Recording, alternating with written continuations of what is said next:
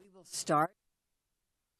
Member Joanne Simon, I'm chair of the Mental Health Committee, and this is a joint a hearing along with my colleague Phil Steck, who I will allow him to introduce himself. Yes, Phil. How do we turn these things on? I think they're permanently on. They are now permanently on. The voice of the great and powerful Oz.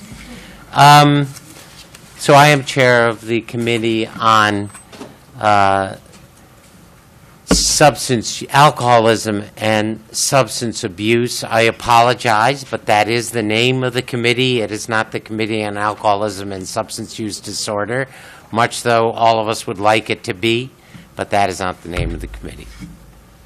Yet. We've tried, without success. So we have a fairly lengthy list of witnesses today, and we'll be calling you up, not in panels. People are not grouped in panels today, individually.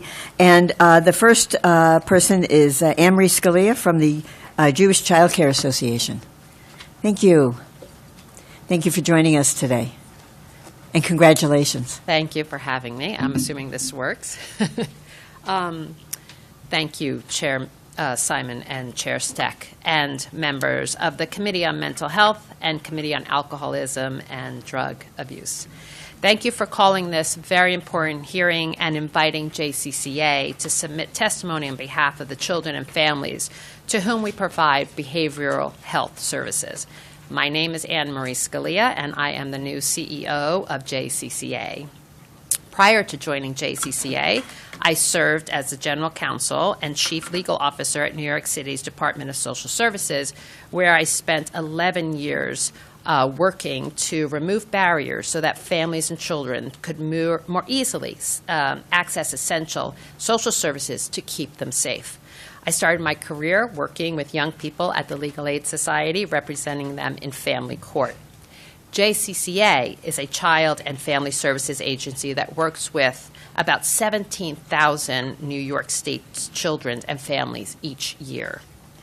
I'm here today to discuss the extreme challenges facing the children's behavioral health workforce and its impact that it has on children and families. New York's children are experiencing mental health crises at alarming rates and with increasingly high acuity. In New York, 3 in 4 youth in need of outpatient behavioral health Medicaid services are not receiving those services. In order to adequately meet the needs of young people and their families, we are asking clinicians to do more without providing the proper compensation needed. For example, unlike adult providers, JCCA clinicians work and travel to their clients in the evenings when children are home from school. Clinicians work not only with the child experiencing behavioral health challenges, but also with the caregiver, the larger family unit, and with other adults in the child's life, such as their teachers. This collateral work adds additional time and complexity to the services provided to children, and it is not reimbursable. Additionally, reimbursement rates do not fully capture the costs of scheduling, travel, the time required to provide proper documentation in order to get reimbursed. Although clinicians who choose this work are passionate about working with children, the pay becomes unsustainable. The low pay, combined with a taxing schedule of evening clinical sessions in clients' homes, has dramatically decreased the children's behavioral health workforce, and we struggle to attract new clinicians. At JCCA, the turnover for our behavioral health staff has reached 50% in some of our programs. Staff leave to take jobs with hospitals and schools, which offer higher salaries, do not require home visits, and are during daytime hours. Although we work hard to support our workforce beyond training and skill building by providing them space to deal with the stressors of this work and promoting self-care, this does not outweigh the benefits of jobs that do not require evening home visit and provide higher pay. This turnover directly impacts the continuity of care that children and young people receive. Specifically, it makes it harder for children and young people experiencing trauma to establish a trusting relationship with a clinician. Such a setback was painfully clear with a youth that we had at JCCA who was receiving care through our Health Home program. The young person was dealing with the trauma and grief of suddenly losing his mother after a terrible car accident. When his care manager left JCCA, he would not answer calls or respond to his new case manager. We work hard with young people to process the pain that they are in, and when a clinician leaves the therapeutic process, youth experience further challenges in resolving those traumas. In the recent CK versus McDonald lawsuit, this highlights the detrimental gaps in children's behavioral health care. The lack of mandated intensive home and community-based mental health care leads to unnecessary hospitalizations and other out-of-home placements, as well as disruptions in education, leading to worse outcomes for our children. The impact of not fully funding programs and service providers has led to the lack of availability of these services for children. JCCA is keenly aware of the children and families who seek our help. JCCA is keenly aware of this situation as we have struggled to provide CFTSS and HCBS services to meet the needs of the children and families who seek our help. We have worked hard in recent years to make HCBS work, but unfortunately, because we've experienced significant and persistent financial losses, we have been unable to continue to provide that service. We look forward to working with partners at the state to implement the redesign of the children's behavioral system as required by the CK versus McDonald settlement agreement, and in ensuring that the rates are set to support the workforce. JCCA does continue to provide CFTSS and health home services despite continuing to experience tremendous financial challenges to support the children and families who desperately need the behavioral mental health services and intensive case management. I want to highlight a success story of a client who is enrolled in our health home program. This client faced significant health issues, the loss of close family members, and ongoing mental health struggles. With the support of her care manager, she was able to continue her schooling from home, connect with stable medical and behavioral health services to help her cope with the grief that she was dealing with. Through the care manager's guidance, coordination with service providers and the school, and the teen's own strength and resilience, she is now set to graduate high school and has been accepted to 2 colleges with scholarship support, and the care manager also helped her to secure funding for college and dorm expenses for the upcoming fall semester. As we look to see more success stories like the young person just described, we ask that you consider the following recommendations. First, we strongly request that the state's legislatures work with the New York State Department of Health, Office of Mental Health, and our federal partners to prioritize Medicaid funding for children's behavioral health. Medicaid funds the vast majority of mental and behavioral health services that JCCA's clients receive. Whether children come to us from foster care, preventative services, or community-based initiatives, they uniformly come from marginalized neighborhoods and rely on Medicaid-funded services. Moreover, funding for mental and behavioral health is routinely directed towards programs for adults, with a disproportionately smaller dollar amount for children and adolescents. It is important to carve out these funds for young people so that their needs are addressed early on in their lives. We also ask the state to increase both contractual reimbursement rates and Medicaid encounter-based reimbursement rates to adequately fund services intended for the high-acuity children and youth in hard-to-reach populations. The rates should also include the cost of travel to a client at the full rate and not as an add-on, additional time outside the session with caregivers, teachers, and others in the child's life, and rates for evening and weekend hours. Accurate rates will also account for the much-needed program support, such as back-office billing and electronic systems, and accounting for clinicians' time completing reauthorization-related paperwork for their clients to continue receiving service. As just a quick example, the CFTSS program currently allows a maximum of 30 visits per child per authorization. In a residential setting, where youth may be one step away from hospitalization, this cap is often exhausted in 1 month and requires extensive and time-consuming reauthorization, and these limits should be reconsidered. We aim to hire staff who come from the same communities as our clients, so we ask that you help us support a diverse workforce.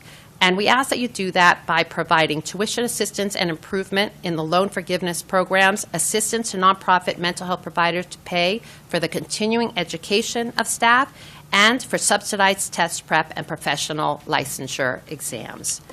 In conclusion, children experiencing trauma, anxiety, or depression require the support of trained behavioral health professionals to address their high acuity needs and to avoid more costly hospitalizations and other out-of-home placements. Our staff provides services that are not included in the reimbursements and contract rates, but would be unethical to omit.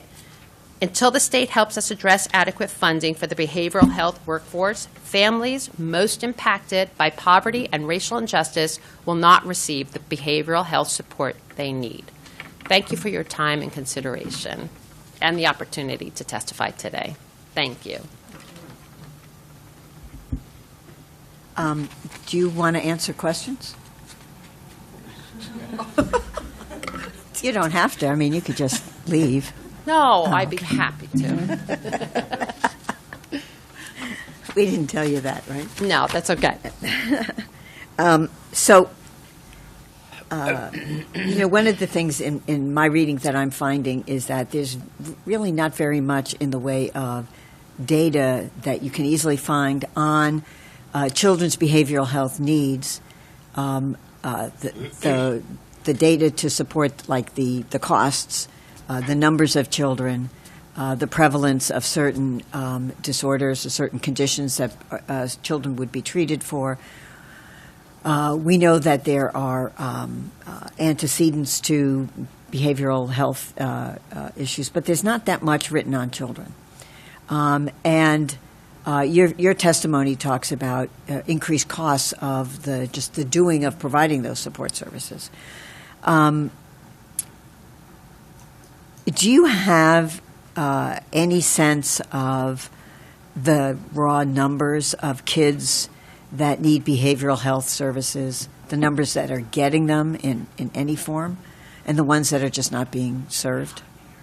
So that's a really important question, and it's something I think that we struggle in the nonprofit world in which I am currently in. The data that we need is costly to accumulate, requires the right systems in order to do so, and dedicated people to be able to cull through that.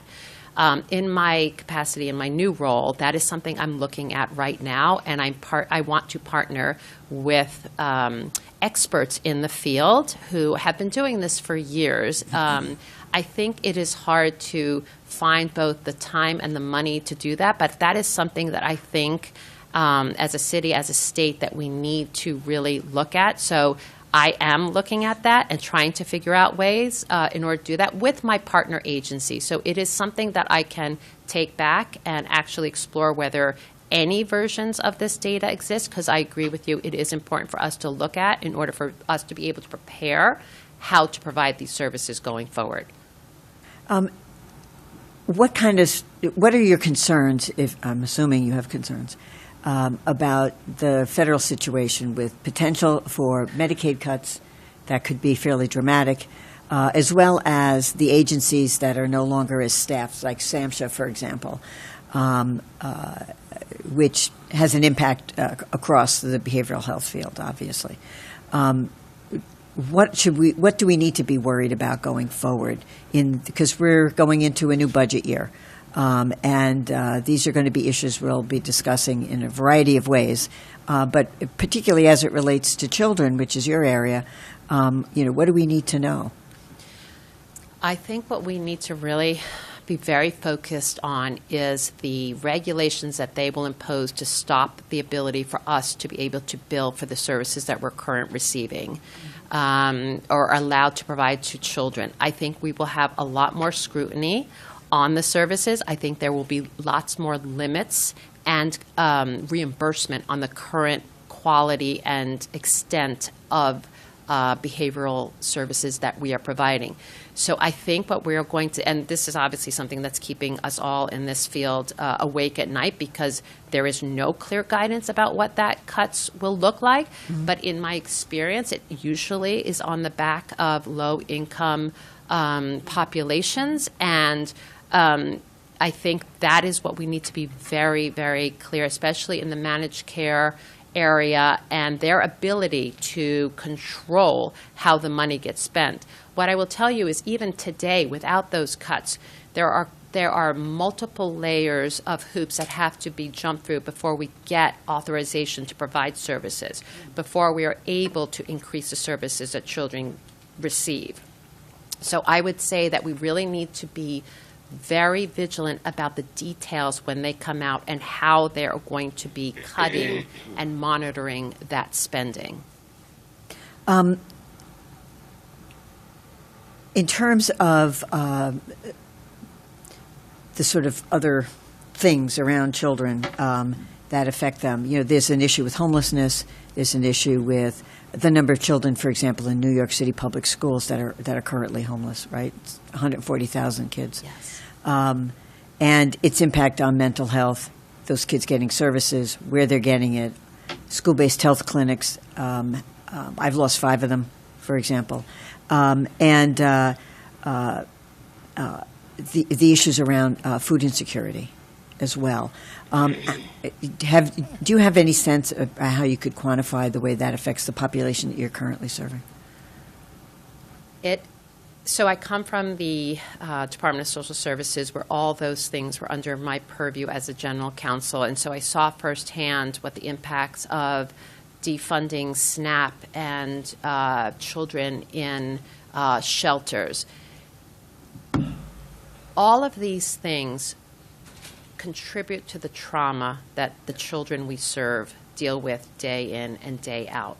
And just as you pointed out, it is not an easy set of circumstances that children and families who are in these situations have to deal with day in and day out. And that is why these services are so important, because in order for families to be able to deal with recertifying on their SNAP cases or their cash cases, or doing what they need to do to get out of shelter, which is also something that they're required to do, we need to invest in the support systems like the clinics in the school, which we have lost. It is really making sure that people understand where those touch points are needed. For instance, it also requires all the agencies to collaborate. We also push into shelters to make sure that all the shelters and the people who run them know that the JCCA exists and that we can provide these services. So it is not only a matter of funding, but it's also a matter of getting the information out to the people in a coordinated way. And I know we always talk about coordinating amongst agencies and not-for-profits. It is difficult because we're all trying to do the work that we're currently doing. The problem is that we need staff to help coordinate all these things. It does not require a tremendous amount of staff, but it does require each agency and not-for-profit to have staff that will coordinate with all the entities to be able to make sure that we're holistically dealing with the problems that families are facing. And I will give you just a simple example. JCCA meets families who are on public assistance and social services benefits. We don't have a specialist that can guide a family through all those services in a way that could accommodate the multitude of family that we serve. If we were to be able to be more creative in how we fund lines and think about programs, that would allow us to really touch on all the things that you're talking about in terms of liaisoning with schools and the shelter programs and the social service benefits, because those requirements, I will tell you, as a person who has spent 11 years trying to break down those barriers, they're not easy. Falling off of your benefits requires an exorbitant amount of time to go and talk to the Department of Social Services. You have to take time off from work. You have to go down there. You have to provide multiple documents. It is much easier in the past 11 years, but it's still not perfect and takes a lot of effort on people's behalf. Your testimony also referred to the redesign of the Children's Behavioral Health System in New York as a result of the settlement agreement in CK versus McDonald. Can you outline broadly what those changes would be and when they would take effect? So the settlement is very long, and No, that's why I haven't printed it out and read the whole thing. yes, it is very long and complicated, and it is starting with a planning session. There's hearings for people to comment on that. So we're only at the very Beginning. initial stage. Here is the fear that I have, having lived through many settlement agreements in a different capacity. Sometimes it takes many, many years for the impact of the litigation to actually filter down to the people it was meant to help. Right. So I think there has to be accountability. I think there has to be a buy-in from all the stakeholders who are currently in this field to help the state understand what would be needed to move this forward quickly, right? Because the settlement doesn't specifically talk about increasing the rates. It doesn't specifically talk about retention and the attrition and all the effects that those things have. It talks about what there was a lack of services for clients. That's why the state got sued. But it's going to take us all to be able to understand what are the things that are going to change the accessibility for clients in order to not be left out, in order to be part of the services, in order to not be looked over. Where do we need to touch people? How do we push in?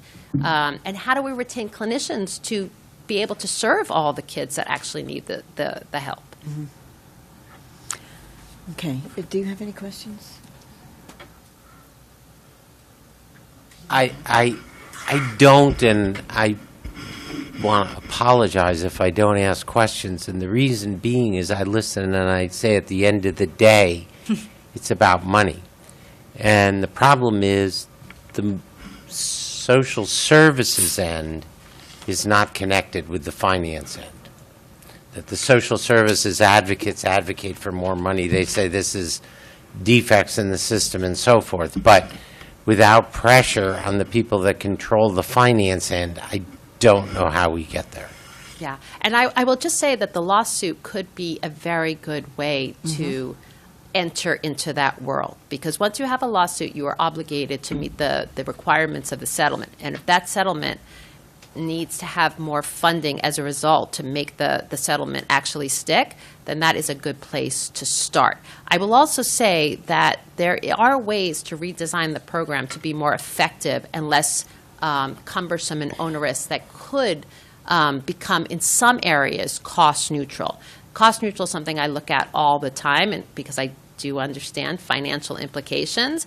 But I would also add, back to the data question that you asked, that by spending, if we could build the data to show that spending money in this area will save us money in various other entities, like the juvenile justice system, like the prison system, like the shelter system, that is a hard thing for people to really kind of grasp, because it is very attenuated, but it is real. And it could make and I will just add that if you look at the foster care world, we went from, 60,000 children in the foster care arena to less than 6,000 currently as I speak. When I started in 1995, it was a whole different system. And what did we do? We front-loaded preventative services, and that made a huge difference. So you can use that as an example to convince the financial world that this is an investment, like the stock market, that will show dividends later down. So that's how I will answer that question. I do think one of the difficulties with these settlements is if they're too vague, Agreed. which you seem to have indicated might be an issue here, it may put symbolic pressure, but that pressure doesn't get translated very well into actuality. With respect to the argument of the saving money in the long run, since I've been in the Assembly, which has been over 10 years now, I think, I don't think there's a group that comes to my office that doesn't tell me that this will save the state money in the long run. The problem is budgets are short run. They're not long run. So we have some formidable obstacles to overcome. In my position of chair, I've been advocating for additional funding, particularly for programs that provide services to people with co-occurring substance use and mental health disorders. That's been a big priority of our committee. But it's really financially stymied. And so I don't know. I really think without I think without direct pressure for specific funding mechanisms, you're not going to get the result you want. Yeah. And I'm happy to keep that pressure on, but I would just add that if we invest in the children, we will not have to invest in them as adults. Everybody would get that. It's tautological. But the problem is that you have to translate that concept into a real budget result. I don't think that having statistical evidence that would show that will translate it into a budget result, because that is budget results are short run. In connection there, and that is like finding a way to encapsulate the cost of turnover. That's right. Because I think one of the challenges is we don't see what it's costing us to not be doing what it is we should be doing to retain staff and produce better results, which ultimately would make more clear that the investment is a value. And so I don't know how to do that. I don't know whether you've looked at that or whether you might have suggestions for us going forward. But I think capturing that cost so we can communicate that in a different way to people who think differently might be helpful as well. I agree with you, and we are actually looking at that and trying to quantify that in a monetary way. And I do understand the short-term nature of budgets. However, I think short-term investments, even if they are small, and efficiency in how we provide services, I think is still a way to do it, even in the short term. You have to convince the governor. I will. Because this is a critical point, by the agree. way, which is often not understood, because people come to discussions with the state legislature on the assumption that it is the legislature that's making the budget, which it is in every other state and in the federal government. That is not how New York works. I understand. The governor makes the budget. We can only subtract, delete, or refuse to pass a budget. And if what you want is not something that the legislative leadership is willing to say, we will not pass a budget unless we get this, it's not going to be there. So I think there has to be a recognition of how, I'm not sure even I know how to do it, but how do you operate within this? You'd be in charge. Well, give me $30 million, I'll start my campaign tomorrow. But the point I'm trying to make here is that, it is not about convincing the legislators that what you do will save money for us in the long run. It's about somehow getting this to be a concept that the governor is interested in, whoever the governor might be. So, I do think that this governor in the area of mental health and substance use has been better, but it's still, we have such a struggle to try and even get $1 million extra into the area of alcoholism and substance use.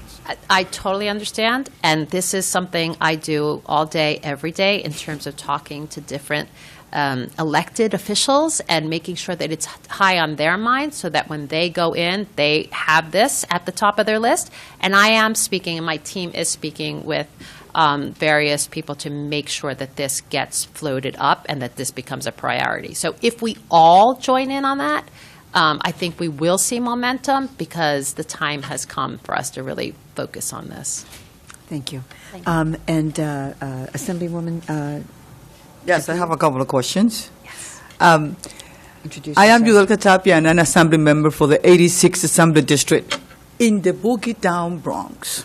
Excellent. And I'm here because mental issues is higher in the poorest community, and that's what I represent.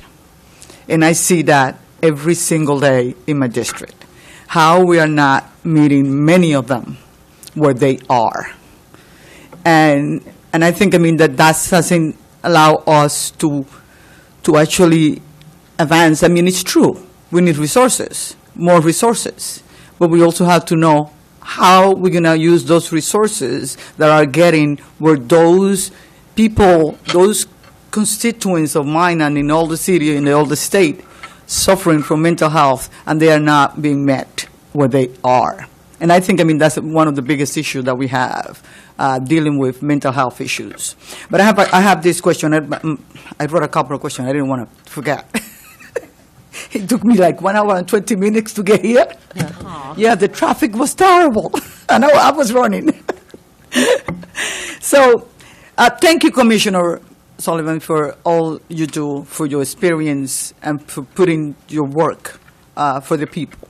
I really appreciate that. In January, the Mayor's Office of Community Mental Health reported that non-for-profit behavioral health providers cannot compete with hospitals and managed care salaries. And I think, that's one of the biggest issues also that we have. And what is the current pay gap for credentialed alcoholism, substance abuse counselor, peers, clinicians, and supervisors? And what budgetary funding is needed for us to make sure that we meet that people that we need to work for, so we can move forward and get results that actually reflect the work that we are doing, actually, because we're working so hard and we don't see that reflecting in all the issues that we have. Correct. So I first want to thank you for asking the question. I appreciate it. The first thing I want to just address is what you said in the beginning, which is that the purpose of the programs that we currently have are to meet people and families and children where they are. Our clinicians go into the homes of the children and the families to work with them holistically. So that's number one.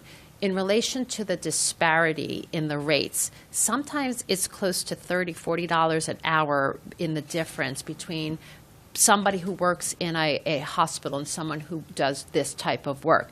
Yeah. And beyond that, it's not just the pay, it's the difference in how the work has to happen. If you're sitting in a hospital setting where the clients come to you, you don't have to travel. You don't have to go from one place or to another. You don't have to go into people's homes. So that is a significant difference, and we need the rates to reflect that level and quality of work that these programs, we know that work in order to support these clinicians. So I can get you further numbers. Yes. My office can get that to your office, and we can show you what the disparity is between those two types of clinicians and what they get as a rate. Yes, because we have to put it at the same level so we can actually move forward. Correct. Otherwise, we're going to continue doing it step by step and very slowly. That's correct. And I think, we talk about the resources, and Medicaid is one of the biggest resources that we have for mental health. Correct. Aside from us as state budget, we can put in there, Medicaid play a big part in it. And the stagnant on Medicaid that we know is happening and is going to happen, is going to continue happening because the federal government, we know what they're doing. Reimbursement is frequently cited as the top barrier to recruitment and retention.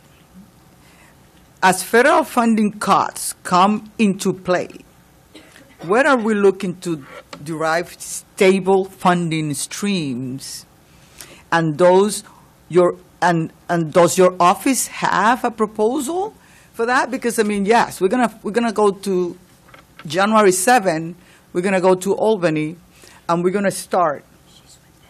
Okay. And we're gonna start talking about the budget. Yeah. I mean, but I mean, not necessarily, like my colleague said, the governor is gonna take all what we're telling her.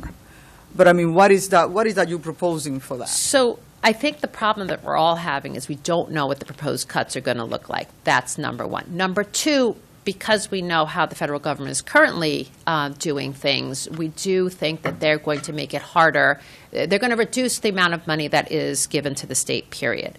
The state then will have to, in turn, either figure out how to bridge that gap or also continue to cut services. So, number one, we have to be steadfast with the federal government in pushing back on the cuts and explaining to everyone, because this is not just going to be a New York thing, it's going to be a national thing, to make sure that we let people know what the impact of all of these cuts are going to be. So that's first. Number two, from a state level, if we're not going to be able to get federal movement on this issue, the state is going to have to, unfortunately, hold the bag related to the funding. And what I will say is that we'll have to be very careful about how the managed care providers actually implement all these things. And we're going to have to invest and keep that money where it is and not allow for a reduction in any of these services, and to make sure that the managed care providers are not causing delays in reimbursement and causing there to be more layers of hoops to jump through before reimbursement can be attained. So it is complicated. We're not quite sure of how this is all going to unfold, but we're all watching very closely, and we'll be ready to react when it does come down and we have an understanding of what's going to happen. Yeah. I also have a last question for you. Yeah. The behavioral health providers report that administrative documentation, keeping, consumes as much as 30 to 50% of the time of the work that you actually do. How can we diminish that and put it on the people, on the real patients that we have? That is exactly one of the big problems that you've just cited. And that's why clinicians are going away from this type of work, because they don't want to have to deal with the Medicaid requirements and all the paperwork and the billing requirements that are necessary. We believe that there are ways to reduce the paperwork that would be needed. And one of the examples that I just talked about was allowing for the increase in the caps of the services so that you don't have to reauthorize. And truthfully, if the people who are doing this work could sit down and create a document, which we are prepared to do, to show where all those pain points are, and to actually have engagement of being willing to change what the managed care providers force us to have to do. There is a way to do this. There are various key points that would reduce the number of paperwork and the amount of time needed to deal with paperwork. So this is a quantifiable thing and might be the best place to start in order to remove those barriers for the clinicians and the clients. Just provide to us how we can help. We will. In moving that, forward, that we actually can take advantage. We would be happy of the to do people that that. we have, because Thank you. Thank you very much. Thank for you. listening. Thank you for the time. I really do appreciate it. Thank you. Next, we have Glenn Liebman from the Mental Health Association of New York State. What are those? This is it. Which one is the one?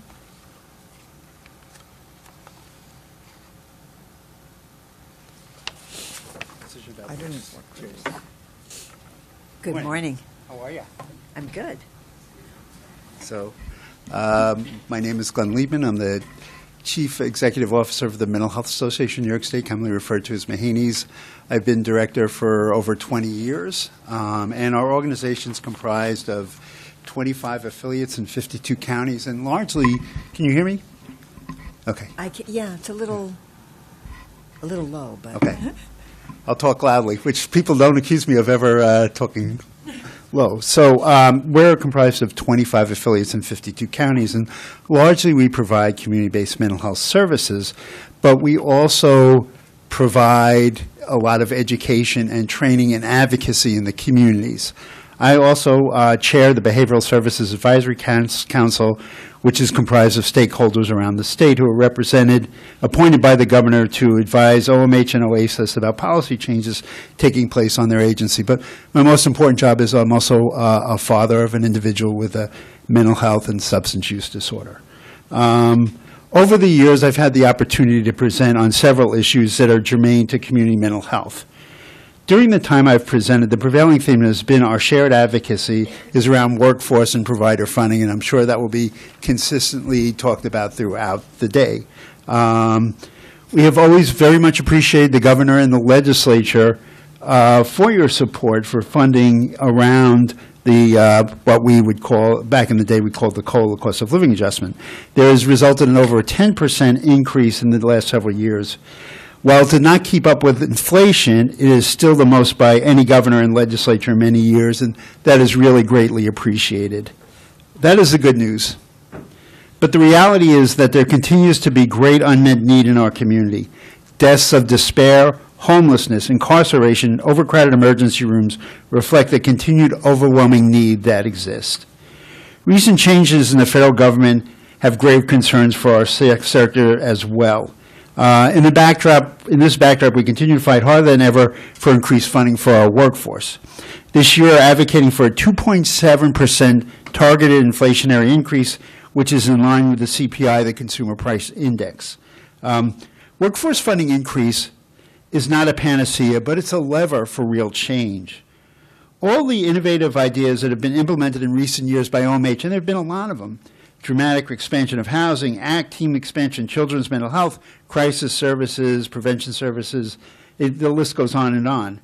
But the reality is we need to have staff in place to run these programs. Clinicians, direct care workers, peers, families, and paraprofessionals.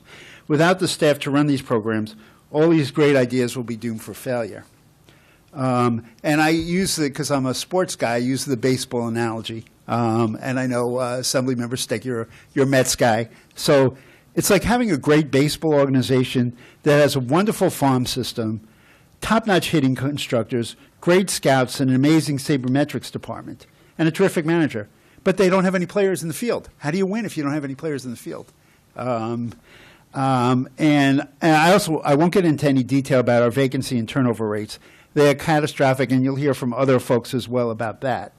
So it really, I spent a lot of time, as did many of my colleagues, spent a lot of time over at the Capitol throughout the end of during budget season to fight for a COLA. And you guys listened. It was, we got an increase, a 0.5% increase, which we appreciate, 0.6% increase, which we very much appreciate. But we really have to continue. Everybody's theme today, I predict, will be about workforce and the need for workforce. So the question I have is, where do we get the funding?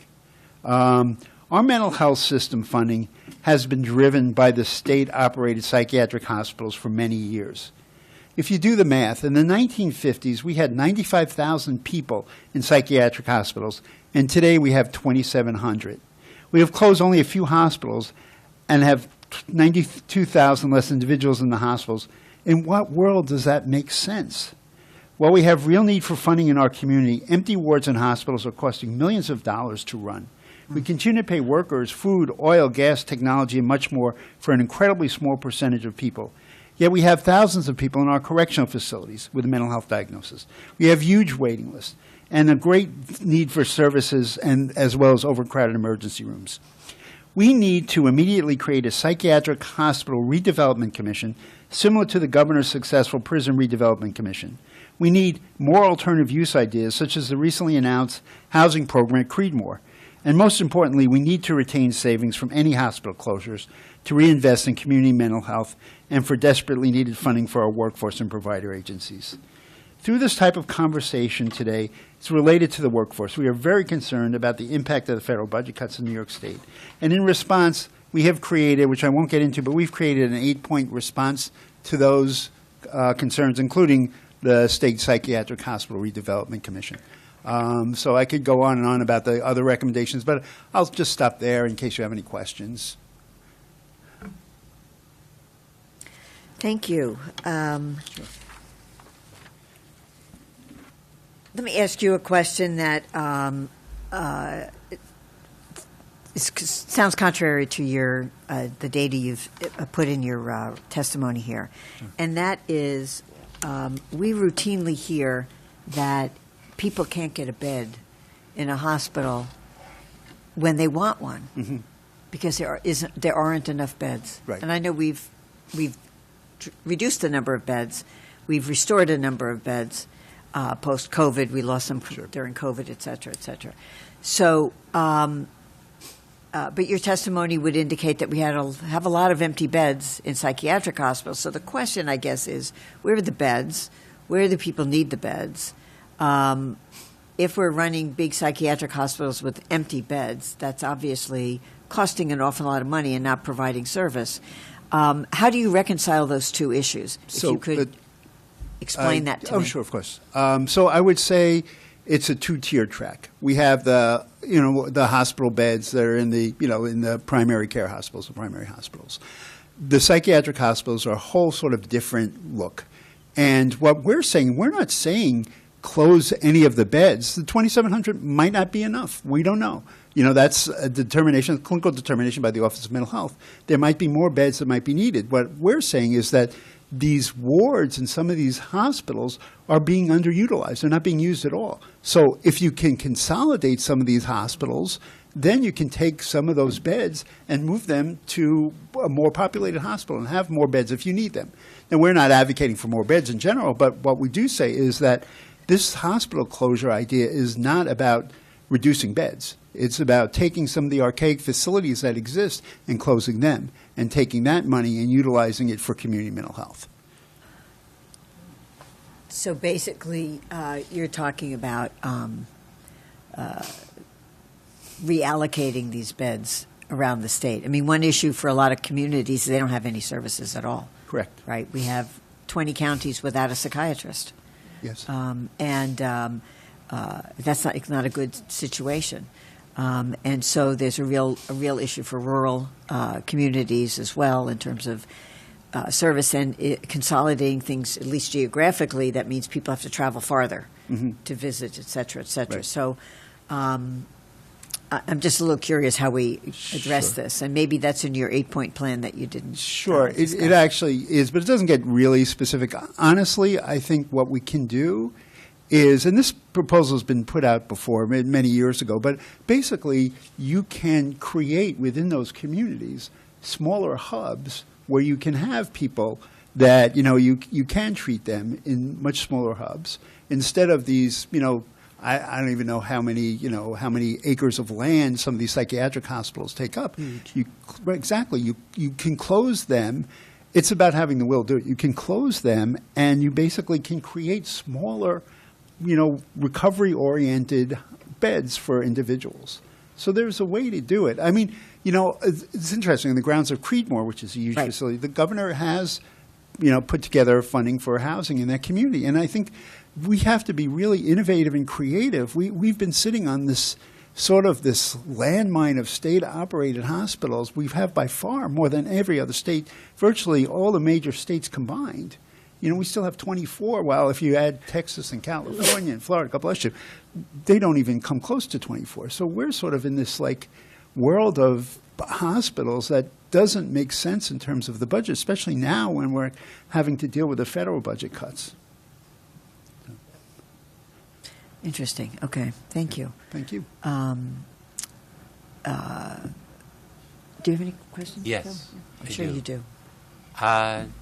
So, in my experience as chair of the committee, what I see is a lot of,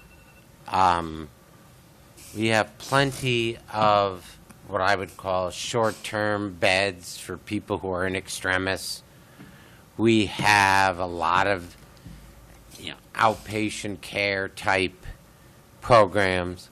But what seems to be completely lacking, and maybe, I know there's a little bit of it, but not very much, is what I would call long-term or transitional care, which is to get you from the hospital bed to the point where you are capable of going to an outpatient program. But in between, if there are no services, what ends up happening is you either end up back in the hospital or you end up in the criminal justice system.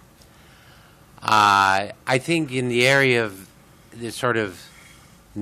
alcoholism and substance use disorder treatment, that it's very easy to envision this because people like RFK Jr. or Robert Downey Jr., a lot of juniors, it seems, they can go to a year-long program because they can afford it. Right. Right? Yep. Whereas the people who need it in our state, who are average citizens, they can't afford it, and that's one of the reasons why many of them make very little progress. Yep. I don't know if this dovetails along at what you were saying or not. What are your thoughts on that? You bring up an excellent point. Again, my son works in the system, so, in the substance use system, so I hear the stories every day. It's an excellent point, and I think we have to have more of those step-down beds, and I don't think we have enough of them. I think that's the critical thing. I agree with you 100%. And from the mental health perspective, a lot of OMH has done a great job in terms of creating step-down beds within the psychiatric hospitals, but we need more of them and less, frankly, of the long-term stayers. We have to really change their priorities around. You done? Food for thought. Okay, so I want to ask a follow-up question Of to course. that, and that is about these step-down units. The city has just created a Bridge to Home, which is a fancy step-down unit run by H&H.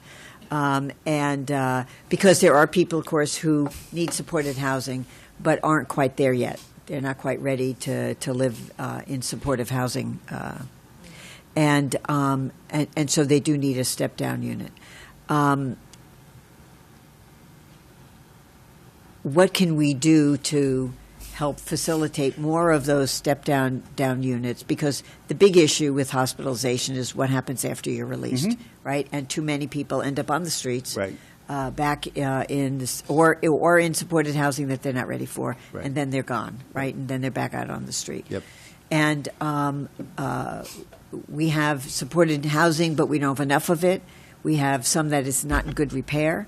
We have some that is funded in New York City. One of the challenges is that it's doubles, and nobody wants to live in a double, and nobody would really, if they had their druthers, suggest that. Right. But the funding is an issue, right?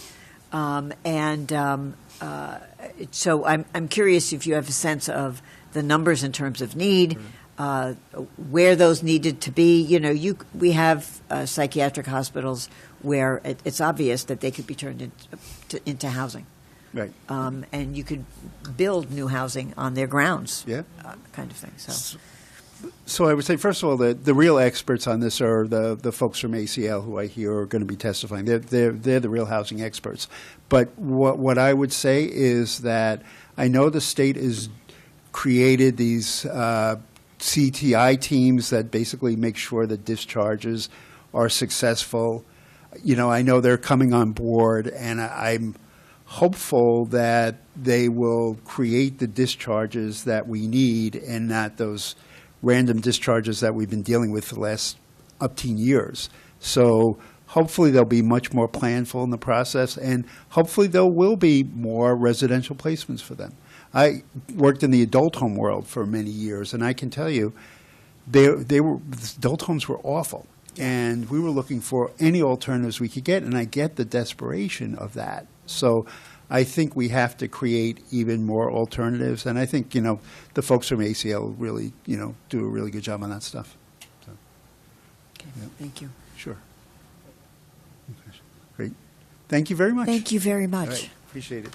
Go Mets. Yes. That's a tough Exactly. call I was right going to now. say, right there, your first example was That's what the happens Mets. when you have someone who believes he can run a baseball team solely based on money. But no players.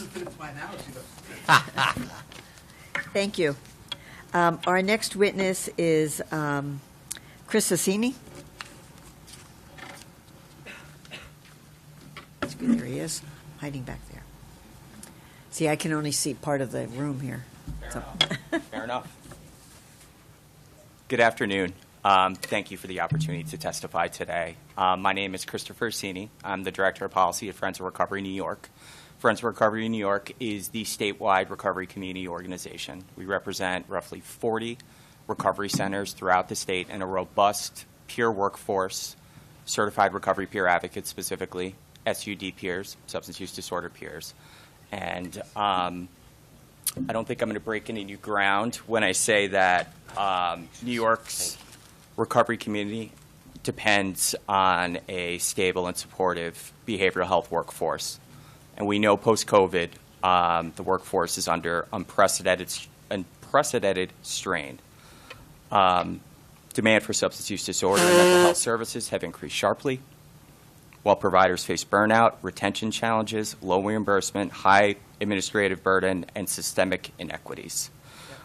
These issues, as we know, are particularly pronounced in rural and underserved communities. And the testimony I want to talk about today specifically pertains to peer services, the integration and the importance within the continuity of care, and recovery-ready workplaces, which, full disclosure, we had a bill passed last year. It's currently on the governor's desk as of December 8th. And just culturally, how that can help support the behavioral health workforce. So the HRSA 2020-24 State of the Behavioral Health Workforce Report notes critical shortages across the behavioral health professions, including counselors, psychologists, psychiatrists, and peer support specialists. Providers reported high level of burnout and compassion fatigue leading to turnover and early retirement. Peer support workers are individuals with lived experience. They are experts in their own experience, and they harness that expertise to support a highly effective approach to address these critical workforce gaps.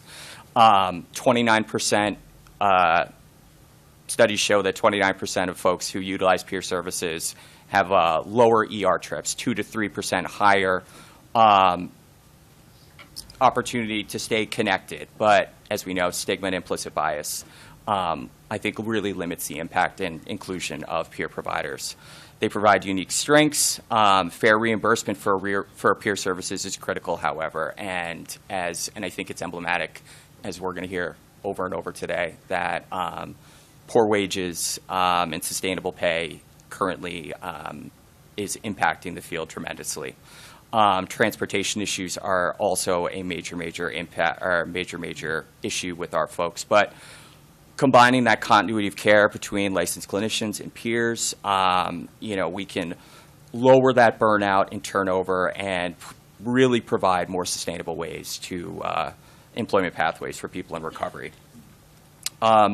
Recovery-ready workplaces, it's a cultural change, as I touched on. Plays a critical role in anyone's life. We all know that we need to have that purpose, and work provides that purpose. It mitigates absenteeism, retention, presenteeism. Each time we hire someone, we're making an investment, time, energy, resources. And we know that, as I touched on, employment is key to recovery for providing that stability and purpose. So it expands. When I always talk about recovery-ready workplaces, the goals are hire folks in recovery, create a safe and supportive environment for folks in recovery, and it's a wonderful way to combat stigma. But it's applicable not just to the behavioral health workforce, but to everyone, all employers, especially employers in the behavioral health field, who should be leading the charge on this particular initiative. These workplaces would ensure access to treatment, recovery support, mutual aid, facilitate help seeking among employees with substance use disorder, a statistic I saw, 37 to 57% of addiction counselors are identify as folks with substance use disorder. And we know that, indicative of that folks are drawn to this particular profession because of their personal connections to it. As I touched on, it reduces the risk to the risk of substance misuse and SUD through education and injury prevention. Educates all levels of the organization on substance use and recovery, fostering open policy or open discussion and reducing stigma. It's a top-down approach that needs to be embraced wholly within the workplace. And it's great for employers. It expands the labor force, increases worker well-being, decreases turnover, encourages retention, improves productivity. Employers save an average of roughly $4,100 in turnover and replacement costs, and up to $8,500 per year in untreated peers. Employment stability supports recovery, workforce retention, and community well-being. Some of the issues that I touched on to address burnout, retention, inequities was a legislative initiative led by Senator Fernandez and Assemblymember Werner to expand voluntary recovery centers with Medicaid managed care, option for reimbursement. Currently, our community-based organizations do not have that. Eliminating educational prerequisites, the GED requirement for certified recovery peer advocates, an unnecessary barrier. One thing that I didn't touch on here, but I hear time and time again from folks in the community is folks with previous carceral histories that unfortunately are unable to secure employment and to suspend the application of renewal fees for SERPAs and credential alcoholism and substance abuse counselors, CASACs. Expand eligibility for recovery-related tax credits. Currently in New York, we have one, but it's limited to folks employers who pay corporate finance taxes. We want to expand that to all nonprofits, and ensure reimbursement policies that reflect the intensity and value of behavioral health services to address the systemic underpayment driving the burnout and turnover. And that's it. That's what I got. You just solved all our problems. I know. It's great. It's great. I know. Well, I mean, actually, I'm curious about the workplace. I think you're right about that. And how is it that the state legislature can help implement that? I mean, if you're talking about workplaces within the behavioral health community, they're easier to get to, right? But there's all these other workplaces that we don't have a connection to. Right. That's a massive public education campaign, and it takes decades for public education to work, right? So I'm curious what your thoughts or suggestions are about that. So we have an organization, the PARS Coalition, Preventing Addiction and Recovery, and preventing addiction, supporting recovery in the workplace or in employment. And we've been doing for 2 years now. We've built an incredible, diverse coalition of providers all across the state from all various backgrounds, labor unions, folks obviously directly impacted in the behavioral health field, nurses, really runs the gamut. And we've been going through and we've been doing these educational seminars. However, we've been doing it just out of the passion for the project, more or less. We haven't had any sustainable funding. What would be really interesting, though, and what I think would really be impactful would be the New York State Legislature adopting, saying we want to be a recovery. We want to be that champion. We want to be that recovery-ready workplace. I think that would be a huge step in the right direction, and coordinating and working with organizations like PARS and others who can institute those best practices to best support the behavioral health workforce and their needs. Funding would obviously also help. And I didn't touch on, poor reimbursement rates and all the things that folks here are going to really delve into much better than I can. But that would be a really great step in the right direction. Well, we'll have to talk about what that would be because we have a lot of, politicians, and it's always hard to get them to agree on anything, let alone conforming their behavior. We now have how many people actually recycle, right? We have, what is it called? Composting. Oh, yeah. Like, how many people don't put compostable stuff in the compostable garbage can? I'm sure quite a bit. It's insane. So we're a tough crowd. I to- know. to- We did have unanimous support for the legislation, and it would be a voluntary process. I want to be Yeah. clear about that. It's not, it's not something defined. But we're trying to create a voluntary certification program for this initiative. Okay, that could be very interesting. One of the things you touched on, and I've certainly in my research, is how effective peer support work is, and how much less paid those workers are. And some of it may be it's a credentialing issue, and I don't know whether your folks are looking to sort of professionalize the field. One of the challenges with professionalizing a field is somebody always wants to come up with a new test for it. And none of these tests are very valid anyway, in my Correct. mind, right? So I'm not interested in trying to push that. But how do we give people credit where credit is due, essentially, and better pay those people who are bringing those life skills and the training they've had to provide peer support and really improve people's chances of recovery? No, you're absolutely right. And New York is very fortunate. We have the New York Certification Board, and they do a wonderful job with the certification process, which is well ahead of other states. When I confer with my colleagues from, outside of New York, we are way ahead when it comes to a lot of the work we're doing with our peers. And we've made, the Alliance for Rights Recovery on the mental health side has done wonderful things of integrating peers into various settings that I would love to see replicated for our substance use compatriots there. But you're absolutely right. The pay is woefully inadequate across the board for peer services. And, the folks who end up getting into it are people who are deeply committed or have been impacted. And they do have this incredible, unique knowledge that isn't replicable. Just from talking to folks who have been doing this work for a long time, peers that have been doing this work a long time, there has been progress made as far as the integration within clinical teams and things of that nature, where for a long time they weren't seen as equals.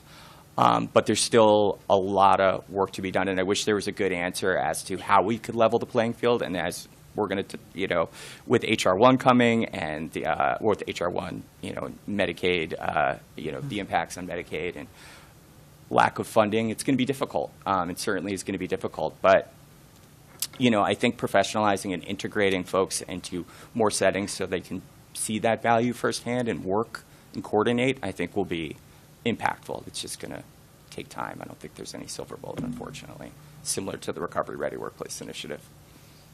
Thank you. Mr. Steck? Just briefly to say that our Recovery Ready Workplaces bill did pass both houses and is sent to the governor, and we can only imagine what it'll come back looking like. But nonetheless, we did do what we felt was right in that area, and we're hoping the governor will see that. Yes. We all hope so. Mr. Pia? You're good, okay. Thank you very much for Thank your you. testimony. We appreciate it. Thank you.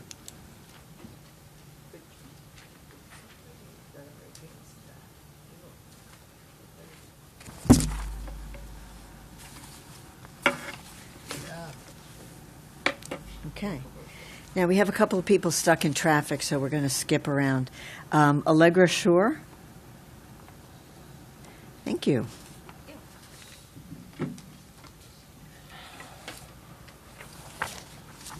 Good afternoon. My name is Allegra Shore. I'm president of the Coalition of Medication-Assisted Treatment Providers and Advocates, which is COMPA. We're a statewide association. We represent opioid treatment programs serving more than 54,000 New Yorkers and other medication-assisted treatment providers across the state. Thank you for the opportunity to testify here today. New York's families and the communities who rely on behavioral health services and the workers who provide them are deeply concerned about federal Medicaid cuts and the imposition of continuous re-enrollment and work requirements, which risk causing dangerous coverage gaps for people who depend on uninterrupted treatment. These cuts and administrative changes would disrupt access to life-saving treatment for mental health and substance use disorders. We urge New York State to protect these essential services as fiscal decisions are being made. The cost of not doing so will be measured in preventable deaths and long-term harm to communities.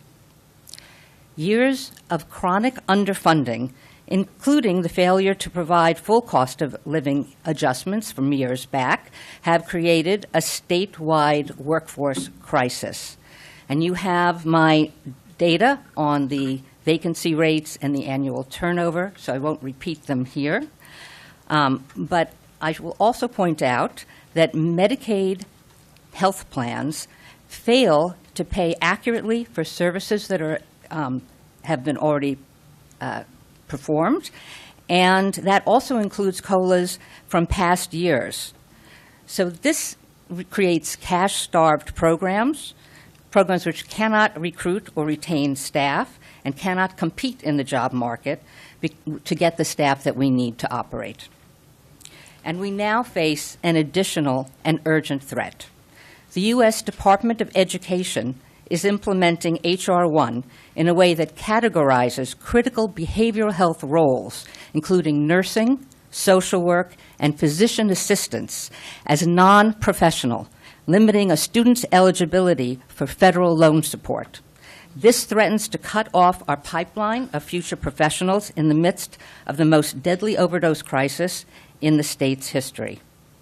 And at the same time, New York has rapidly expanded gambling access with online betting revenue far exceeding expectations and new casinos coming online. We must now prepare to support individuals experiencing gambling-related harm, especially those with co-occurring substance use and mental health needs. Our recommendations are to stabilize access to care and ensure that we have the workforce needed to save lives. And we respectfully request the following actions. For workforce support, we need a loan repayment program. We need to duplicate the $18 million OMH Community Mental Health Loan Repayment Program for OASAS providers. We can utilize $12 million in online gambling revenue to support loan repayment and tie it to 3-year employment contracts. And we can earmark $2 million to increase the number of credentialed gambling addiction counselors. Recruitment and retention must be strengthened urgently. We also request a 2.7% target inflationary increase and that reimbursement adjustment. This, as Glenn just told you, will tie to the July CPI, the 2.7%. We need to address the frontline behavioral health workers who struggle with low wages and high cost of living. And without this increase in the budget, vacancies will worsen and access to care will decline.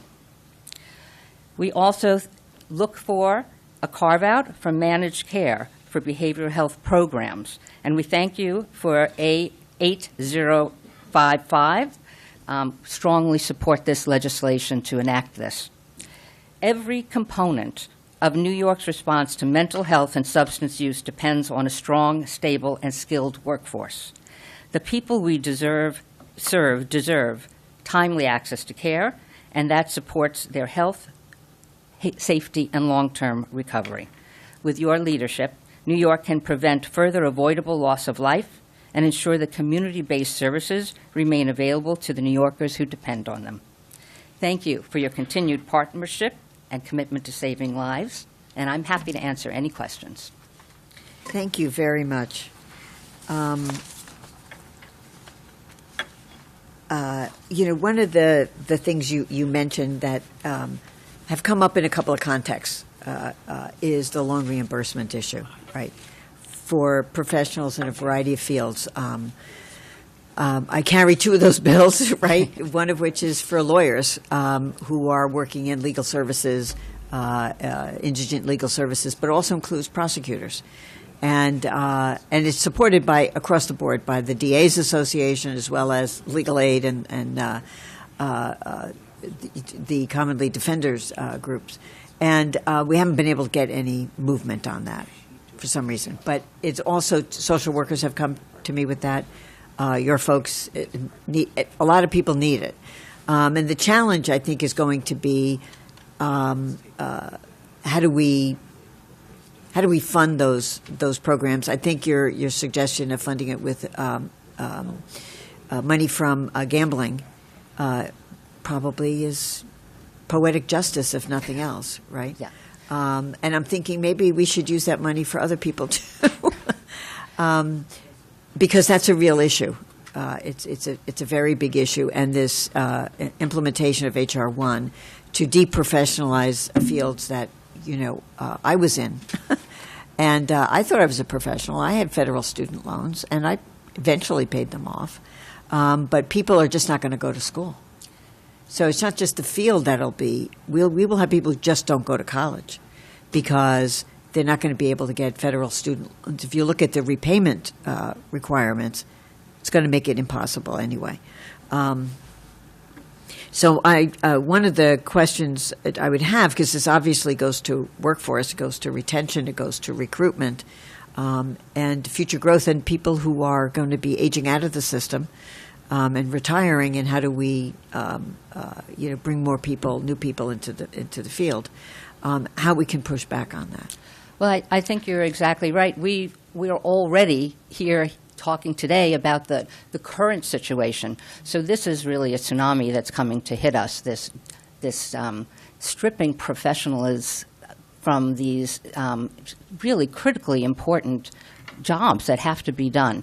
I think that our suggestion is and recommendation is really, I think, to directly take money that is being generated by harmful behavior and to continue to help the people that need them.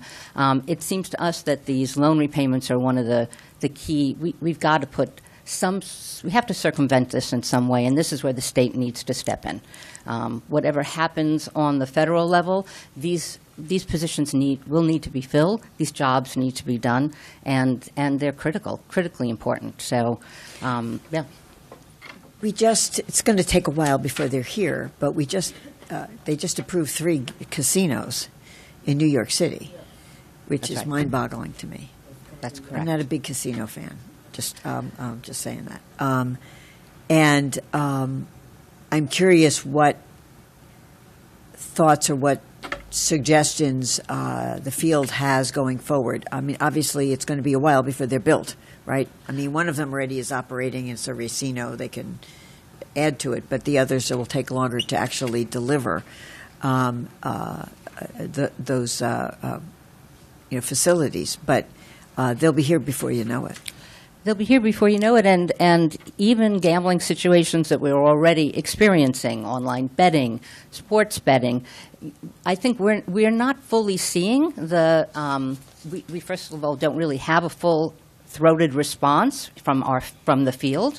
We don't have enough programs. We don't have enough people certified to treat people, and I think the good news there, in an odd way, is that there's a little bit of a lag in people who. Now that has been opened up and people have access, we're going to start to see the harms. We're seeing the very front edge of it, but you know that there's this huge wave that's coming from people who have been harmed and will not be able to continue to live without the support of treatment. And it's sort of like being henny penny. You know, the sky is falling, but it really certainly will be falling.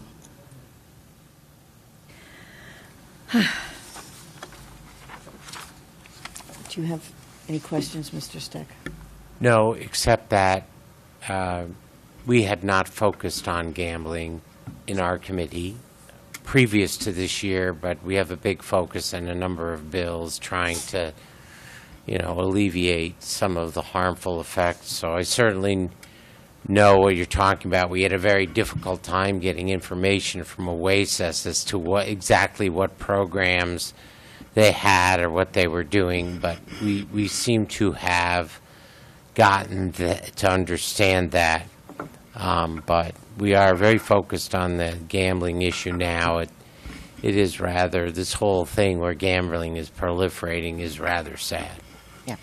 I would also just add, in terms of the previous response you had about, yes, it's true, everybody needs money, needs resources, but I do think that the managed care plans right now are a real source. They're acting as middlemen. They're not actually paying correctly and accurately and for services that have already been rendered. So there's, by acting as these middlemen, they're absorbing a huge amount of money that really should be available to the services.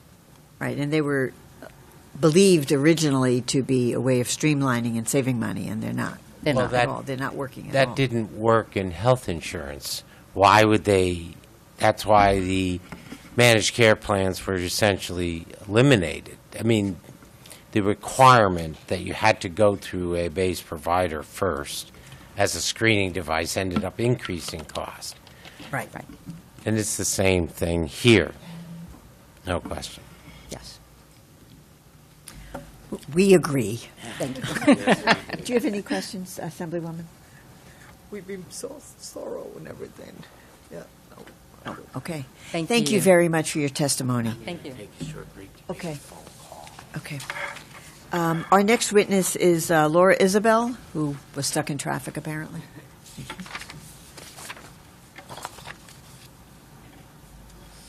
Good morning. Good morning. Excuse me. Good morning, Chair Simon, Chair Steck, who I know just stepped out, and Assemblywoman Tapia.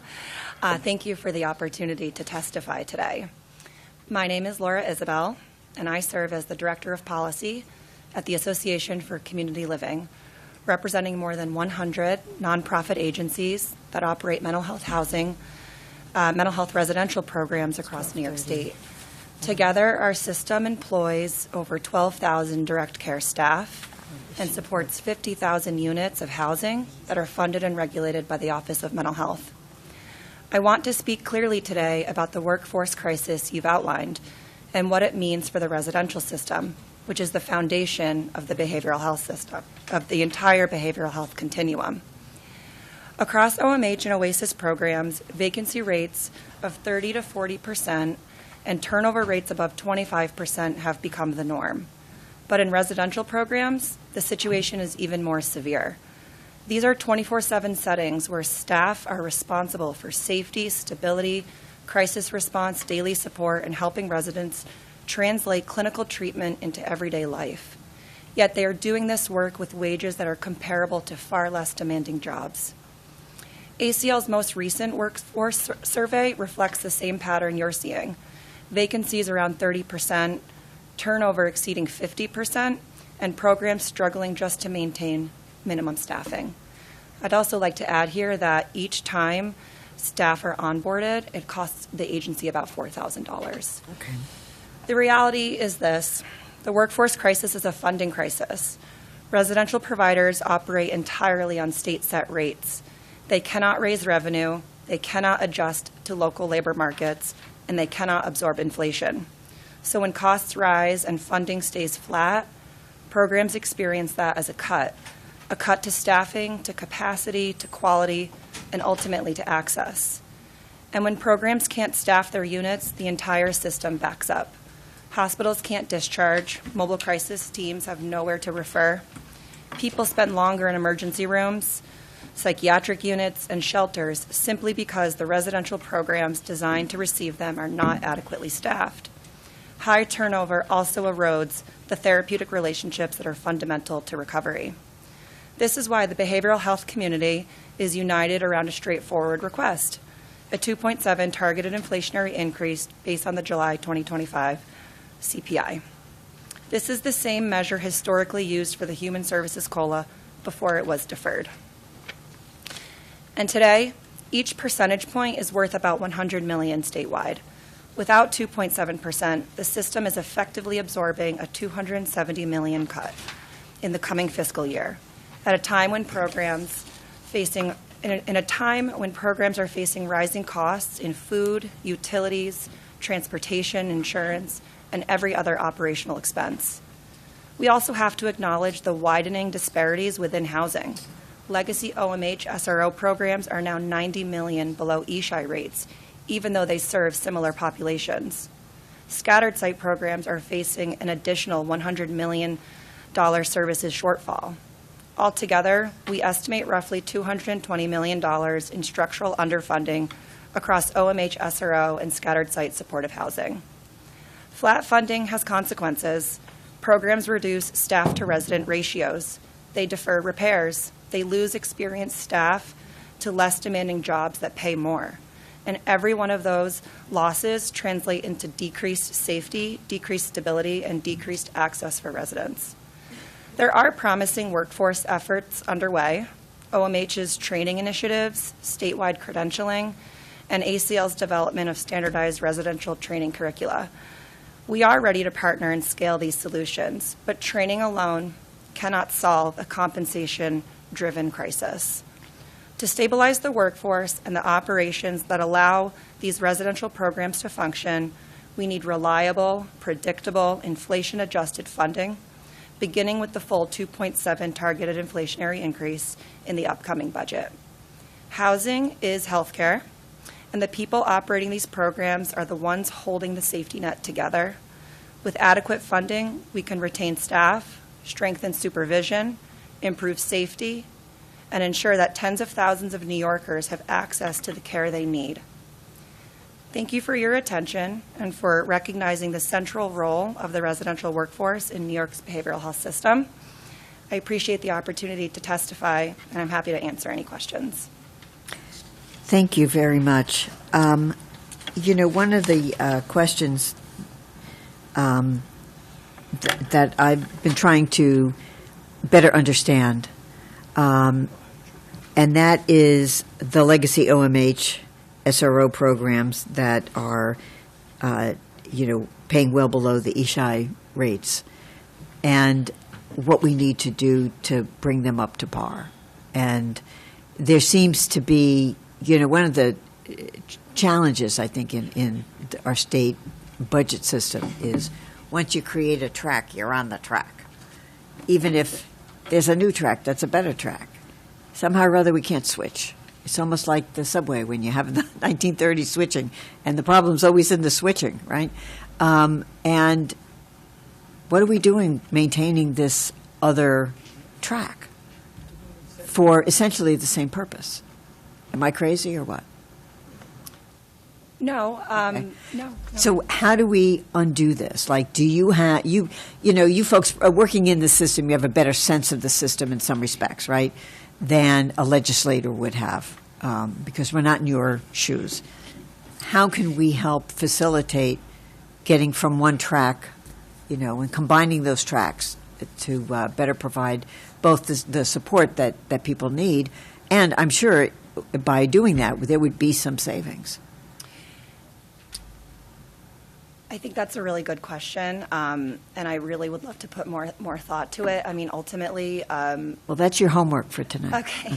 Yes, of course. I think ultimately we just have to acknowledge that the population that we're serving is so different than the population we were serving so many years ago. Right. And I just think we need to match reality. And I think that comes with improving models, improving the programs, enhancing staffing. Glenn Liebman suggested a commission that would look into the hospitals, right, and a redevelopment commission. Do we need? Obviously, it's not the same kind of situation, but do we need some sort of task force on how that? Everybody loves task forces, but sometimes they're actually good. Like Daniel's Law Task Force did a really great job, and in half the time than they were allocated. To sort of look into how we can sort of change the model to meet the people we're serving today. I think we would appreciate any opportunity to come together and discuss solutions and be creative together. So absolutely a task force, any sort of way to come together. Okay, I'm making this up as I'm going along, but, we obviously need the help of folks in the field to show the way so that, we can advocate for something that is more likely to work. That is kind of a big issue here is, what works and what we can do to support that. So do you have any questions?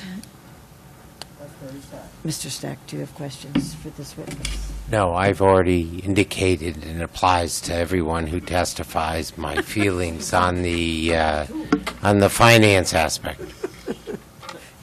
Thank you very much. Thank you. And let me just ask you a question. Like, what, if any, conversations you've had with OMH about this? Because these are basically two programs that OMH is running. Yep, we're in contact with OMH regularly. And are they, where are they in terms of helping resolve this issue? Or do you know?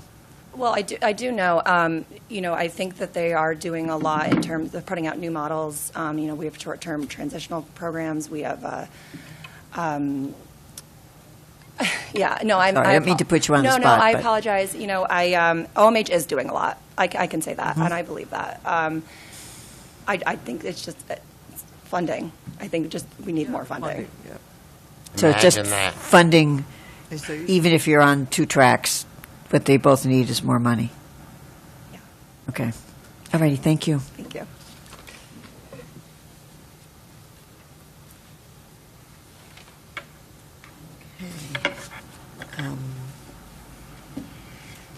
Amanda Presley from the NASW.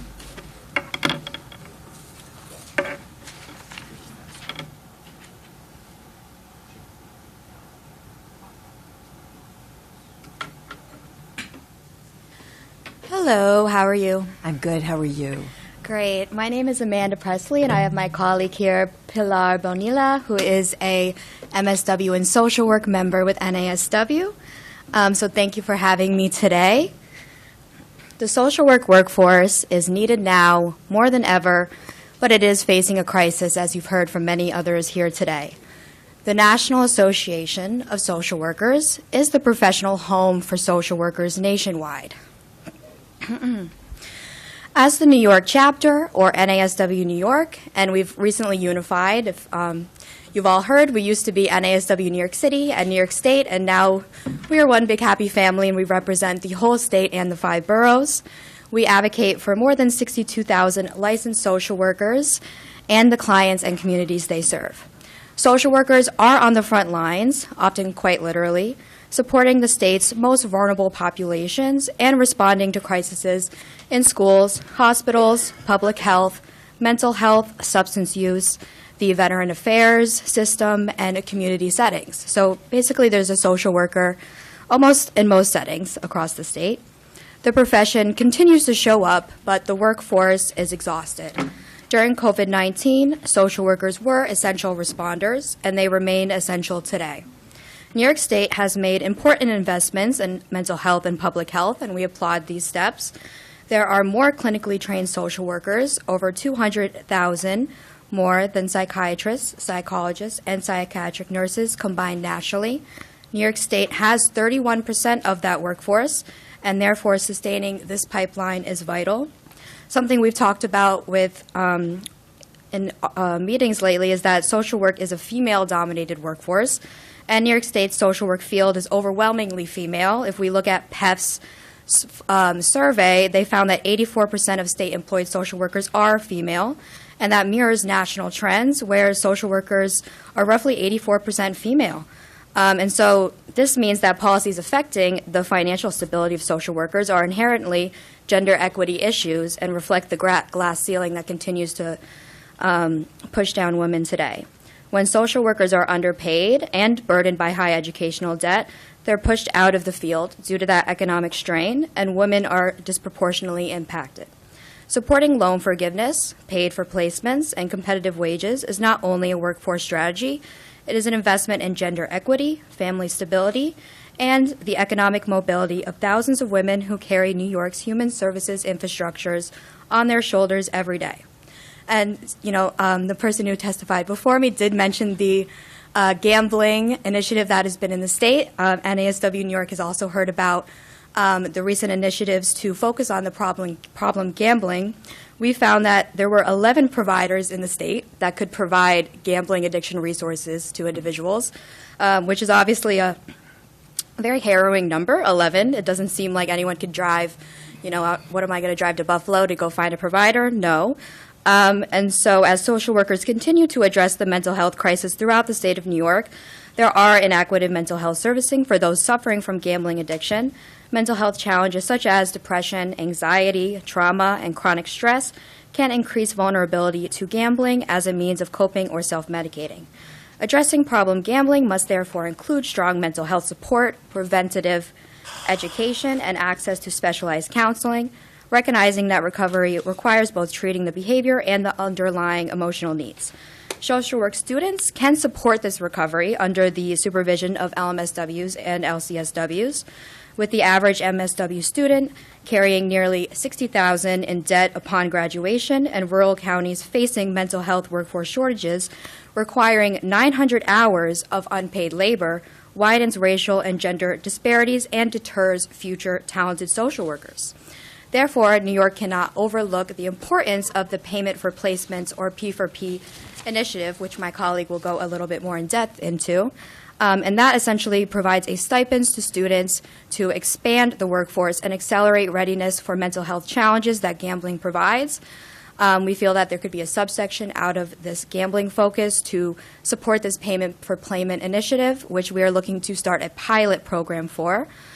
Furthermore, we commend OMH's recent workforce investments. A parallel program at Oasis would expand access to addiction and gambling treatment services, areas where the state is growing its need, and NASW New York is prepared to partner to develop CEU, or continuing education approved curriculum and training in gambling addiction treatment, and that is an estimated cost of $250,000.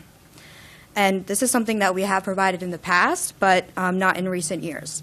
The National Association of Social Workers New York supports necessary reforms to support the profession and prevent social workers from leaving the field.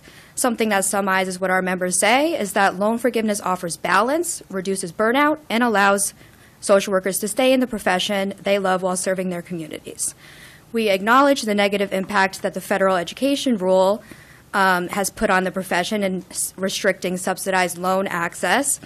The licensed social work loan forgiveness program in the state currently needs to be, if not funded more, which is something we definitely want, but if not funded more, at the bare minimum, we are looking to pass Joanne Simon's bill, A6016, which would expand the eligibility to MSWs. Since MSWs often go right into the field, not every social worker becomes licensed. MSWs are still performing critical work in the field. However, the current program excludes MSWs and only allows licensed professionals to get that award. So we are also looking to increase that funding.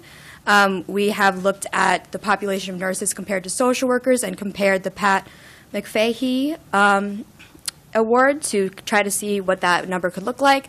If you have questions about that, I'd happy to answer that a little bit more. And we're also supporting more social workers in schools, which would be Bill A8390 by Jessica Gonzalez-Roja, which would look where the shortages are in the state in public schools, since we have not been able to get that data. And so we are ready to collaborate with the state on these items, and I'll pass it quickly over to Pilar, who will talk about payment for placements. First off, thank you for the opportunity to testify at today's assembly hearing. My name is Pilar Bonilla. I am here today as a social worker, member of both the New York Coalition of Payment for Placements and the New York chapter of the National Association of Social Workers, testifying to support Bill S7894, which establishes a Master of Social Work paid fieldwork pilot program, which will provide stipends to over 5,000 Master of Social Work students who currently do not get paid for the degree-required internship labor. To earn a master's degree in social work, students are required to complete a minimum of 900 hours of internship labor, which are typically unpaid. I am a proud alumnus of Hunter College Silberman School of Social Work. Although I graduated 2 years ago, the unpaid labor I had to complete during my MSW program has continued to affect me today. I don't deny that the practicum experience I required was valuable, but it shouldn't have had to come at the cost of my other basic needs. When students are required to complete a minimum of 900 hours of unpaid labor on top of their full-time classes, it takes away their ability to work to meet their basic needs, such as food, shelter, transportation, health, etc.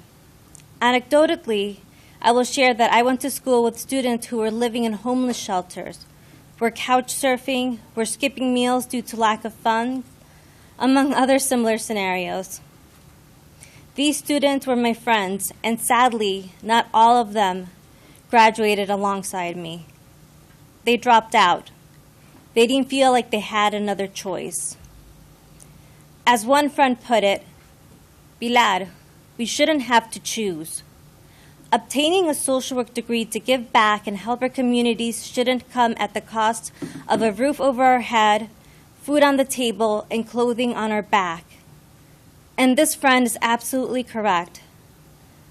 Not all social work students are able to take out more loans and go further into debt to meet their basic needs, and as a result are forced to work while obtaining their education, which includes the 900 hours of internship labor. Whether social work students are able to work or not while obtaining their degree, it's a catch-22, because choices are made that impact students' access to essential basic needs. Additionally, unpaid internships create a significant barrier to entry, resulting in a shortage of social workers to manage our state's most pressing challenges. New York must act this session to fund student interns, ensuring there are enough qualified and diverse social workers to manage our state's more pressing challenges by passing Bill S-7894, which establishes a Master of Social Work Paid Fieldwork Pilot Program, which is sponsored by Senator Salazar. By passing this pilot program for $12 million, New York State will compensate over 5,000 social work students by paying them $4,500 a year for 450 hours of previously unpaid labor. I strongly urge the present committees to prioritize funding for Bill S-7894 in the upcoming budget. Thank you for your time. Happy to answer any questions. Thank you. Thank you. Thank you very much. About how long is 900 hours? Was that like 2 semesters or 3 or 4? It's a lot. So a minimum of 900. When I went to school, it was 1,200, and actually I graduated with over 1,400 hours. It was 21 hours a week plus the mandatory lunch break, which wasn't always lunch. So 24 hours a week at our unpaid internship.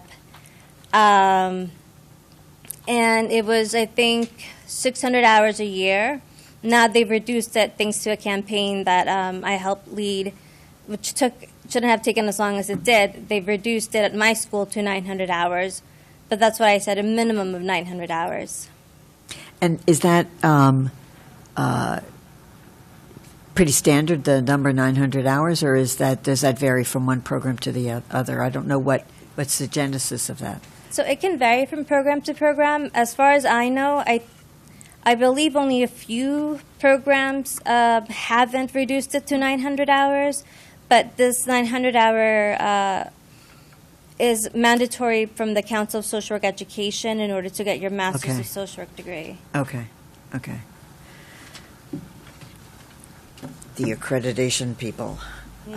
Okay, so you'll be happy to know I've just agreed with Senator Salazar to take that bill in the Assembly. So I'll sponsor it in the Assembly. And I do have a social work intern in my office who is very happy to see this bill. Funding it is going to be an issue. It may be that's another opportunity for all that gambling money to be used, right? You never know. We were thinking There are that. better ways to raise revenue than through gambling. I know, yes. I'm kind of being Right. I joking. think We in an both are ideal not, world, neither one right? of us are gambling friends. I'm sorry I voted for it. It was a mistake. For the casino? Well, I didn't vote for the casino outside the ballpark, but Neither did I. on the mobile sports betting and all that kind of stuff, the sports betting, the rationale of supporting it was that people were doing it online anyway, even if not through New York. But now I can't even watch the New York Rangers without being deluged with these, the lines, and you can bet on every single free shot. It's ridiculous. We do have a bill to stop sports betting advertisements during contests. Okay, so I think that might help a little. But I would just have one question about the bill on the 900 hours. I think that there is no requirement that the people you go to for the 900 hours do not pay you for it. That's not a requirement, I don't believe. I think that's just the way it works out, because they don't pay you because they know they don't have to. But on the other hand, if you eliminate the requirement altogether, are those agencies of a type that would pay you for that work, or does the state have to come in and pay you for that work? So this bill isn't to get rid of the 900 hours. It's to help fund partial. And it really isn't a lot. That's why it's a pilot program. And it's a 4-year pilot program. And part of the bill states that data has to be gathered so we can look at the return on investment on this. Yeah, I know. It's right into the bill. I have a little difference of opinion on data in legislation. So I listened to have a bill to collect the data on where the social workers are needed and this and so. In my time in the Assembly, I don't know if I've ever seen a report of any of these so-called study bills. I don't know. Some member proposed a bill that would study the study bills to determine how many had actually produced the studies, right? That was right on target. I think with the study bills, unfortunately, even with the best of intentions of the members who introduce them, they're often an excuse for not doing anything. So, and in our committee, we do try to focus on what we can do now. I'm not saying that we would never report out a study bill, but again, I want to study the study bills to see what studies have been done, actually. Right, which is why if the schools want the funding for their students, they have to collect the data. And if they want to continue getting that funding, they have to give that data to OMH. I think most legislation is common sense, right? The problem you're trying to deal with is that you think the practicum is of value, but it poses an unnecessary cost burden. So study or none, why can't we just say that we're going to fund the practicum? That would be the case. Well, if you want to fund the practicum, I think I'm all for it. Like, I'm not going to argue against it. It would make the price go a little bit. She's not proposing a study, she's proposing a pilot. Oh, a pilot. Close to a study, it's one step forward. I just clearly agree with you on the point. But the question is, how best do we get the practicum to be in paid positions rather than unpaid positions? And I will leave that to my colleague, since she has the bill. So, that issue is an issue that is clearly a social work practicum issue, but it's also an issue in other areas, right? I did student teaching. I didn't get paid for student teaching, right? I had to pay for the credits to get for the student teaching, right? So, one of the bigger challenges will be, and so a pilot is a way of showing the return on investment, right? But one of the bigger challenges will be there are lots and lots of intern requirements in lots of fields where people are not paid, or in medicine, they're very poorly paid, but they are at least paid. Most of that is Medicaid funding, and so one big challenge will be what's going to be happening with the feds and whether they're going to be funding residency programs and internships, for example. That's a big, yeah, I know, you know about that. And so that's like another crazy kind of situation we really can't get a handle on. So I think that a way to sort of make that point may be to do something like a pilot so that you can at least have demonstrable results about its efficacy. But I think it's a big issue. It's an issue certainly in social work. I think it's an issue generally in higher education, in the professions, including those professions that right now aren't professions anymore, which just all happen to be female-dominated. Just saying. I don't know whether you noticed that. Just saying. I noticed the current person in office. Well, let's not go there. Yes, but no, let's not.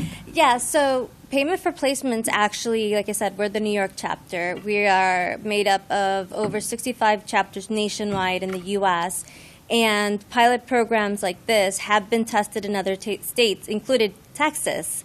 So this is not a one-time thing, and actually it's in the one-pager that I shared with you. All the states that have done pilot programs and found them successful, as well as different types of other unpaid internships that have also done something like this and have found them successful. Good to know. It's important for you to understand that, Mr. Steck.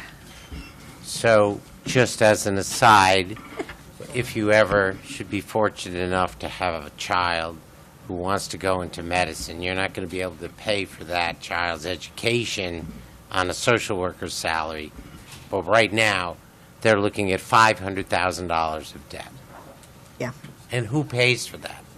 Everyone in this room, because the cost of medical care is higher, because in order to hire a doctor, you have to help them pay off their debt. So it's a big mess. It's a big mess. So that education isn't free any longer like it used to be before the Reagan era. What was it? Higher education being free? At one point, that used to work for us. Well, Public higher education it was free at one point in time, but I think that ended long before Ronald Reagan, honestly. Although I will point out that a lot of our problems did start from the Reagan era, including, for example, it used to be you could deduct from your taxes the interest on your student loans. Now, you used to be able to do that for credit card debt, too, right? And then that was done in the Omnibus Reconciliation Act of 1986, where they wiped that away, which, as a person paying off student loans, was an issue for me. And that was a real issue. Can we? So anyway, but... we have a trivia question. A trivia question. Yeah. What? It's a very formal hearing, you know? What American president was the leader in preventing people from declaring bankruptcy over student debt? I'll give you a hint. A member of my party, when not president.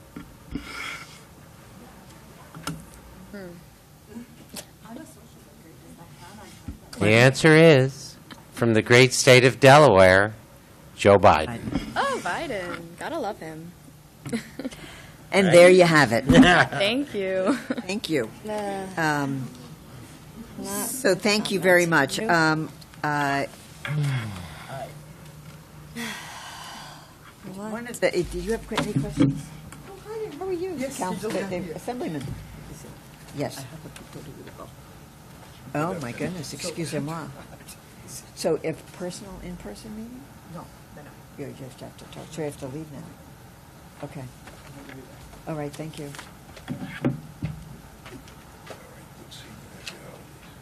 We've been joined by Assemblymember Alec Brooke-Krasny from Brooklyn. Good afternoon, good people. Nice to meet you. Good afternoon.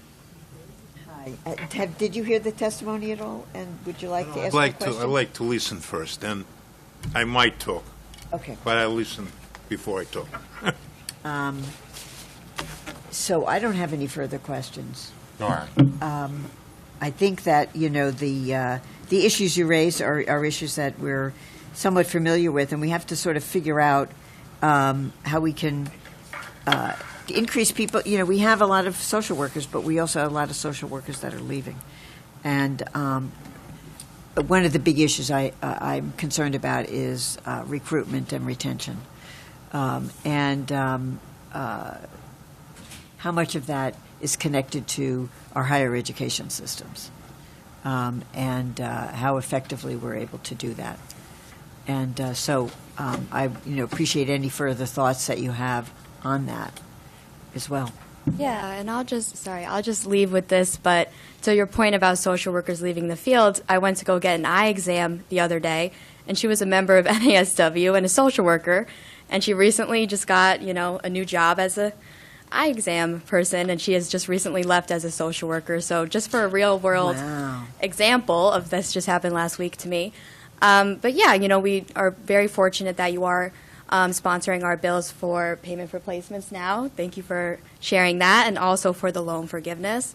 We're fortunate that it is already in the budget at $1.74 million.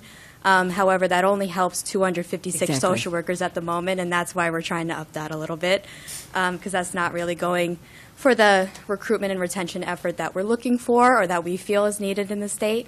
I know you wanted to leave with something, so I'll give it to you for a second before we leave today. Sure. Personally, I graduated so burnt out that the thought of getting a job was impossible because I had health issues that I had to deal with. So how can we focus on recruitment and retention when you are making students choose? Mm-hmm. It's not going to help at all. And I know friends who right after graduation, they left New York. They're like, I'm finished. I made a mistake. I need to do something where I can pay back these student loans and forget this ever happened. Well, that's not good. Well, the New York State budget is a large series of partially funded programs. To your point, the program exists, but it's partially funded. Yeah. Right. We have other loan forgiveness programs for other folks, and they're funded at different levels. And some of the issues are, with the attorneys, they have much more debt than other degree recipients. There's less money in the budget for them than there are for other fields. So some of it is equalizing that a little bit, and coming up with a way of better allocating those funds so that we're providing support. But it is always going to be partial. It's not ever going to be enough. And that is a struggle. And I think this year it's going to be a greater struggle than any other because of the lack of funding we'll be getting from D.C. for so many things. People don't realize roughly, over 25% of our state education department is federally funded. That's a lot, big percentage. And so we're going to have to make that up somewhere and raise revenue in some way, not gambling, but raise revenue in some way that we find more palatable, Assemblymember Steck and try and close that gap. I also question, by the way, how much revenue is really being raised with gambling. We have a casino in the city of Schenectady, and it does generate some revenue for the city, but, the city doesn't have, for example, $30 million to put into building perfectly modern court facilities as has been requested by OCA. So, but my point is it's generating revenue, but not huge amounts of revenue. Right. Well, there's always taxing the 1% and actually closing the loopholes. I think that would give us a lot of revenue to work with. I have not been active in that area at all.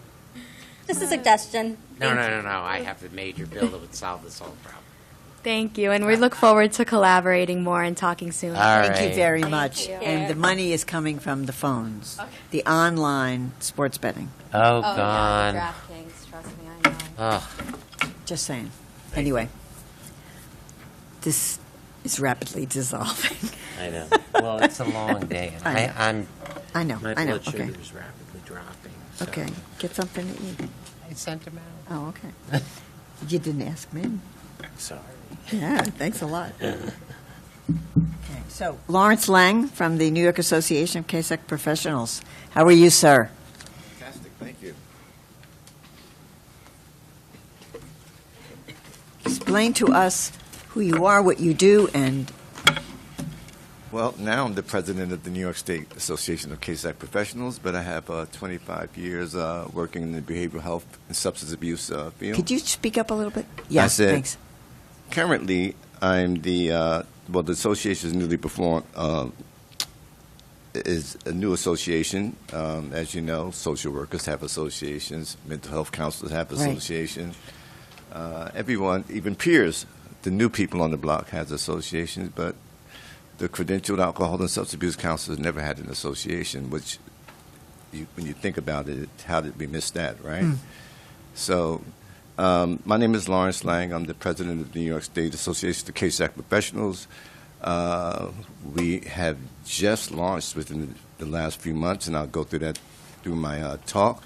But me personally, I've worked in every modality in the course of my career, from inpatient to outpatient to residential to detox to rehab to within Article 28 hospital systems to for-profit and not-for-profit. I've been directors, I've been vice presidents in different organizations. Not going to name them, promote them, but so I've had the benefit of actually seeing a lot of the movement in the 25 years that I've been working in the field, to see a lot of the changes and a lot of the issues that are reoccurring, that recur, and some of it has been consistent through the years. Some of it is self-inflicted wounds. I've seen some of the attempts of changes that we've tried to make within these service systems. I remember when managed care became the payers, when it was before straight fee-for-service Medicaid, and then managed care became the middleman, as some of my colleagues have mentioned. And some of the things that have echoed here today, I remember vividly, even with the issue as it relates to levels of care. When we talk about everyone who's over 50 remembers the whole Geraldo Rivera issue when he blew up the whole thing with the homes, and how we got rid of that whole level of care. Our response to that was to actually eliminate that level of care for individuals because of the issues of neglect and abuse, right? And we've never recovered from that. And what we see now is that we don't actually have a level of care to address the needs of a particular group of people who are the high drivers of most of the behavioral health issues that we have. And the gentleman spoke about that when he talked about the psychiatric hospitals, wars on the hospitals, the cutback from residential 819 programs had to close down and convert to 820 programs. That's 819s, but the long-term residential programs.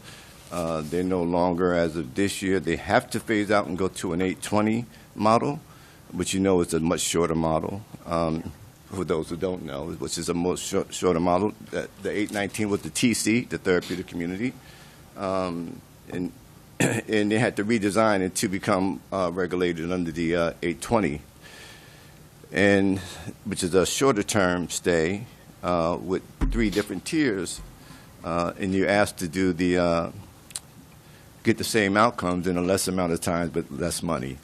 Yeah. And so if we understand that, this is what's been happening with substance use disorder and mental health services, is that we've been constantly asked to do more with less, and then who the payers are, right?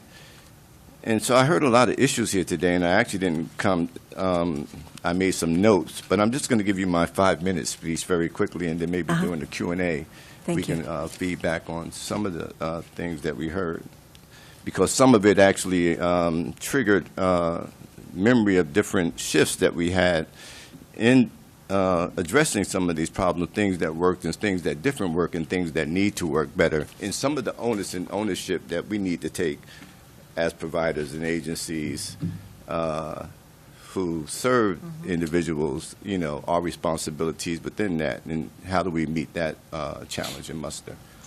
So again, my name is Lawrence Langman. I'm proud to serve as the president of the New York State Association of Case Act Professionals.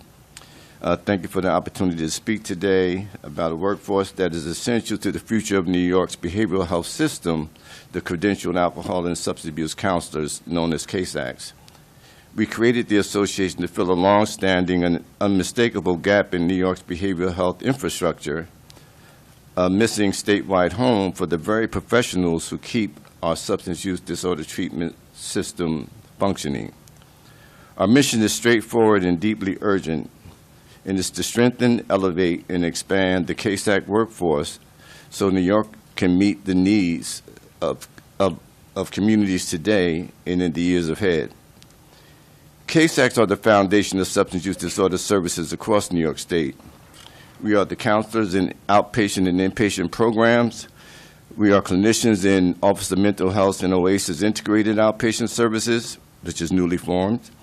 Care managers guiding individuals through reentry programs, and we do homeless interventions and are the front line of responding to the overdose crisis in every borough and county. Yet, despite our central role, Case Acts have never had a unified statewide professional organization until now. We formed this association in response to the challenges that provider agencies and policymakers have voiced for years. First, New York is experiencing a severe shortage of qualified substance use disorder staff. Programs cannot expand, innovate, or meet regulatory goals when they cannot hire or retain the counselors required to deliver care. High vacancy rates, burnout, and limited pipelines for new professionals are threatening the stability of the entire system. Second, many Case Acts feel under-recognized and underutilized. Case Acts are trained to perform screenings, comprehensive assessment, clinical interventions, crisis de-escalation, documentation, care management, and treatment planning. These are core competencies vital to quality care, and continuity are often overshadowed by inconsistent workforce expectations and uneven recognition across agencies. Third, the absence of a professional association has meant no centralized structure for workforce development. Case Acts have lacked consistent statewide training, clear career advancement pathways, mentorship and leadership development, ongoing competency building, and a unified voice in workforce policy discussions. Without this structure, recruitment suffers, retention suffers, and ultimately, New Yorkers suffer. The New York State Association of Case Act Professionals is here to change that. To do so in partnership with the legislature, state agencies, and treatment providers. Our priorities include building statewide pipelines so agencies have access to a stable, skilled pool of Case Acts ready to serve in outpatient, inpatient, harm reduction, crisis, residential, and community-based settings. Two, to strengthening professional standards and training to ensure all Case Acts, regardless of employer or region, receive high-quality education aligned with OASIS and OMH and managed care expectations. Partnering with treatment providers to support recruitment and retention through onboarding support, mentorship, job matching, and leadership development. 4, enhancing parity and recognition of Case Act competencies allows agencies to fully utilize the clinical skills Case Acts are trained to perform. 5, creating the largest Case Act-centered employment network in New York, allowing programs to hire faster and giving Case Acts meaningful career mobility. Our message is simple. When Case Acts are supported, programs thrive. Clients stay engaged, families remain connected, treatment outcomes improve, communities see fewer overdoses, fewer crises, and more lives saved. Today, we invite the legislature to partner with us as we work to strengthen New York's behavioral health workforce. As the statewide professional body of KSACs, our associations stand ready to contribute our frontline expertise to workforce development, regulatory reform, reimbursement discussions, and emerging statewide initiatives. Together, we can build a more stable, better trained, and better supported substance use workforce, one that is strong enough to meet New York's growing behavioral health needs. Thank you for your time, for your ongoing commitment to improving the lives of New Yorkers. Our association looks forward to working with you. Thank So that you. was my 3-minute. I got through it in 3. Thank you. You mentioned you have several levels of certification exams. Is that correct? That your organization has or the state has? Oh, How the does state, that work the state has, exactly? Yeah, the state is The the state has credentialing, those, right? okay. So the KSAC is really unique to New York, as I'm quite sure that you all know, which is actually one of the problems. The NOACs, of course, is the credentialing body for the KSACs, and which is funny because you won't find KSACs on the educational database. You know, they're simply centralized with OASIS, right? And one of the things that when we look at, and I heard all of my colleagues here, and you know, and I feel for all of them, and I think we all are experiencing it in different ways. Everything from where the young lady talked about doing internships, unpaid internships, and what burden that puts on getting people into the field and have to make that choice. And what's interesting is that I also work with the educational school that does the 350-hour body of education that you need to be able to get the number of hours required to take the KSAC exam. And we had just gotten a grant to actually pay individuals in the school, not everyone, a certain number, to actually pay for their internships and for placement, so they'd have stipends, to give stipends to students. Kind of what the young lady was echoing here, you know, and the gentleman acknowledged, I think we all acknowledge that that burden really affects when we talk about hiring.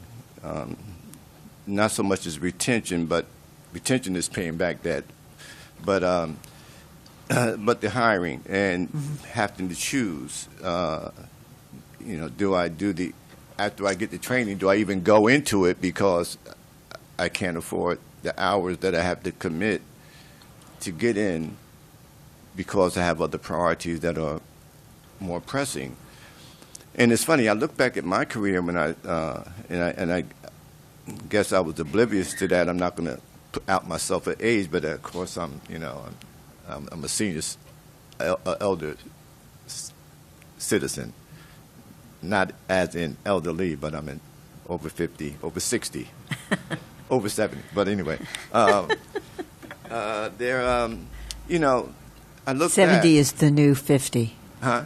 70 is the new 50. I approve Thank you. this I'm going to message. tell my wife that when I get home. I approve this message. I had to keep reminding her. But anyway, you know, that, you know, it's interesting because, you know, I remember all of those challenges when I started out, but kind of what I heard the young lady said, that I was just so determined when I made the decision that I wanted to help, that whatever the obstacle was that was coming my way, I had made a commitment that I wanted to go in that direction, you know, and did the unpaid internships. But what's interesting that during the course of my internship, my performance was so well that they offered me to pay me right during that because they didn't want me to leave. So it's interesting how those internships work, you know, and how they recruit from that and who they don't recruit. And I agree, there is some systematic, as the gentleman was talking about, there is some systems where, yeah, they can pay, but when you look at, when you get involved, and I've been an administrator in these, a lot of programs for quite some time now, and when you look to the competing objectives, the interns, the unpaid labor actually becomes the backbone of some of your, Yes. They not only do they cover for people on vacations, I mean, they have small caseloads, you're using to fill gaps in, and so literally agencies are staffing based off of internships, you know, it's actually figured into your margin, you know, which is sad to say.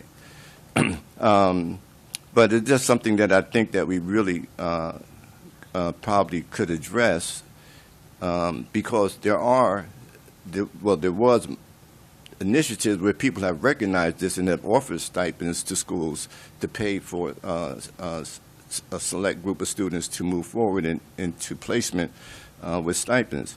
But I'm going to open it up to questions, but I did have some things I wanted to comment on that I've heard while I was here. But we can offer it to a Q&A. But I wanted to have one thing that I wanted to say. Mm-hmm. I don't know if anyone, how many people in this room, I'm quite sure the panel here remembers DSRIP. Mm-hmm. Yes. Right? Delivery System Reform Incentive Program, right? And we all know that was a disaster, Yeah. right?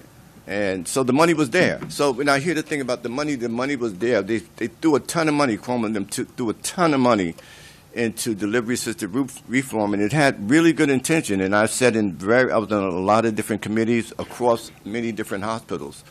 I was on the infrastructure, building a substance abuse infrastructure committee, and several other 2AI, 2AB, some of my chairperson of some of the committees. And it was all designed, you know, to actually get the workforce to work together. And that's what the whole reform was about, was to get our agencies to start talking to each other and work more collaboratively with each other to create a better safety net as for how we provide services and the cost of services. But the problem with DSRIP was that they gave the money to the hospitals. Yeah. Right, and for those who didn't know, so this money was there, but they gave it to the hospitals to actually give to the community-based organizations who they partner with, or who was so supposed to be partnered with, and then to pay them to build the system out. And we know that was, and it really saddened me because I was a part of it, and I was very committed to it, but it really saddened me to see how that really played out. And how you ask the person, you give them money to ask them to put themselves out of business, basically how they took it. You give me this lot of money to put me out of business and help someone else grow. That's what it came down to. And so we never achieved that, but I think the initial with DSRIP was the right focus. I just think that the resources should have went to the community to build out the infrastructure, not to the So it didn't hospitals. trickle down. Yeah. Right. The trickle down didn't work, right? Yeah. You know, and so I don't want to start an investigation into years back, but we're still suffering from that as communities, as organizations, for-profit and not-for-profit, right? We're still suffering from that because everyone knew it was something that needed to be done, especially with coordination of care across providers, right? That we don't, even in this room, right? I've heard some of my colleagues speak, but you know how hard it is even to get some of them on the phone to work with, or to do partnership working together around the same patients, and then we're competing for the same patients. And then we creating new programs like the community-based mental health services now, which is another exercise. Where you're supposed to take the person and actually walk them around to all these different providers in the day, like for 3 or 4 hours you're with the one client, and you know, and you wonder, if we're going to, and then we ask the same payers to pay for this new service, right? And then the old payer, the people that have been providing services already under other modalities aren't even getting paid and reimbursed, and we add new service categories in. And back to the peers. So you remember when the Case Act was the peer also. You know, a lot of them had lived experiences, and they were actually, and then legally they asked them to separate. You know, you can't be a peer to a person that you're clinically serving, right? That dual role, you can't have the dual role. So this is how the peers came about. Everybody knows it, right? And now peers are outpacing the Case Acts because regulations say you have to have a peer, right, to be in compliance regulatory-wise. And so the peers have an association, and I'm all for them, but the reimbursement rate on the peers, the lowest reimbursement in the APGs, yet and still the peers now are actually outpacing the Case Act salaries and who have to have more education and more credential. And it's interesting.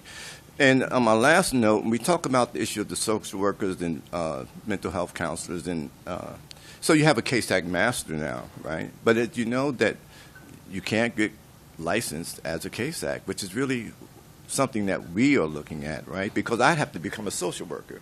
Right. To get or a mental health counselor. I have to go to another profession. I'd have to leave substance use disorder as my primary focus and actually move to social work just so I can get licensed. And as a master's in Case Act, you forget it, I'm still, you may only get $20-some an hour. I mean, you know, doesn't mean, just because you're a master Case Act doesn't mean that your pay is going to look any better unless you have years of experience, you know. So there's a lot of structural issues. But definitely the issue with the substance abuse counselor who has always been the champion of this work. And now you have people in other service industries like food service, burgers and coffee, and delivery workers who are actually making better salaries than substance use workers.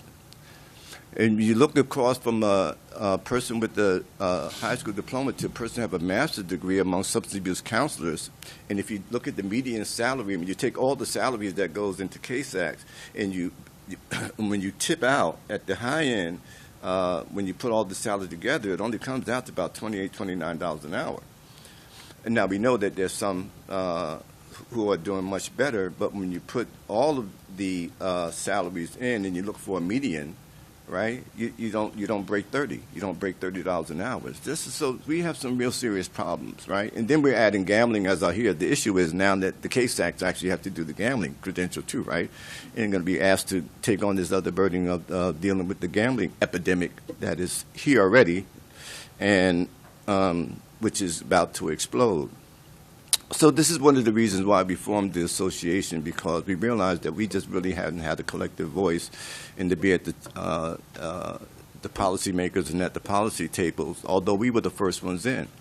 You know, the substance abuse counselors were the, most of them became social workers, right? Mm-hmm. I mean, that's how we got this bill pushed for social work, because regulatory bodies changed. And as managed care started coming out, and then they required, okay, you just can't be a substance abuse counselor without higher education, right?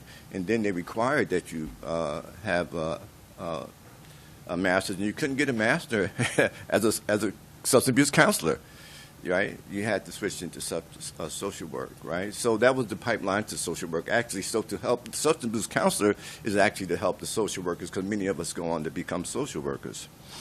And I can go on and on and on, but I would like to just open it up to a few questions. But there's just a lot of work, and I think we need to relook at, when we talk about money and dwindling resources, how do we put together a package that deals with this issue of like stipends for internships, deal with community organizations working together, how do we deal with value-based payments, how do we deal with outcome-driven things amongst ourselves, right? Because we all say we need more money, but what does your outcomes look like, right? Where's your outcome data? I have my outcome data. And the state has a lot of outcome data too. And so it was data driven. They used to give you your data, in a thing called ITMIS, right? Integrated Program. Y'all know that, right? Evaluation system. They give you a whole book at the end of the year. They compared you to your other organizations that were similar in size, and they compared to where you performed at based on the guy down the street, right? You were in comparison groups. Your outcomes are there. You had certain levels of retention that you had to make. You had to, so all that was built in, but they cut that department out, of course. And I understand it now because we should be doing it ourselves, right? That we should be on top of our own data. We should know where our is. We should know our outcomes, right? We should know our own success rates, right? And so the onus needs to be on us as agencies working together, because that's one thing that we can foster better, even without more funding necessarily. But the issue of righting the wrongs within the system is something I think we need to revisit, like another district. But how do we structure that so it actually achieves the outcomes that we were trying to get with delivery reform, where the pay inequities and all the other things that we were talking about in sustaining workforces were addressed. So. Okay. Thank you. It's a lot of questions there that I don't necessarily have great answers for at this juncture. So, it seems to me that obviously there's the financial issue. You've also talked about similar things that other people have talked about, burnout rates, for example, and turnover. And do you have any sense of what the costs are for your turnover rates in your particular field? The costs? Yeah. As to the quality, like a lack of productivity, or what it costs. Yeah, the system? no. What happens is it just increases burnout, because that if you the client still or the consumer still has to get service even if you're short staffed, right? So you get a double caseload for a minute, right? And they tell you it's only going to be for 30, 40 days, but then the recruitment takes so long, and it ends up being a 6-month process. Right. And by the time you get another worker, that other worker's burnt out, right? You need you need an extra 2 weeks of vacation, if not longer. And then it happens again, right? And as a director in a program, this is one of the things that really is one of the hardest things to manage, right? Is how do you, again, incentivize your staff when you know that in the next week or two, ball's going to drop again, and you're asking them to keep picking up the pieces. And so it's a very serious issue, So what the exact cost is in dollars-wise? Just curious, right, if you had a sense of that. In dollars and cents? No, I don't have the exact number in dollars and cents there, because I didn't do that type of a study as to what we're looking at financially. But if I had to make an empirical guess, I'm saying for each consumer it probably equates to about $12,000 or $13,000 per consumer.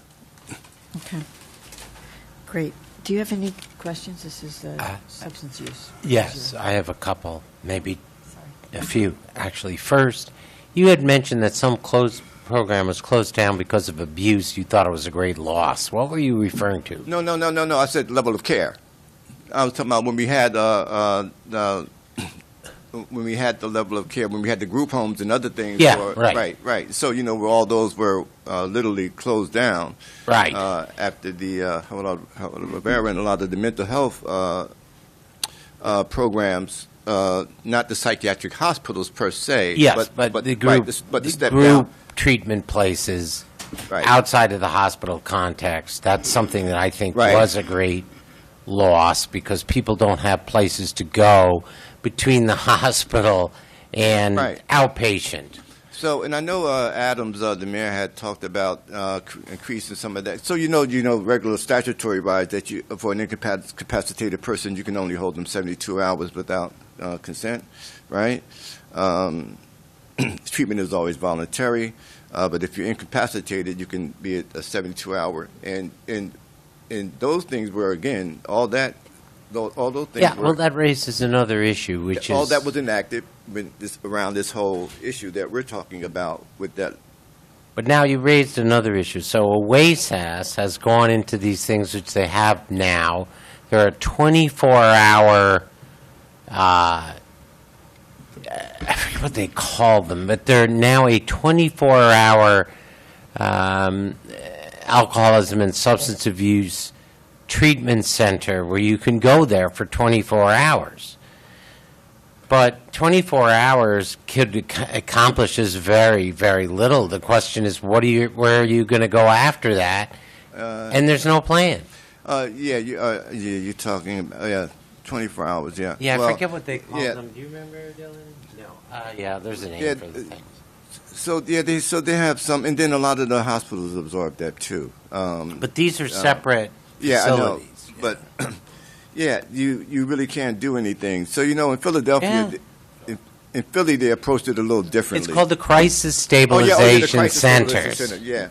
Yeah, and around Port Authority, I don't know if you know that. Remember they were on 9th Avenue. You used to have a lot of them there, and they were actually doing good work, and they're all gone now, right? Because some of that, a lot of that population was sleeping and living around the Midtown area at that time in Manhattan, and so you had a lot of those grounds, a lot of those programs that had moved. Some of them are still around, but these crisis centers now has even diminished. And we got rid of the day rehab. So the day rehab that actually dealt with a lot of the co-occurring disorders, cost of funding, the payers, right? I think we need a person like you on staff of the committee that can give us the whole history of these things. We don't have it. Well, I'm actually going to be on a lot of committees now. But in my new role is this, at least for the next year. I don't know how much longer I tend to do this, but I'm so committed to seeing to improve the system, which is why I got in it, was to do help. I think that all of us get in it to help, and then we run into all these bureaucracies, right? And we all thought it'd be living wages and all those other things like everyone else, right? And then competing priorities. But I think all of us get in this field, as you probably got into yours, that we really want to make a difference. We would like to get to where these type of forums are less necessary, right? Because we really are doing the work, right? And the system is working. So I want to follow up on something earlier. There's a huge push now for the peer counselors. There are a few things about peer counselors. Yes. One of the reasons that they are the complaint is that they're not being paid good wages, but that's in part because they're being hired to avoid paying wages to, say, CASACs. That's a good point. And so we love the peers. And so, there was a big push. I don't know if you remember, even when the district came out, that the self-help community, which is free, right, basically, and has good outcomes, right? We know that recovery works, right? And so what we actually did, where we wanted that separated, we got to the point to where we said we need to find a way to integrate the mutual aid into treatment, I see. Right? And everyone knows that this is beneficial. And then they came up with the peer credential, and because the CASAC, a lot of the CASACs were acting as peers in the evolution of it. They were peers and they became CASACs. Yeah, right. They were self-help themselves, right? The model was like that. And they did increase the reimbursement rate in the program billing for peers, and they made longer. They went from 4 hours to 6 hours contact that they could have, but still, again, you can't get enough peers to have enough time with enough individuals. And although they say they have data, I'd like to see the outcome data on what the outcomes, how many people have actually had peers to treatment, how many of them have been successful in recovery or connected to recovery-oriented or self-help going forward. and are out of the system. You know, this is the data that we need to look at. We know that it's beneficial, but I think that we're a couple of years away from actually reviewing the data on how outcomes are being affected. You know, and I think that all of us need to go to an outcome-based. I think that's right? difficult because you might end up, for whatever reason, you're in an area of the state where the population is very, very difficult. Right. Your outcomes could be worse for a whole host of reasons that have little to do with what your efforts are. Yeah, but the comorbidities or different indices, right, that the individual has, right? So again, that data that you speak of was stuff that we all used to have. We knew that how many people came in had co-occurring disorders. We knew how many were female. We knew the age breakdown. We knew how many were homeless that came into the system. We had all these touch points of the data, and the state collected it and actually would give it back to us. They don't give it back to you anymore. But if you're a good that's manager, the study bill issue. That's an issue for the study bills. Yeah, and but if you're a good manager, you know that as a manager that you have to be collecting that data yourself so that you can drive outcome-driven solution and interventions, right? And know how difficult it is to retain certain people and work within certain populations, right? So you know, when they did the managed care reform, one of the things they went into, which is also supposed to be part of the district, was the value-based payment, right? Where you have upside and downside payment, right? Or you can opt out for just to get paid the base rate, right? Or you can have a performance-based reimbursement that, based on your performance, you get reimbursed at a higher rate, right? So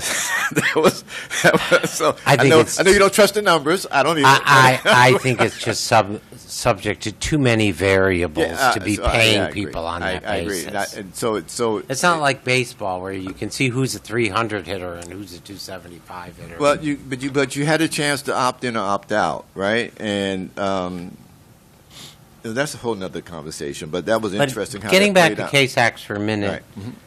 I have always believed that the peer counselors should be in a program where they can become case acts, because the amount of training and education that case acts have is actually quite impressive.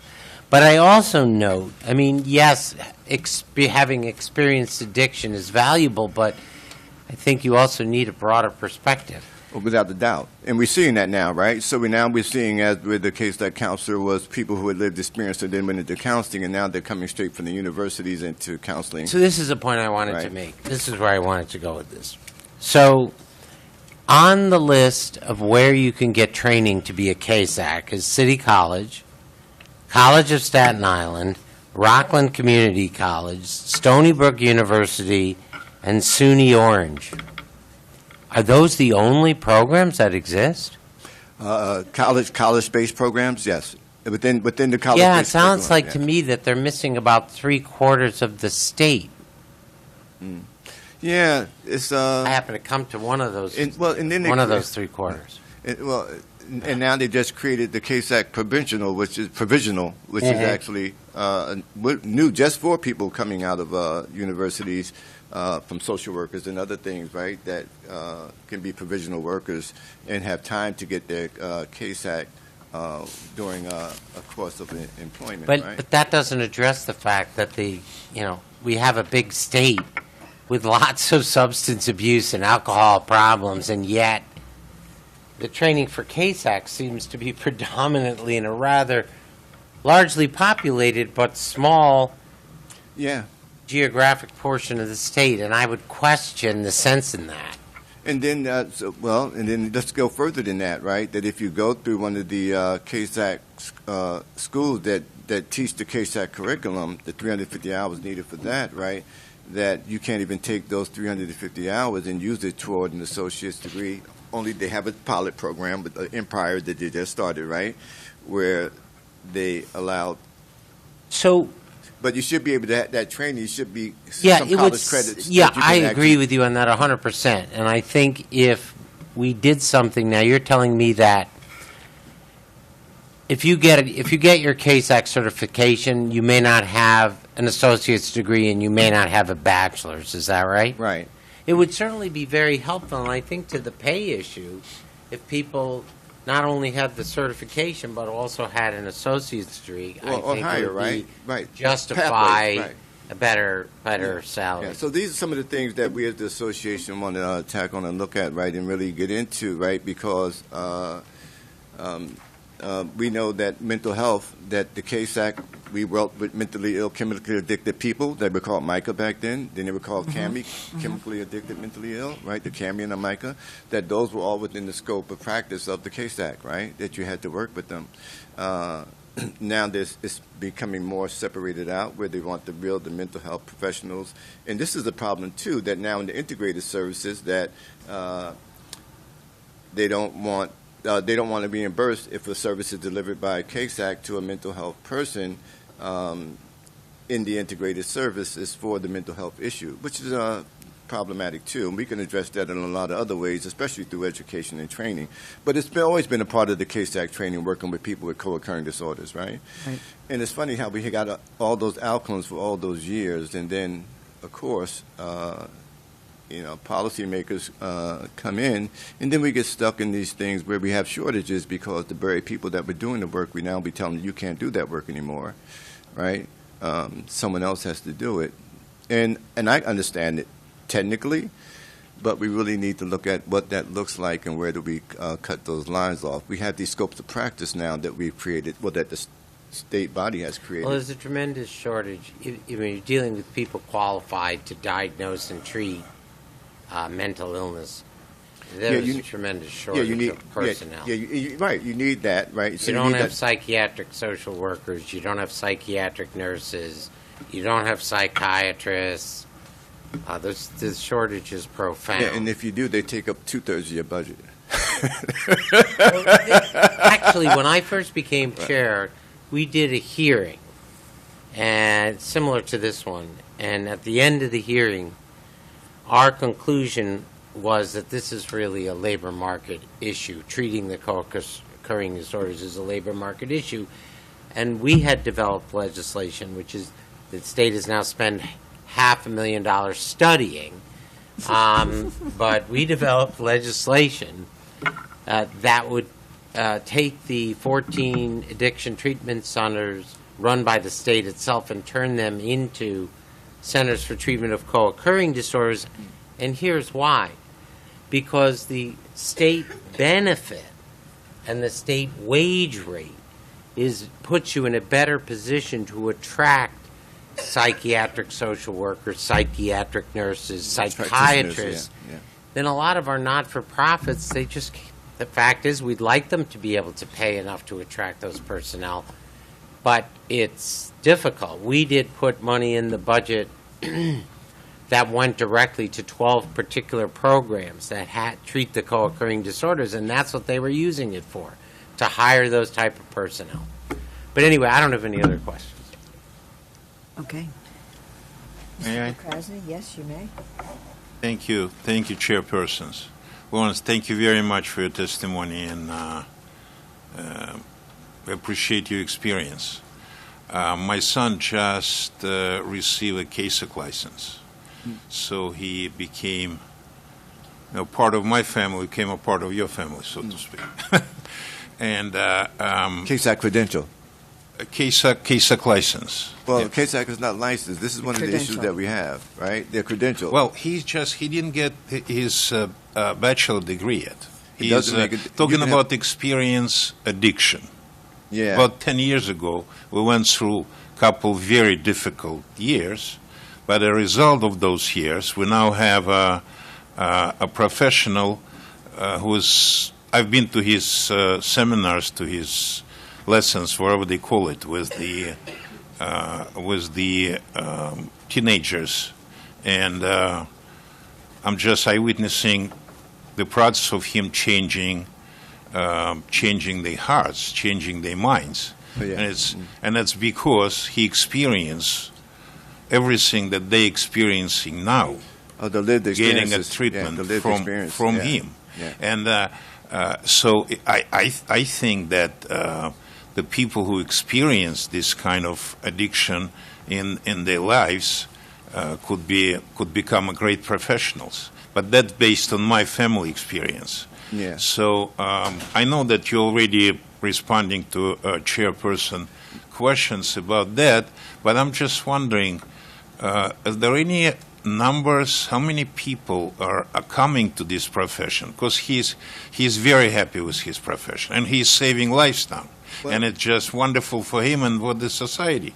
So I'm just wondering, if so there are for the person with the lived experience now, not to cut you off, the person with the lived experience now, we're seeing less of them coming to the field because the wages are so low, the entrance pay is so low, that people with lived experiences, as they go into recovery and think of getting into the field, are opting out because the wage is just so low. I mean, they literally can make more delivering food, and so we value the lived experiences, but we also value the people without lived experience that are actually good clinicians, right? You don't have to have suffered through it to be a good clinician, but a healthy balance, I agree, is good because the lived experience does give you a slightly different perspective. It doesn't make you a better clinician per se, but it definitely gives you more of an internal motivation to serve the people, right? Because you suffered through the trauma yourself. Definitely, yes. But now we see that dwindling, and that's when we talk about outcomes, right? We talk about data and outcomes. We know that people, when it was just people with lived experiences working with the populations, right, that we had better outcomes than we have now, even though we have all these different clinicians working on the problems. We haven't seen that much of a shift in the number of people connected to long-term recovery just because the credentials have changed, right? But we want credentialed people. And one of the things that and again, if you come in, one of the pathways that we see why people are not being retained, and people like me now are transitioning out that have been around for a long time, is because you can't get I've been fortunate to, make over six figures, but for the average person that comes into the CASE Act, that's not going to happen now. You just can't get there. I mean, I got there on the basis of my years of experience and that I actually was really good at the work as a manager and as a clinician and as an administrator. But you can't replicate that now, right? And so if you can't replicate that now, how do we create the pathways for that person to become that professional, right? And stay in the field. Right. And one of the things that we want to look at is CASE Act licensure. They should be able to become licensed in a similar addiction field and be focused as a CASE Act. I shouldn't have to become a mental health counselor or a social worker or arts therapist or something else in order to get licensure, right? I should be able to stay. And that's only unique to New York, which is really interesting. They have the license in Jersey, California, down south. They have licensed addictions people, right? Then you have a national licensed counselor degree, but you can't use your license. If you're a licensed counselor in New York, you still can't sign off on anything as a licensed counselor. So there's a lot of problem that we're experiencing. Thank you. His pathway was actually, he's working for the same agency that saved his life 10 years ago. Oh, that's great. He's just all this time, and he's on his way to his social worker degree. And because I have his example in front of me, and I'm very proud of what he's done. So I'm just wondering if there is a way. But thank you very much. Some people also saying that the low wages are somehow related to the less number of people who needs treatment are coming to the system. That's definitely not an issue. We have more people now, and the wages have been stagnant. And for a lot of different reasons, I don't want to go into that. For the for-profit to the not-for-profit, the wages have been pretty stagnant. I don't know. But, maybe less people. Well, managed care. I think you touched on that. So managed care have crawlbacks. Right. They have all these things that they make so they don't have to give you the money, or where they make these agreement with the state on what the rates would be. In the state, I have to say that the state does push back some in demand. Increases on particular services categories, right? But when we went to the managed care payer system, we inherited, an organized organization, right, to handle our money, to handle the federal money, federal and state money. And, of course, like anyone else, if I'm handling the money, I have to see how your money benefits me as opposed to benefit the people that I'm actually supposed to spend the resources for. But Thank you. I understand how we got there. You had 12% of the people using up 30% of the resources, right? We know that from case management studies from HRA, right? That in Medicaid, you had 10 or 12% of the population of Medicaid using up 30% of the Medicaid budget. So, and these were some of the issues why they wanted to go into a managed care setting, right? I mean, some of the things that they use, right? Those high-end users.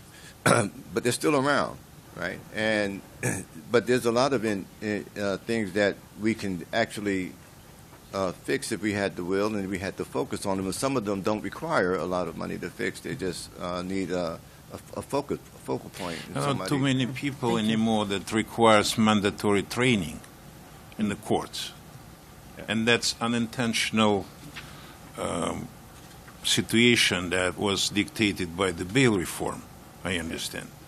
But we have less people coming from the courts to mandatory treatment. Mandated. Yeah, they mandated to the treatment providers. Yeah, it's just there's issues. And then we have another whole kettle of fish. Yeah, that's the whole. Those are.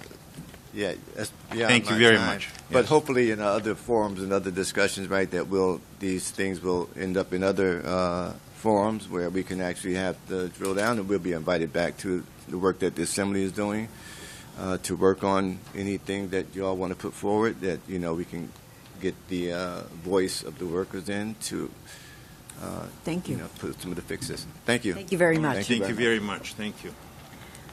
Tyrus Curtis. Thank you for your patience.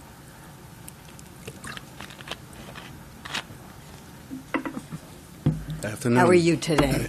I'm pretty well, and yourself? I'm good. Thank you. Feeling for a little having better now that I'm eating a sandwich, but me. I can't wait to eat later. sorry. It's all right. So, thank you for hosting this hearing. My name is TJ Curtis, I go by. I work for Families Together as the Family Training Coordinator in New York State, a statewide network of parents and young people with lived experience navigating the mental health system. I work in the Workforce Development Department, and previously I have served as a family parent advocate in New York City. Today I would like to talk about something that affects every youth peer advocate, family peer advocate, and communities we serve, our workforce crisis. A crisis was created not because people don't care about the work, that people do care deeply, but because funding structures and reimbursement rates simply do not sustain a livable wage, especially for the peer workforce. The reality, low pay and system underinvestments. Let's be honest. Lack of funding, poor Medicaid rates, and low pay is unattractive to many talented, passionate people who would otherwise choose this career. We ask people often with lived experience, trauma histories, and deep healing journeys to step into demanding roles supporting children, youth, and families, yet the system does not invest in them at the level that is required to keep them. The work requires emotional labor, it requires cultural humility, it requires high skills and constant training. And most importantly, it requires lived experience, which you cannot teach. If we want stability, quality, and real outcomes, then there must be a larger investment in peer work and commitment to livable wages. Specifically, we need at least $5 million in flexible state funds for general operations of family and youth peer support programs, and $200 million for home and community-based services for outpatient clinics through Medicaid. Recruitment challenges. We need a workforce that reflects who we serve. We cannot talk about workforce without talking about diversity. Our current recruitment strategies often miss the mark, especially when trying to hire people of color, individuals from diverse religious backgrounds, male and male identifying advocates, and people representing rural regions, urban communities, and immigrant groups. If we want cultural competent support, we must be intentional. Target outreach in faith communities, partnership with community colleges, youth leadership programs, and local organizations, paid internships and apprenticeship pipelines, removing unnecessary barriers to entry like degrees that have nothing to do with lived experience. Diversity doesn't happen by accident. It happens by investment and intentional strategy. So the big question, where does the money come from? Where do we get the funding to pay FPAs and YPAs livable wages? The truth is the money does exist. It's just not reaching the workforce. Here are two major realities. A, Medicaid reimbursement hasn't kept up with inflation or workforce needs for almost 20 years. Through Medicaid managed care, the state pays hundreds of millions of dollars to mostly for-profit insurance companies who act as middlemen between people who need behavioral health and those who provide it. These companies receive a built-in 11% margin to manage behavioral health Medicaid benefits that equals around $400 million. Meanwhile, they applied the delay and deny tactics used by private insurance companies to Medicaid. So let's carve out behavioral health from managed care and reinvest those dollars. Think about a system where instead of the money leaving the workforce pipeline, a portion is directed to, reinvested into salary supports, recruitment initiatives, and training the FPAs and YPAs.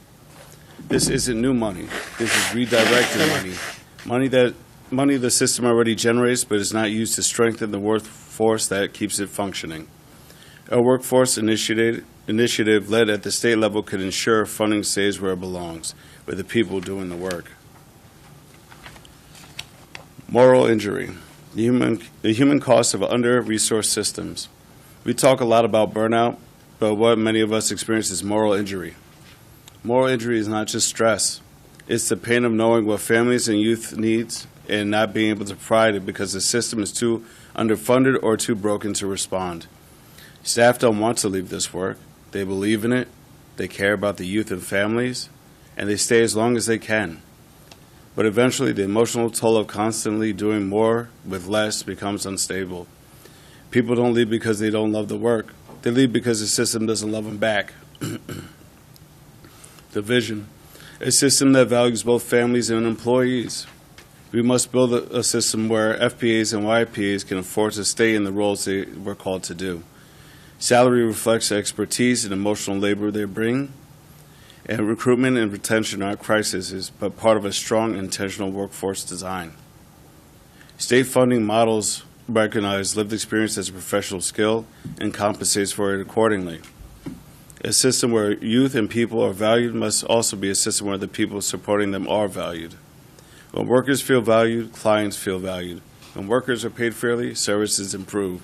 When workers are stable, outcomes stabilize. In conclusion, if we want a strong peer workforce, if we want FPAs and YPAs to grow and build lasting relationships with families, we must make this investment. This is not optional. This is not a luxury. This is the foundation of functioning behavioral health systems. Let's redirect funding. Let's rebuild recruitment.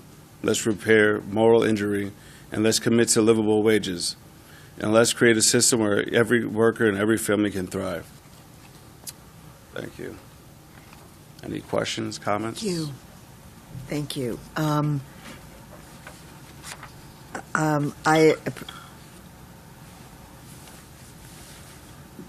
This issue of Medicaid managed care has been addressed a couple of times. It's something that I know we have focused on. If we did away with Medicaid managed care, what would we replace it with? I don't think we need to get rid of it. I think it's redissecting what it is and what its purpose is supposed to be, and then moving it with purpose. And I believe that a lot of the times what happens is we get so comfortable with how it's already being ran, no one wants to shake the bag because the bag is good and those who are already in those seats are profiting. So I think we need to, like it's been stated before, maybe have someone go in and really look at those books see where those monies are going, and see what's not being utilized. And then what we stated was redirect it a little bit. We're not saying close it out, but sometimes reorganization is necessary to build something stronger.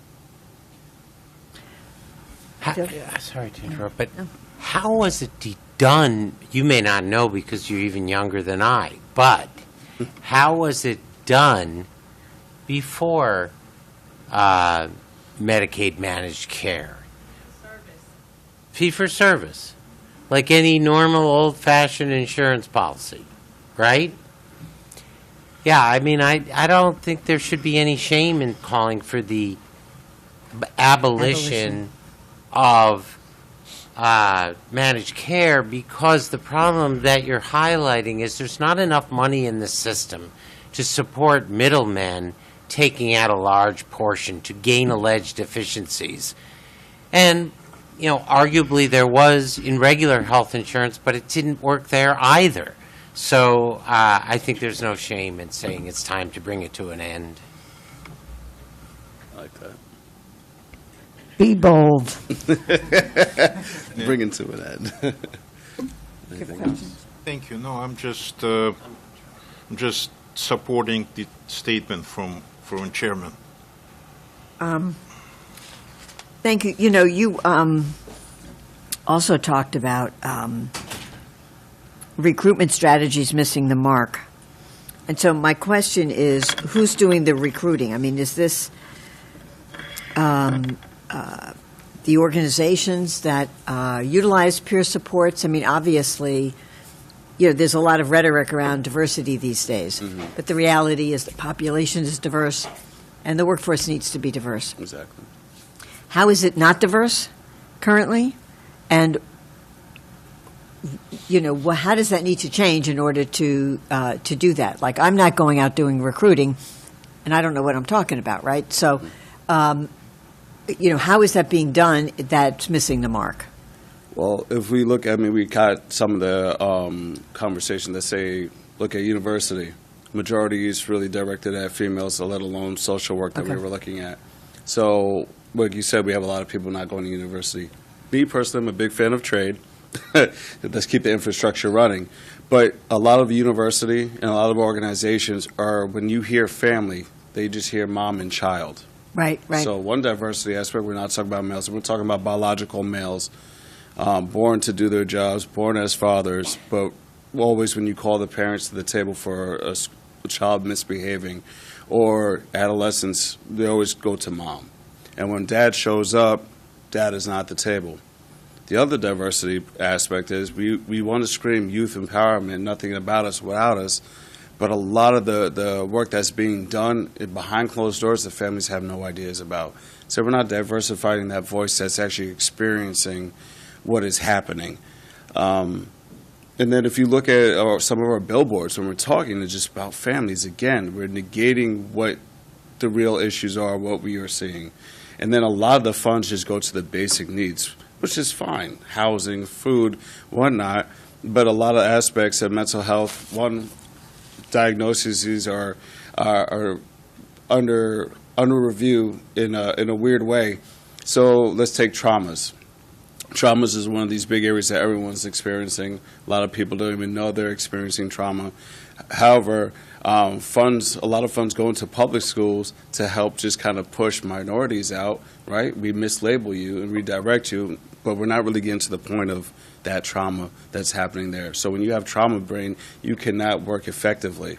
Still, new studies are showing ADHD is partnered with trauma, right? So if you have abused, you've been foster cared, like myself, you are delayed in your ability to grow because you're stuck in fight or flight. So now when we're trying to get those people who, there's that stigma now that I don't want to share this because I might defame my family, defamation of character if I share too much because we don't know how to share our stories. And that's part of the work that I do in this role, actually, as a training coordinator. I try and advocate for young men and families. I try to show that a person of multiracial background came up through stigma, and I fought the odds, and I was the exception to the rule, but that doesn't mean it has to be that way. So with people like me with our shared experience and shown that it's okay to drop our guards down a little bit, to go get help, you're going to see the diversity of the different aspects and umbrellas that fall under mental and behavioral health, from whether you're trans, hetero, black, white, Asian communities. But right now, it's just really geared to those who have and have not. The have-nots, we get to see that reoccurring cycle, and you end up in prison 9 times out of 10. That's what I'm seeing. And then you have the ones who have, and they can afford those long stays and really have those extra supports. And because the trauma, bringing it back to trauma, is so thick, a lot of providers, they believe they're either a lost cause, or if the families don't listen, they're going to close the doors because they know what's best. So diversity is not just about what we look like or in our genders. It's diagnosis, it's behaviors, it's experiences that are severely underlooked. So now tokenism is a huge part. So a lot of our will apply for these fundings and grants and say that you need this youth component, you need this family peer component, but there's no one doing the checks and balances in those. So as long as I hired you and give you a couple of patients and don't have you follow up, or family members, I got my quota and we keep getting money, and there's no staff development, and there's no real utilizing this individual for their strengths. I'm just dangling a carrot, and I give you enough until you feel it's enough. And like you stated before, this person behind me, that you went to school for social work and now I'm doing optometry. You know, I actually left the field and I came back because I'm in a different position. I'm not in the forefront anymore for families. I'm training our peers and families to reach and do better and develop their technique. I'm in school for marriage and family therapy, actually, specializing in trauma, so I bring a different diverse avenue and viewpoint to try and pull people in, but also train them to reach people that they no idea how to do this, right? Because I'm giving a different perspective and I'm giving you different tools. And if our grants aren't dissecting or really doing the checks and balances for a lot of these organizations, it falls through the cracks. And this is when we have these repetitive cycles of people in and out. So this is a question because it really goes to accountability at some level, just in another context where the state provided money for an organization to do X, and it's in a higher education field. And we know that the syllabus of the identified certain areas that needed to be addressed. But then the person delivering that instruction isn't addressing that. They're doing something else. So if you're just looking at the curriculum or at the syllabus, you're not looking at what's actually being taught on that day, right? Yes. And if what's being taught is in fact at variance with the syllabus, there's no way of knowing that without people speaking up or something like that. Exactly. And so then the question is, where does that go, right? So it's not the same situation, but I'm curious how we break through that problem, because there are checks and balances. But if that information isn't getting out to the checkers and the balancers, how do we address that? How can you're in a system and you understand that system. How does that get from here to there? I mean, it's interesting. So there's a couple of things. So the credentialing body is one aspect. We do the peer empowerment. They're just checking the syllabus. No, but not even checking the syllabus. Yeah. So for us, we've done the research, we ask providers, and we ask families. And then there's something that we do every so often, every few years. We go back to our families. Our boards we pull family members to sit on these boards to help observe as well. And we have people who are of educational background understanding certain specifics that they need to. So there's a collaboration of people who come together. And they're the people who are supposed to review whether we're up to date, we're falling behind, and we get that statistics from what's working with the families, what's actually hurting them. I also participated in what's called the FDC, Family Development Credentialing, which is actually through CUNY, but supervised through the University of Connecticut. A great program, a bit outdated.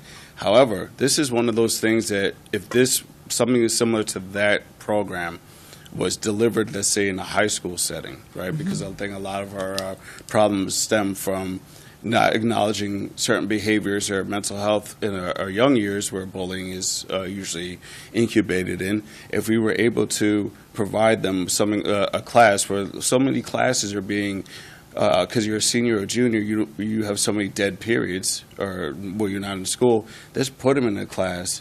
Let's get the data from who's passing these classes. Let's get the data from what they're writing, because you're writing and collecting information to be able to pass this test, and then it goes to the head board of directors of University of Connecticut, and they'll see if this individual came through on their part and actually fulfilled what was necessary for them to get this credential. And it's a credential, it's not a degree, but it could be is a piece of paper that shows you did the hard work, you have an understanding.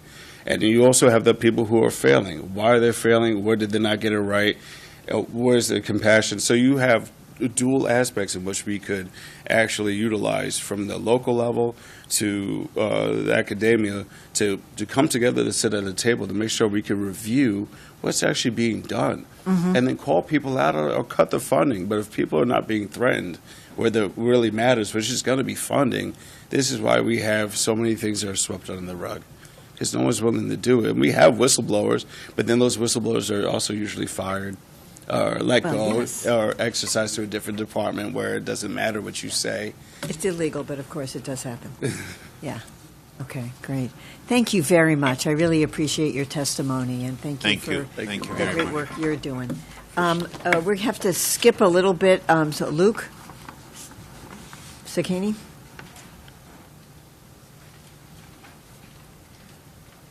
And then Jordan.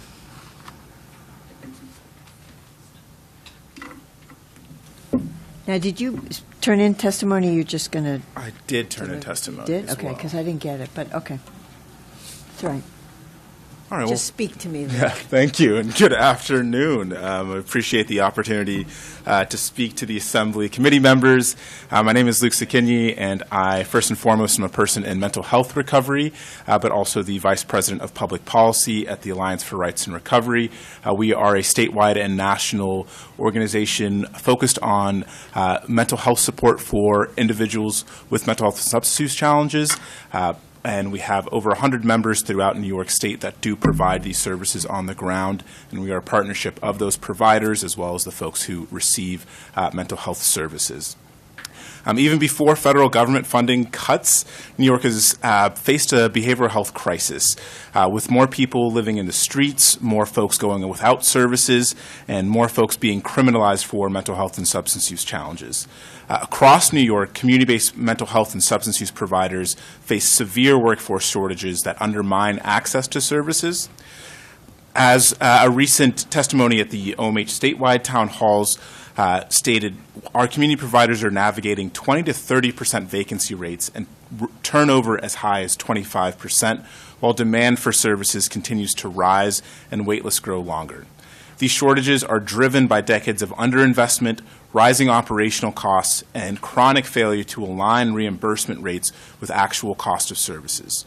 We urgently need systemic action to stabilize and strengthen the behavioral health workforce. First, we recommend that we ensure funding reaches providers by carving out behavioral health from Medicaid managed care. One of the most meaningful workforce solutions is that structural barriers. So removing behavioral health services from Medicaid managed care, because the current model siphons away dollars intended for services and leaves providers waiting months or years to be paid. By carving out these services, every state allocated dollar would go directly to services and staff. Providers could raise wages, retain talent, and reduce vacancies. Individuals would no longer be denied or delayed services because of unnecessary and harmful utilization controls. And particularly at a time when federal funding for community-based programs is under threat, New York cannot afford to lose a single dollar to administrative middlemen or corporate profit margins. We also call to include a 2.7% inflationary increase to sustain the workforce and our providers. We join with many advocates and advocacy organizations throughout the state, representing over 1,000 providers, and calling for this 2.7% targeted inflationary increase based on the July 2025 CPIU. This increases the absolute minimum needed for agencies to keep their doors open, pay competitive wages, cover escalating costs, and meet rising need. Without it, vacancy and turnover trends will worsen, and access to essential services will continue to erode. We've talked quite a bit about how to save money in the state. One area that I did not put in this, but we are completely supportive, is to push for a commission to consider closing state-run long-term psych facilities to save funding and push for more of that funds to be used in the community. We are calling for the commission partly to look at where we can save more money and ensure that those beds are not necessarily lost, but utilized in a better fashion with more community regional areas, knowing that families and other folks do still need to be able to see their loved ones when they are in long-term state facilities, but also pushing for the services that help bridge people from those facilities back into the community. With that, I'd also like to talk about expanding and sustaining critical community-based programs. To address both workforce shortages and service gaps, New York must continue investing in effective, person-centered programs that reduce hospitalization, avoid criminal legal system involvement, and help people remain safely in their community. This is particularly critical as federal government pushes for more institutionalization through executive orders and has removed funding for critical services like housing, Medicaid, and community-based supports. Some of the things that we are pushing for include the Daniels Law Mental Health First Responder programs, which must be continued and expanded beyond the initial $6 million allocation from last year, which we thank the Assembly and Senate and Governor's Office for approving. We are also pushing for the expansion of clubhouse programs, including expanding these outside of New York City to provide meaningful community connection and rehabilitation. We also push for alternatives to Kendra's Law or court-ordered outpatient treatment, including additional inset teams so that more counties can offer voluntary, peer-centered interventions instead of coercive treatment. And these are interventions that work well and allow for us to support people when they are in need before even needing court-ordered mental health services so that folks aren't trapped in this system, which is often used because people can't access services in their community. We also call for more ACT teams, including Youth ACT, ensuring timely access to high-intensity community supports, and the expansion of peer support programs statewide, particularly with a raise in pay for nonprofit peer workers. Lastly, I'll mention supportive housing and housing first, which are essential for stability, recovery, and long-term cost savings. With the federal government pulling back on permanent supportive housing funding, New York must step in to protect people who could otherwise lose their homes that sustain their recovery and ensure that more folks who are currently without homes have access to them. We must also prepare for the wave of benefits-related needs. Major federal policy shifts towards work requirements and benefits restrictions will require far more benefits advisors across the state. Providers already struggle to meet rising demand, and individuals risk losing life-sustaining services without proper support. This is a workforce need we must plan for now. Lastly, I want to just mention protecting and fully funding youth services included in the Raise the Age legislation. The Raise the Age law has reduced youth incarceration and connected young people to community-based supports instead of harmful detention.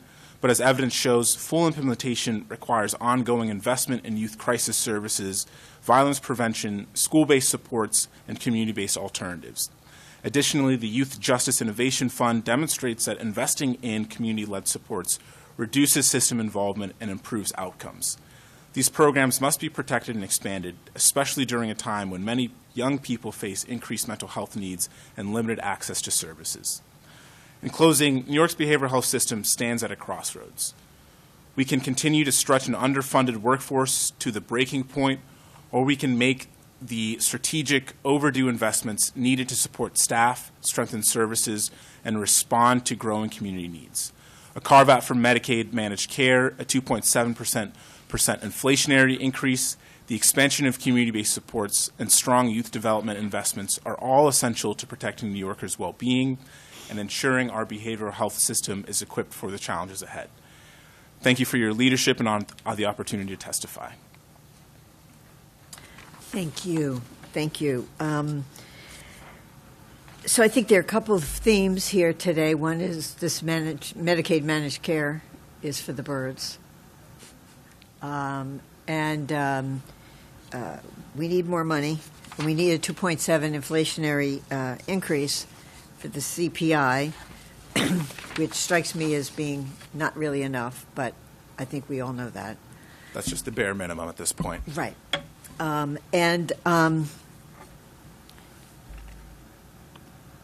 You're raising the issue of raise the age, which right now there's an awful lot of conversation about how raise the age is the problem, right?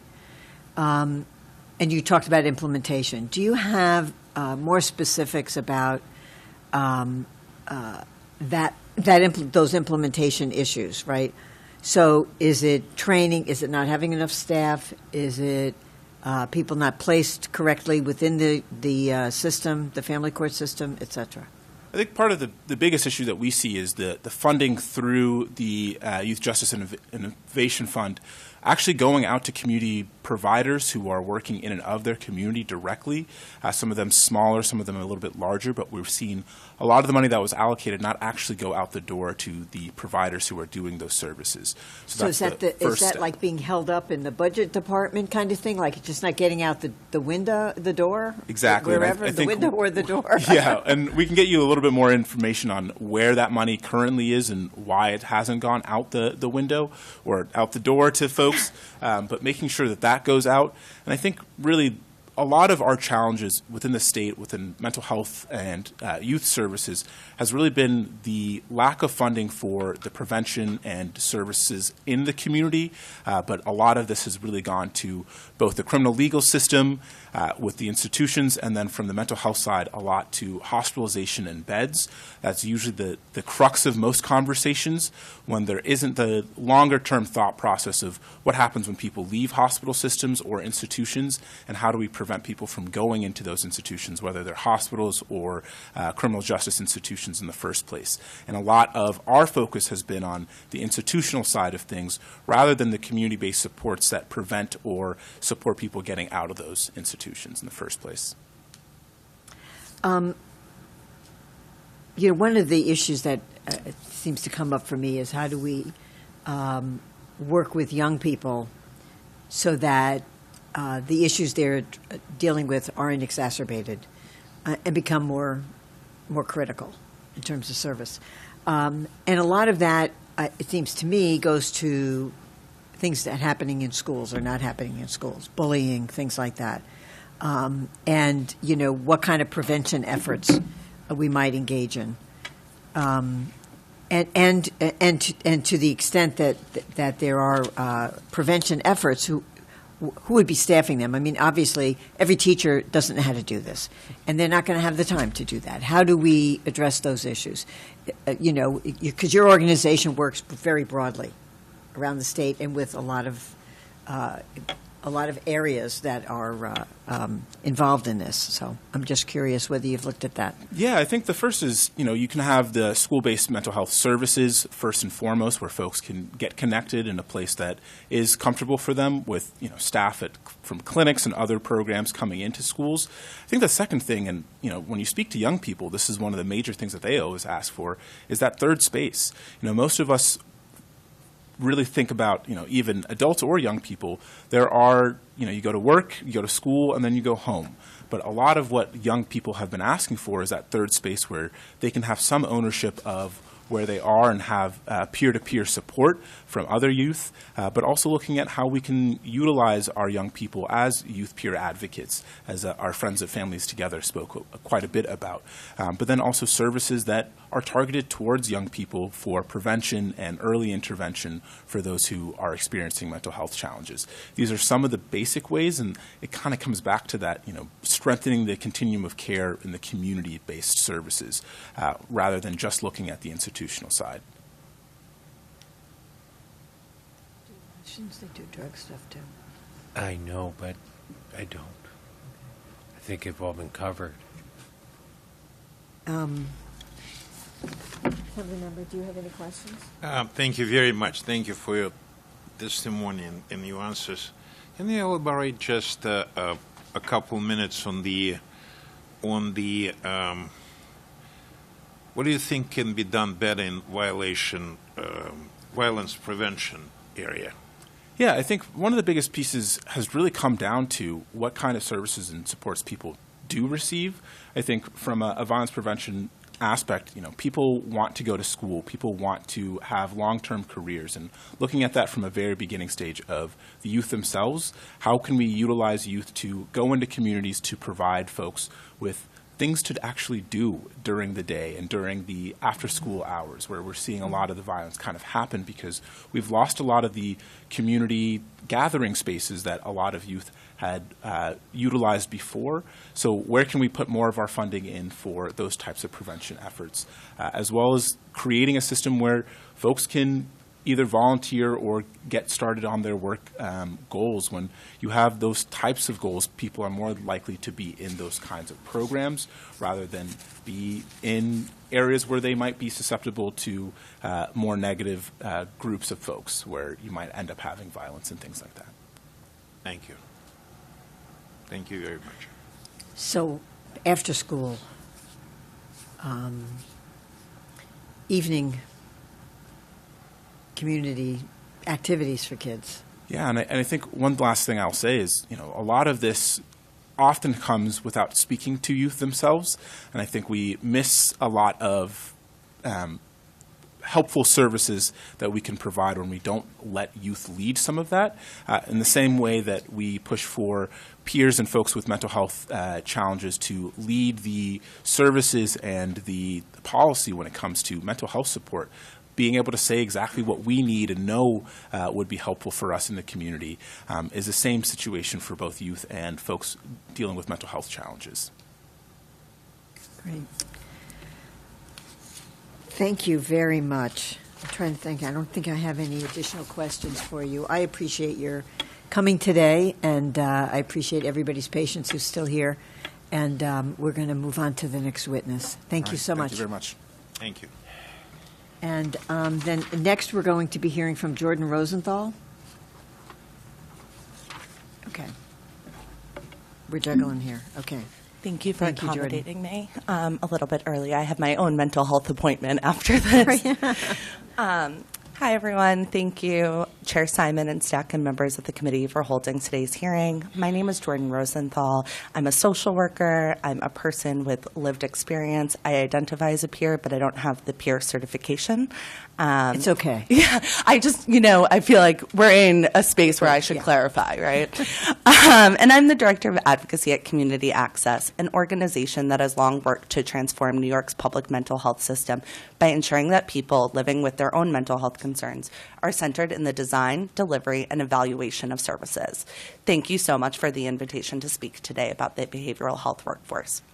Across New York State, providers are facing severe staffing shortages. As you know, vacancy rates from 30 to 40% and turnover about 25% mean that people are waiting longer for care, programs struggle to stay fully staffed, and communities lose access to services they rely on. These shortages stem from many factors, but essential drivers, wages in the human service sector, have not kept up to pace with the cost of living.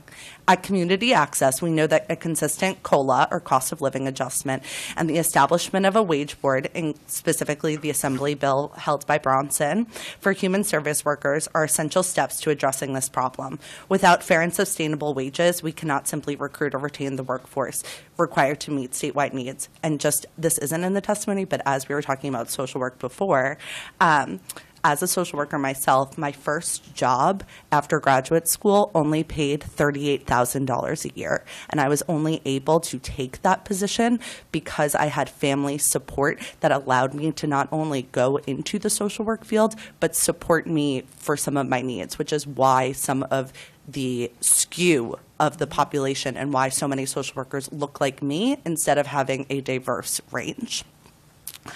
I want to speak today specifically about the peer workforce development as it relates to New York City, because this moment presents both tremendous opportunity and real risk. We appreciate OMH's new RFP for the New York State Specialist Independent Practice Association as a positive development. Yet we're concerned that the existing capacity to train new peers is insufficient to meet the growing demand for skilled peer support. With Mayor-elect Mamdani's promise to expand peer positions across an array of crisis prevention and intervention services, the demand for well-trained well-trained peers will grow rapidly. Peer workers bring something uniquely effective to the behavioral health care system: the ability to connect through shared experience, build trust, and support people in ways that improve engagement, reduce reliance on hospitals, and strengthen community-based care. That is why so many emerging models rely on peers, and why investing in peers is so important. But New York is not prepared for this growth. The most comprehensive peer training program in New York is Community Access's Howie the Harp Peer Training Program in Harlem, which has been a gold standard for 30 years. Howie the Harp provides 20 weeks of in-person classroom training, a 12-week internship, and post-training employment opportunity support. Since 1995, Howie the Harp has prepared thousands of peers for successful long-term employment and has been internationally replicated, with 3 Howie the Harp programs operating in the Netherlands. But our capacity at 80 students per year is far too small for New York's increasing demand for well-trained peers. We urge the legislature to invest in peer workforce development by supporting the growth of programs like Howie the Harp. We seek support in increasing our capacity to build more careers through specialized crisis intervention tracks and longer-term support for retention and career advancement. This growth will ensure that new peer positions can be filled by individuals who are properly trained and succeed in today's behavioral health system. Again, just want to reiterate the importance of the COLA and the wage board bill by Bronson. And I just want to thank you so much for your time, and I'm open for questions. Thank you. Let me just look back at something you said.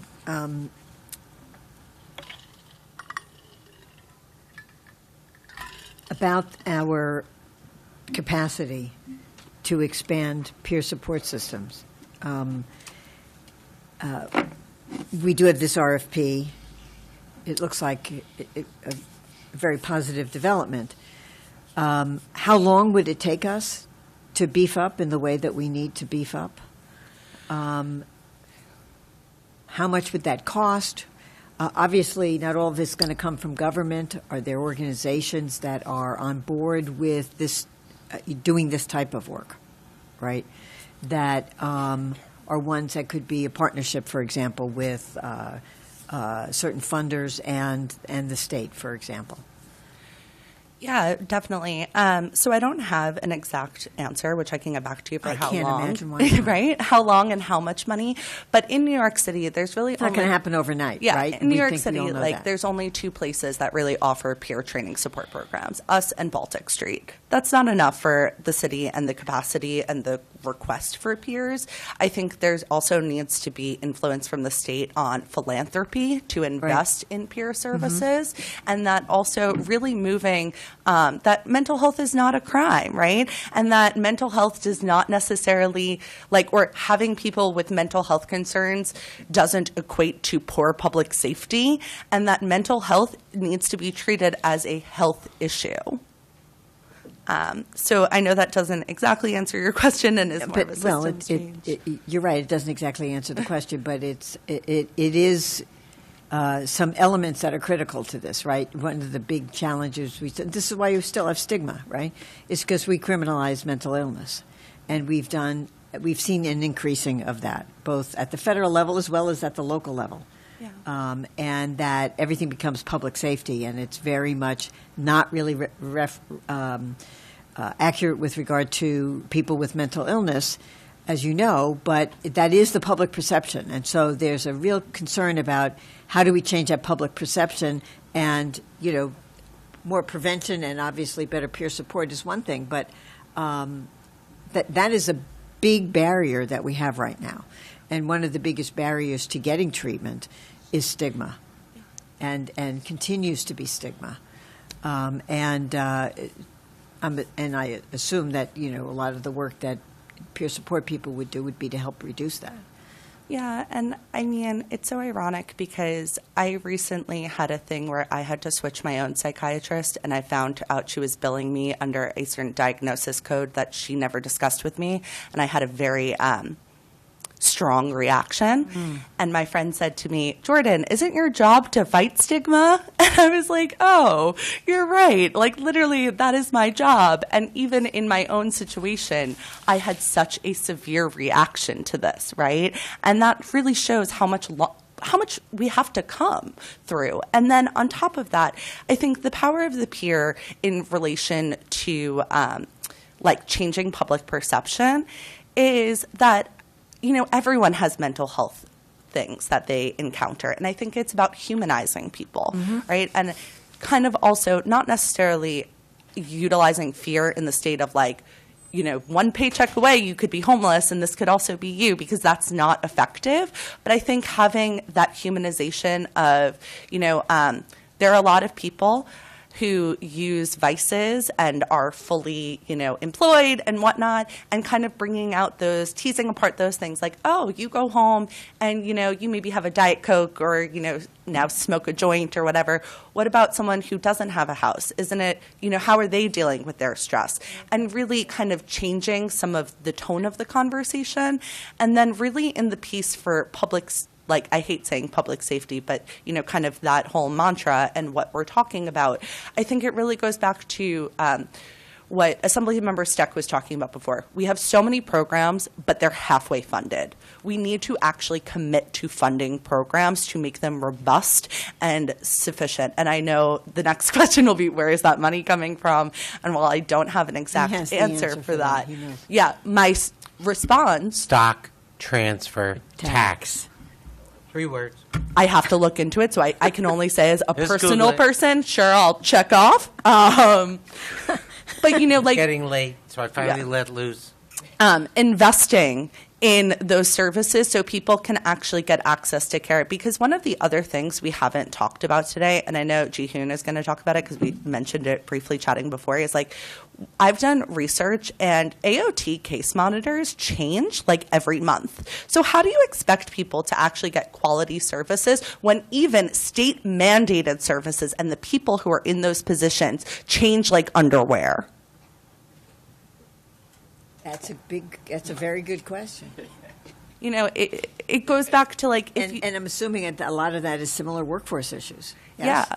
But if you want someone to be connected to care and have quality care, you need to have a similar face. You can't be changing case managers every 2 weeks, because then the person who has mental health concerns, or is just a person, is going to close up and is going to say, why am I going to tell you? Because in 2 weeks I have to tell someone else and relive my trauma. And that is not fair to them. And that is not a way to actually create change and success in people's lives when trying to access care. Totally counterproductive. So I am the worst person in the entire state when it comes to acronyms. I don't know what any of them mean. So when you say AOT, what does AOT? Yeah, which actually is a misnomer, because assisted outpatient treatment makes it seem like it's voluntary, and it's not, right? And I always say to people, too. It's assisted. Yeah, well, I always say to people, because we're New Yorkers, right? Like, we shoot it straight. If someone tells you to do something, you're like, who are you? I don't know you. What?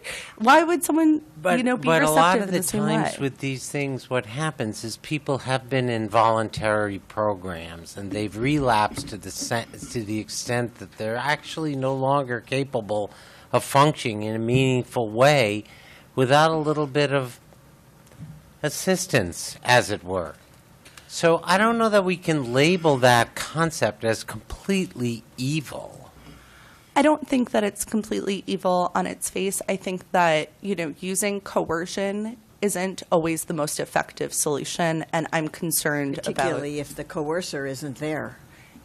Yeah, and I think it's a little, it's just not the best way to get someone connected to care. And I think that also if we want people who are utilizing services at a high rate to become tax-paying citizens with employment and all of those types of things, which is what, a lot of these things kind of push for as an end goal, even if it isn't the immediate, you need to kind of support them in the care that works for them.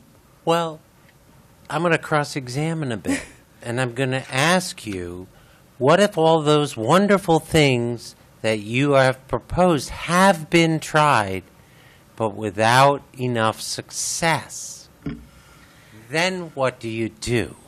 It goes back to funding. So part of let me explain. So part of the whole conundrum of assisted outpatient treatment and Kendra's law is, are people successful because they're connected to care, or are they successful, like mandatory care, or are they successful because they're cutting the line in terms of the IMT, intensive mobile treatment, and ACT, assertive community treatment, have wait lists of like 800 plus people. Right. So what ends up happening is people get streamlined and fast-tracked, which, I'm not saying is a bad thing, but I'm just saying it leaves up room for which is actually the piece that's making this effective. Well, let me point out to you, and folks don't realize this because for some reason, we accept this as necessary, ordinary, and effective in terms of DWI. And the DWI laws, as you go through the system more often, eventually you're compelled to get treatment. And it works for a lot of people with alcohol problems. It does work. I don't disagree, but I'm going to just give you a really brief story because I also know so many people are waiting. When I started my career, I met a woman who was unhoused. She had recently left Bedford, like the prison, and she had some mental health issues, but she also often reeked of urine and feces, and under the new expansion of Kendra's Law and AOT could easily be brought in for evaluation. When you talk to her about why she was in that situation, she said, I don't shower on purpose. I think that the smellier I am, the less likely I will be sexually assaulted as I sleep. And I think about that. And I also think about a peer in this case, because a peer may know that because they lived through that and would be able to connect with that woman without maybe necessarily opening that wound, right?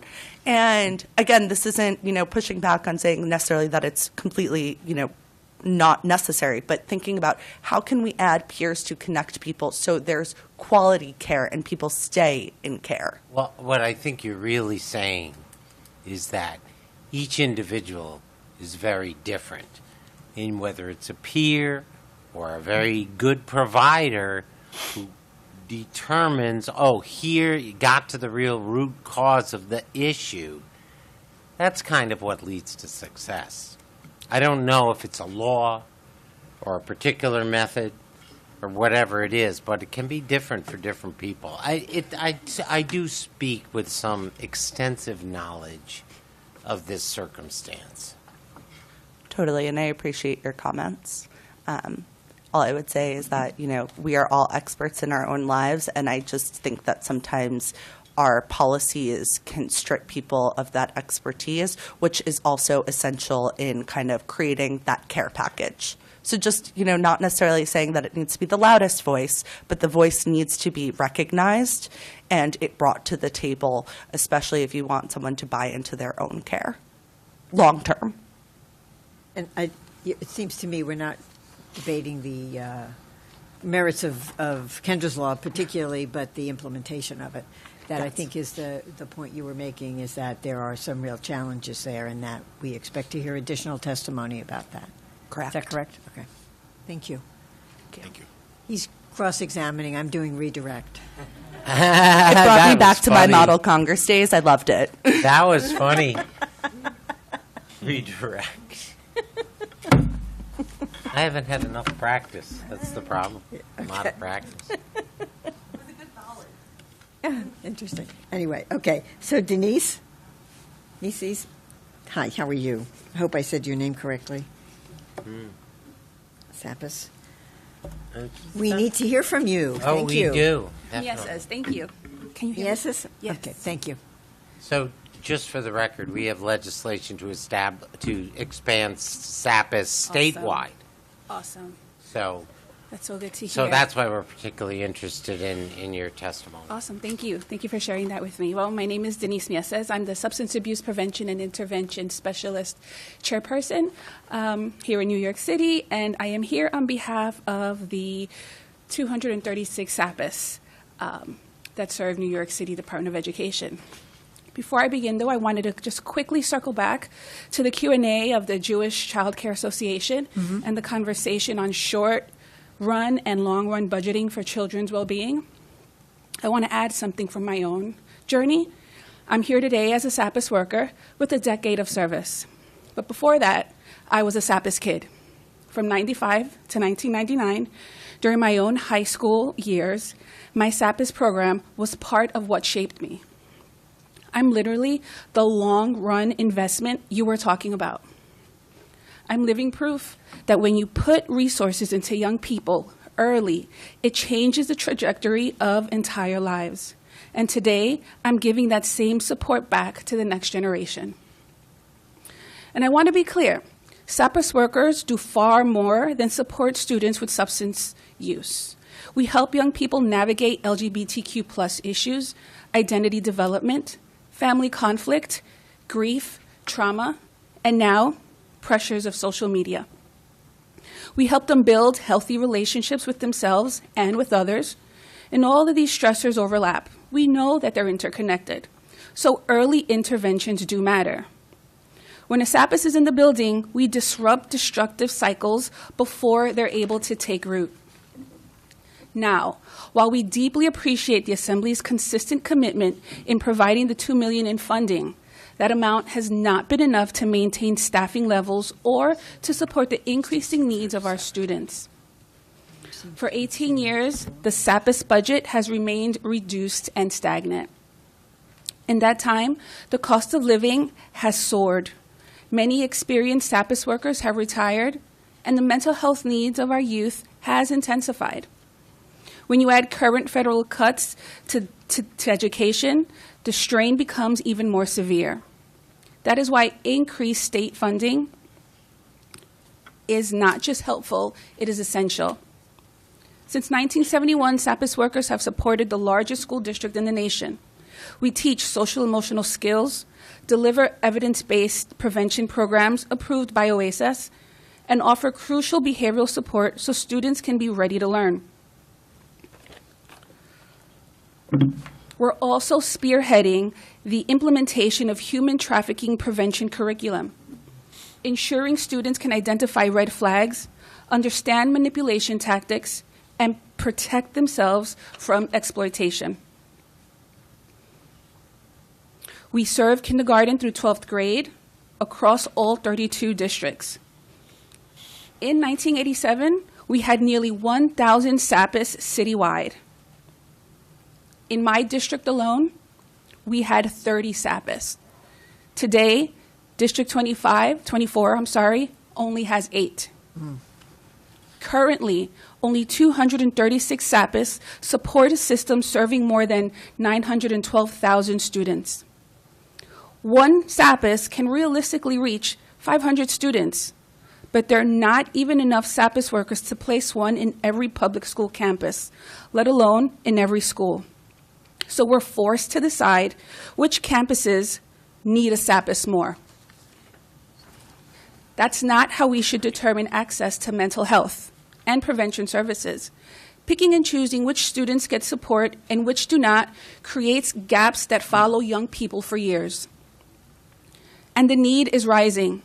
Last year, more than half of the 355,000 middle school and high school students who completed a DOE survey said their classmates are bullied, harassed, and or intimidated, up from 44% in 2019. Our schools are coping with pandemic-related grief, financial strain, cyberbullying, and overwhelming pressures. Students need more supports, not less.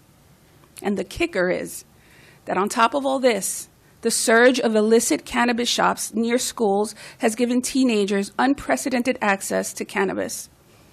We have seen firsthand the increase in use among students, and we know the risks: impaired cognitive development, academic decline, heightened risk of psychotic symptoms, and long-term mental health impacts. This only strengthens the case for early school-based intervention. Without SAPIS, we're robbing struggling students of opportunities, of stability, and the tools they need to thrive. This is why Local 372 is respectfully requesting a $6 million allocation for SAPIS in the upcoming budget. This would support about 48 additional full-time SAPIS, creating lifelines for up to 24,000 more students across New York City.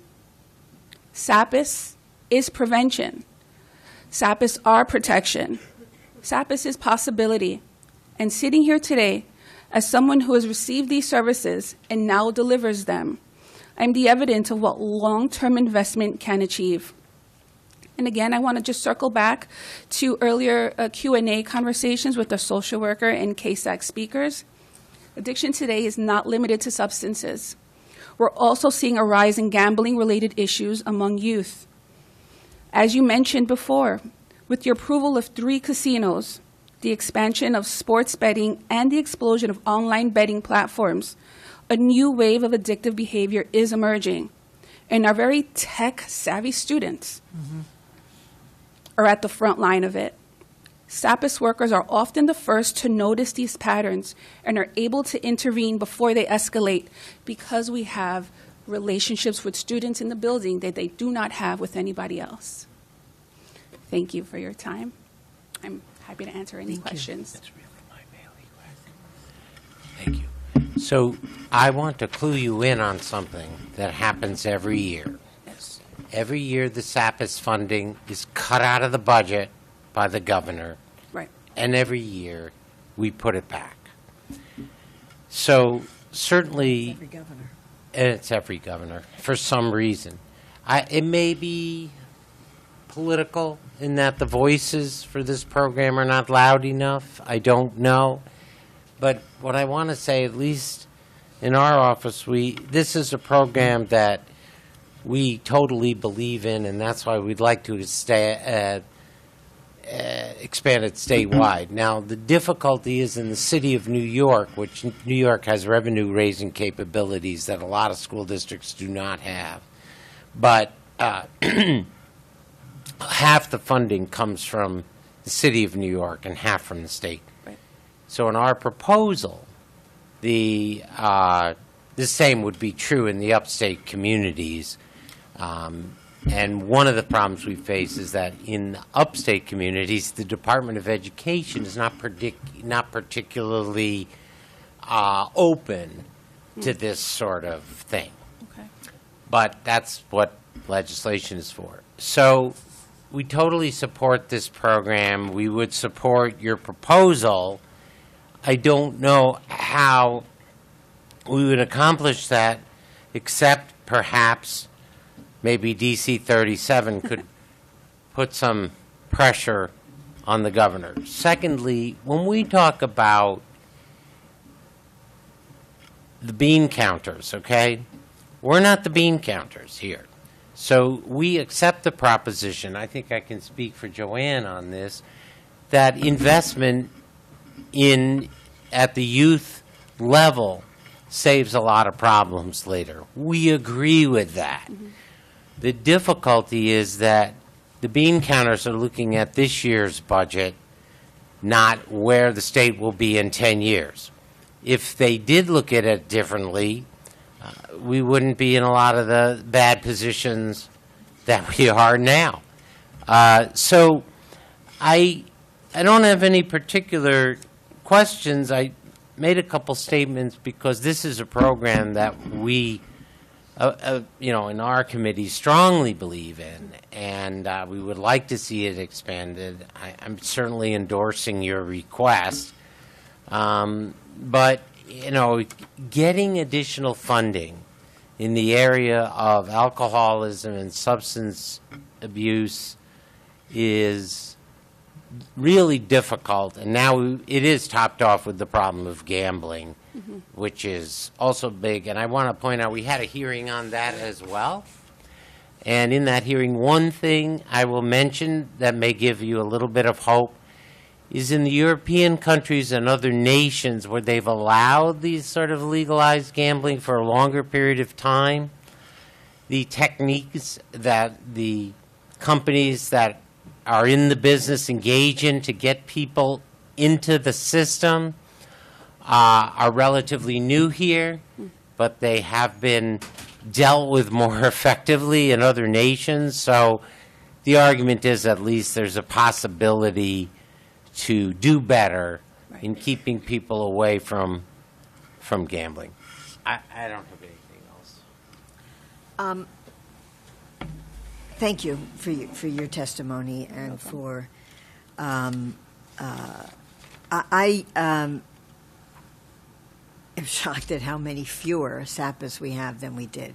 Can you remind me the number that you mentioned? You said, what, 1999 you had? 1987, we had close to 1,000. Currently, we have 237. And in my district alone, District 24, back then had 30 SAPAs for the Right, now you district. have 8. Today, we only have 8. Okay, where's District 34? At Queens? Queens. Yeah, okay. The Sunny Side, Long Island City, Corona. Do you have any reason why?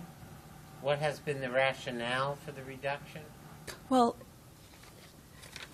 I'm sure we remember the DARE program, Yes. right? The what program? DARE. Oh, yeah. Right?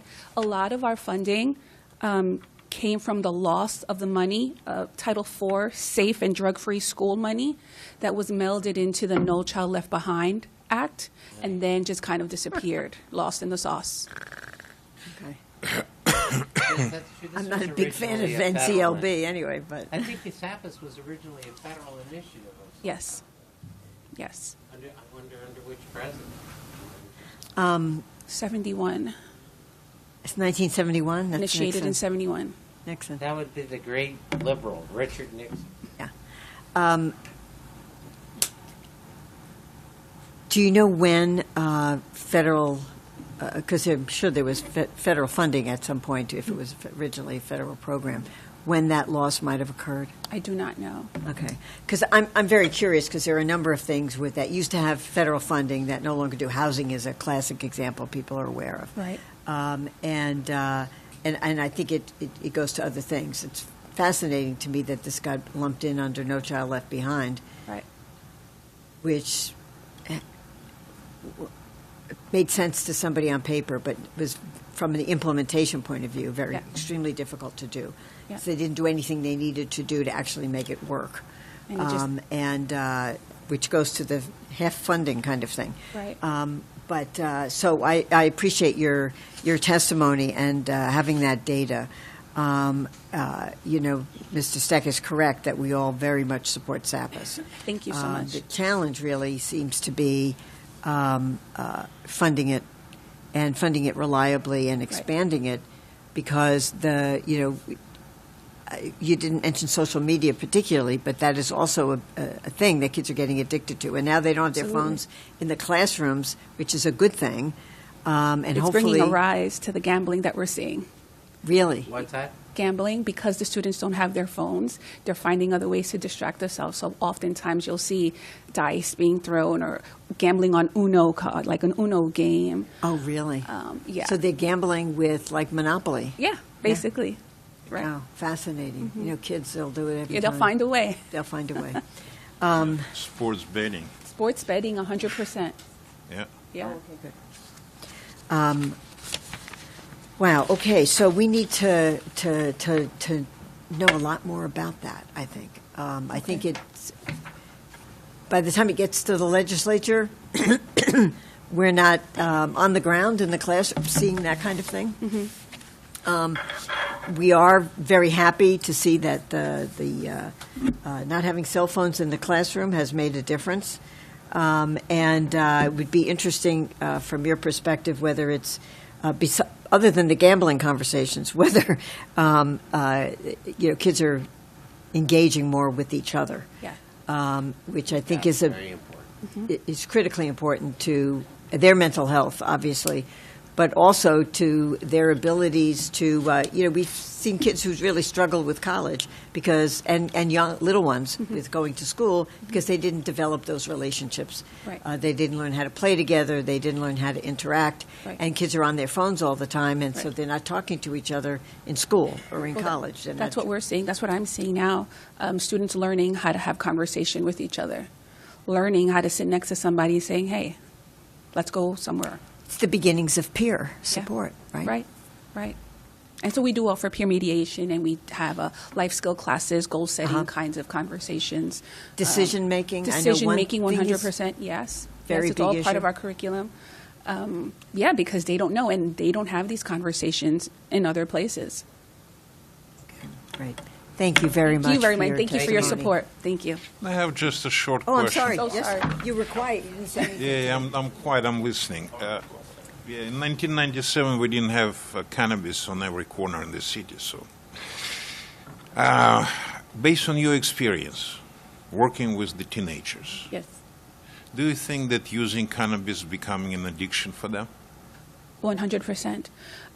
Though we didn't have the cannabis kind of conversations in '97. I was in high school from '95 to '99, right? So our conversation was a lot of mediation, peer pressure, resistance of peer pressure, risk factors, and identifying what those were. Currently, yes, I work in a high school, but SAPIS are in kindergarten classes too, and so instilling foundations on how to say no, or walking away from dangerous situations and or people starts from kindergarten. Oddly enough, when I get them in high school, many times they haven't had conversations like that outside of school, meaning they're not having the conversations at home to kind of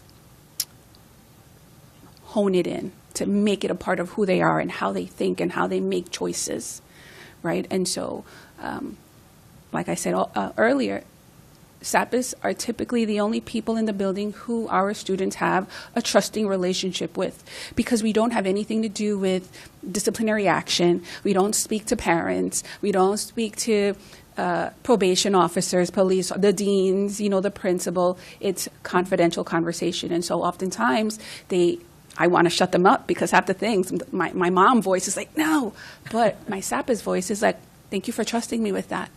Because otherwise, where else would they get the conversation? Yeah, of course. Not enough love in the households. And sometimes the parents just don't have the tools that they need to navigate those conversations. Because their lived experience is different than their lived experience. And many times parents feel like engaging in that conversation is encouraging it. So no, I'm not going to talk about sex because I don't want them to go out and do it. No, I don't want to talk about, marijuana because I don't want them to go out and experiment and see for themselves. So we have them. Yeah, just my question about cannabis, that's just mind-boggling for me, that not only that this state is an entity, probably the only entity in the world that's not making money on drugs, but in addition to it, we need more money for counseling now, the teenagers. Right. And in my particular building, there are 5 cannabis shops within a 4-block radius. And they all know me because I go in there all the time. But 5, and there are 2 high schools in I'm in Queens It's Technical High illegal School. to sell to kids. And aviation is just a block away. So. Right. And the other thing, of course, is the bodegas that have absolutely. The edibles. Those other products, those and the edibles that are in nicotine fact vapes. very often tainted. Absolutely. So one of the issues that we faced with the legalization of cannabis, which I had supported from the time I had been first elected, is that one of the motivating factors for legalization was that the disproportionate law enforcement focus on the use of cannabis in minority communities. One of the problems that we have, which was undoubtedly true, but one of the problems that we have now is if we want to hold hearings as a committee on the problems attendant to legalized cannabis, including marijuana-induced psychosis, whether temporary or a spark to more serious mental illness, we can't do it because we get accused of, if we hold hearings and discuss these topics openly, that we are somehow defeating or going against legalization, which is not the case at all. So one thing, it would be great if we could get some support for trying to hold hearings on what the problems are attendant upon the increased prevalence of marijuana due to legalization. Thank you. Thank you very much. Thank you very much. Okay, Alice Bufkin. from Citizens Committee for Children. Okay. This is taking like way too long. Okay. Hi there. Thank Hello. you. Yes, And thank you for your journey. Oh, glad to be here. Glad I've made it. Again, thank you all so much for holding today's hearing. Thank you, Chair Simon. Thank you, Chair Steck. This is a really critical hearing, and I'm so glad that we're having it. My name is Alice Buffkin. I am the Associate Executive Director of Data and Policy at Citizens Committee for Children, or CCC. We're a multi-issue children's advocacy organization dedicated to ensuring every New York child is healthy, housed, educated, and safe. We also help lead the Healthy Minds, Healthy Kids campaign, which is a statewide coalition dedicated to ensuring all children in the state have access to the behavioral health services they need. For years, we have heard from providers, parents, and young people about the waitlist crisis facing children and youth throughout New York State. I think everyone on this committee is extremely well aware, but it does bear repeating. The repercussions when children cannot access the care they need on time are enormous. They are seen in the way children are churned in and out of hospitals and emergency rooms, the way they are put into communities that still don't have the support to offer them. They're seen in the increased police engagement, education loss, parental anxiety, and job loss. And in recognizing the depth of this crisis, CCC and our partners within the Healthy Minds, Healthy Kids campaign conducted a survey of providers throughout the state to really understand the scope and depth of the waitlist crisis. And specifically, we were looking at outpatient services for children, including Article 31 clinical services, as well as children and family treatment and support services, or CFTSS. These responses, which are detailed in the written testimony, indicate striking and widespread waitlists and delays in care. All program types reported barriers such as inadequate reimbursement, staff turnover, and staff vacancy as significant. For Article 31 clinics, half reported that they had paused new intakes in the previous year. 70% said they had waiting lists or it took at least 10 days from referral to first appointment. And 20% said families wait an average of 50 days from referral to appointment. For CFTSS services, the numbers are even more dire. 80% reported pausing new intakes in the last year, and 85% reported wait lists or 10 days from referral to appointment. Some providers reported families waiting more than a year to get services. The data could not be more clear. Providers do not have the capacity to serve the number of children who need care, and as a result, families are sitting on wait lists for weeks, months, and even years for care they urgently need today. I want to pivot now from talking about the problem to talking about some of the ways to address it. As you're likely aware, in August of 2025, New York State settled a class action lawsuit requiring New York to develop and implement a multi-year plan to provide timely access to intensive home and community-based services statewide to children in Medicaid. The settlement requires significant system reforms aimed at improving behavioral health access, improving child outcomes, and reducing unnecessary admissions to psychiatric hospitals, EDs, RTFs, and other congregate settings. The settlement also requires that the state propose reimbursement rates that, quote, are sufficient to enlist enough providers to meet the needs of eligible children on a timely basis. This mandate is an explicit acknowledgement that the state cannot address its workforce and access crisis without reforming rates. For the past 2 years, the Healthy Minds, Healthy Kids campaign has recommended an investment of approximately $200 million to shore up outpatient Article 31, 32 clinic rates, CFTSS, and HCBS rates. These proposals are also included in Chair Simon's excellent Assembly Bill 8600, which we're enormously grateful for your attention on the reforms needed to support the children's workforce and children's access more broadly. It's estimated that this proposal would add 1,300 additional professionals to the workforce and serve over 26,000 additional children. The proposal directly addresses the same CFTSS and HCBS services that are addressed in the lawsuit that the state is required to address. And so, in addition, these recommendations address the clinical side of things as well, the Article 31 and Article 32 side, and we really need to look at this as a continuum of supports for children and families. The details of the proposal can be found in the testimony, but broadly, they address things like keeping pace with inflation, establishing a care team coordination fee, adjusting children's clinic rates to recognize the unique and complex care that children require, and adjusting CFTSS and HCBS rates to account for realistic patient volume for services that are provided in home and communities, which are an enormous benefit to families.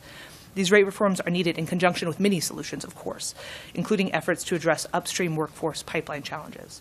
However, it is imperative that the state acknowledge that inadequate rates are at the core of the workforce crisis. Decades of underfunding have resulted in generations of children who have been left behind and have grown into adults with more acute, more complex needs and a system that is not serving them either. So again, I want to thank the chairs and the members of this committee for holding this hearing, and I hope that even in the midst of what we recognize as a deeply challenging and unprecedented federal funding landscape, our state can recognize the value in investing in upstream prevention so our children are able to grow and thrive. Thank you. Thank you very much. Just making a note.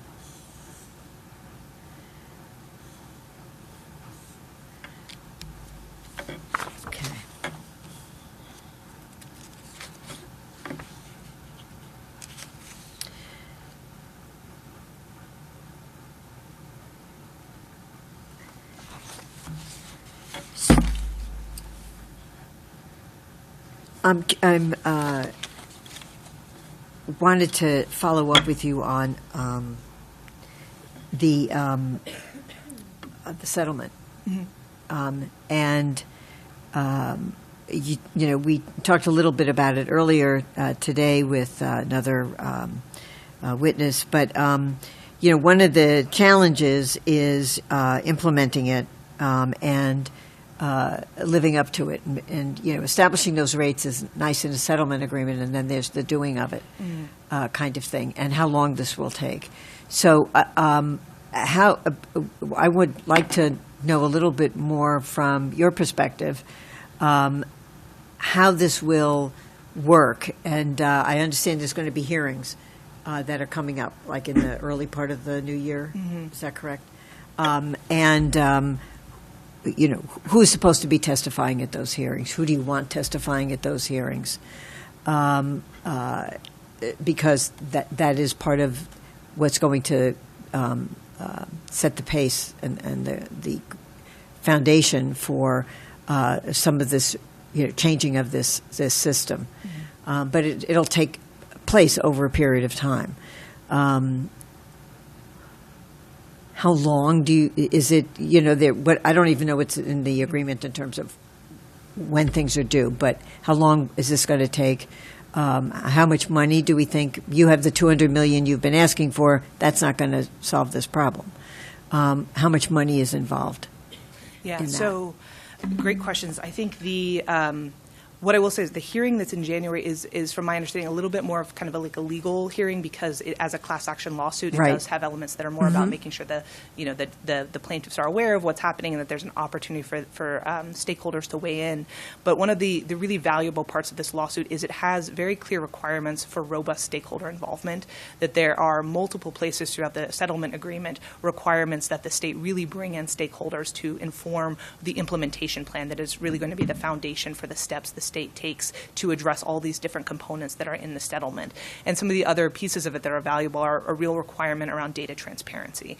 And I think that's particularly important because one of the things we've seen is when the children's behavioral health system transitioned from Medicaid managed, towards Medicaid managed care, we anecdotally have a real sense that the continuity of care, the quality of services, the number of children who are served is certainly not meeting what the state estimated, but I think has fallen behind where we were prior to that transition. So an ability to really have a clear-eyed view of where were we, where are we now, and how do we need to course correct will be really important.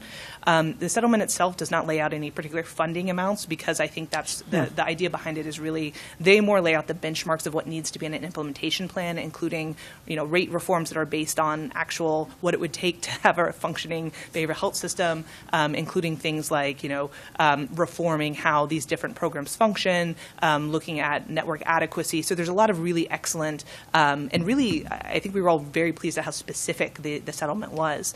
But then of course, as you know, the question is, wave a magic wand and that happens, and our state can really transform the system.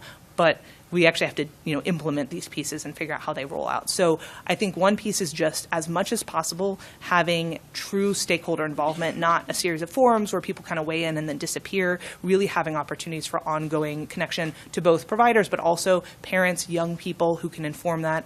I think there's an element of funding. We can't get our way out of this by changing administrative pieces, but there are some pieces that providers in particular have been raising for years that could improve the system. So things like, especially with some of our CFTSS services, we hear from them a lot of it, they're frustrated by how much paperwork they might have to be doing when they'd rather be serving directly families. And so there's some things that I think we could look at in combination with investments that could help streamline and improve the system. So the requirements themselves, the state has several years to implement this. And what I think we would say is if they wait, they will not achieve the requirement that you reduce residential treatment involvement and ER hospitalizations, all of that. We have to move now. It's not a mystery what we need to do. We just need to start doing it. We need to fund the system better and make some of these reforms. So I hope I answered your question, but please let me know if I can clarify further. Yeah, there were a couple of places where I thought of a follow-up question. You talked about the state. I'm assuming that's OMH and the Department of Health. And OASIS. Mm-hmm. Sorry, and OASIS, right, okay. And so I'm curious, who else in the state, what's in your settlement, but that doesn't mean they can't consult with, like, Department of Education, because this is a big issue. I know Department of Education last year, one of their big theme was isolation, children being lonely, right? And they were really focusing on that. And so there's roles for others who are not necessarily as directly involved, and I would encourage that if that's feasible. And then the other thing is you talked about more opportunities for stakeholder engagement and transparency. I'm curious whether there is going to be some sort of dashboard where we see what's coming in, what's going out, where it's going. That might be helpful. And then, just sort of my staff will know, I complain about this all the time, and that is the ability of agencies to actually do engagement. This is not their thing. And a high-priced consultant doesn't necessarily help you with that. But the nature of engagement is ongoing, right, and not just showing up to a hearing and saying your piece and leaving leaving it up to somebody to try and implement it. It needs to be ongoing. I don't know how that is envisioned in the settlement agreement, but I would encourage the parties to push that because the more engagement of more people, the better. Right. Not everybody's going to be happy with everything. That's not the nature of engagement. But those relationships that get formed through an ongoing engagement are critically important, it seems to me.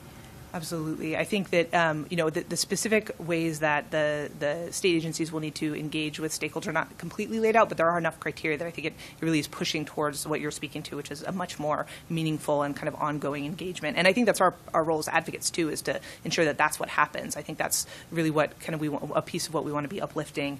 I think in terms of the dashboard you referenced, I don't know that and there may be. I don't recall if there's a requirement for a dashboard, but there is a requirement around public transparency of data. So this is not just about reporting data in an internal form. There's some real reference to saying this needs to be data that is actually accessible, which is often a challenge. And then I couldn't agree more with the need for cross-agency involvement, because while the lawsuit, just by the nature of the Medicaid barriers, it has a scope that's focused on home and community-based services, but we would argue that you cannot improve outcomes for children and families if you're just focusing on one aspect of the system. You need to look at the clinical, you need to look at upstream services, workforce. All of it is, if you only look at a narrow spectrum of it, you won't accomplish the goals of what I think is a real opportunity for the state to transform its system. I appreciate that, and I'm glad to hear that.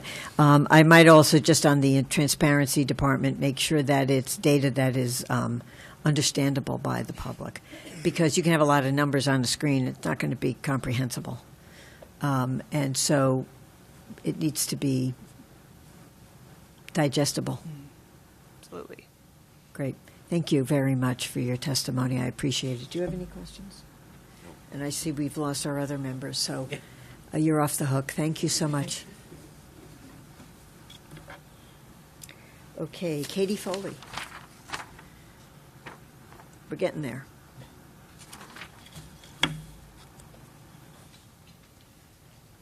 Hello.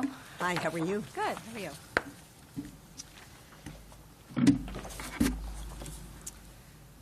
My testimony starts with good morning, but I'm going to change it to good afternoon. Good afternoon. Better than good evening.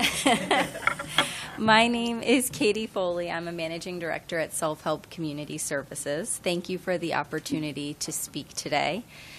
For nearly 90 years, Self-Help has been helping aging New Yorkers live with dignity and independence, and we serve 25,000 individuals through affordable housing, home care, and community-based services. Our unique approach is rooted in our longstanding work with Holocaust survivors, which gives us the deep experience to provide compassionate and trauma-informed care. So I'm here today not because we provide behavioral health or addiction services. We don't. But because every day in our work we see the impact of the struggles in the workforce on our clients and therefore on our staff because there is a ripple effect. Mm-hmm. And we want to lend our voice to the chorus that we've heard today about investing in this area. We know that up to 90% of older adults have experienced at least one traumatic event in their lifetime. This trauma creates new challenges as that person ages. So there's the reemergence of repressed memories, difficulties accessing systems or trusting systems, trusting people. And so unmet mental health needs, which we see significantly in our clients, they exacerbate, the physical ailments that are a natural process of aging, the increased social isolation that we see in many older adults, and then kind of natural cognitive decline for people in their 90s and 100s. So many of our clients, including Holocaust survivors, those who are formerly unhoused, those under our community guardianship, those with severe mental illness, they require a person-centered, trauma-informed approach to their care. And that specialized care depends on a stable, experienced workforce. And we see that the repeated staff turnover in the behavioral health field breaks this vital bond. When an older adult finally connects with a caseworker only to have that person leave their position shortly after, they have to start over rebuilding trust and retelling stories that are painful to revisit. And so especially for older adults, a trusted and consistent relationship with a caseworker is a lifeline. Our case managers make referrals, and they're met with limited options and long waiting lists for available services. For these older adults struggling with depression, substance use, chronic severe mental illness, the long-term effects of trauma, a wait of several months for a first appointment is a devastating setback. So, again, echoing what has already been said by my colleagues who are much more expert than I am, we hope to see an investment in the staff, career path, competitive wages, comprehensive benefits, supportive work environments to prevent burnout. I talked to one of my colleagues about this issue, and she talked about the need for more training for staff about the realities of what they're going to see on the job, about the trauma that they experience on the job, the vicarious trauma through their clients, and then, of course, the competitive salary so we can compete for experts alongside our for-profit partners in the healthcare space. A lot of our social workers leave to go work in hospitals or MLTCs or others that can afford a different wage than we can at a nonprofit.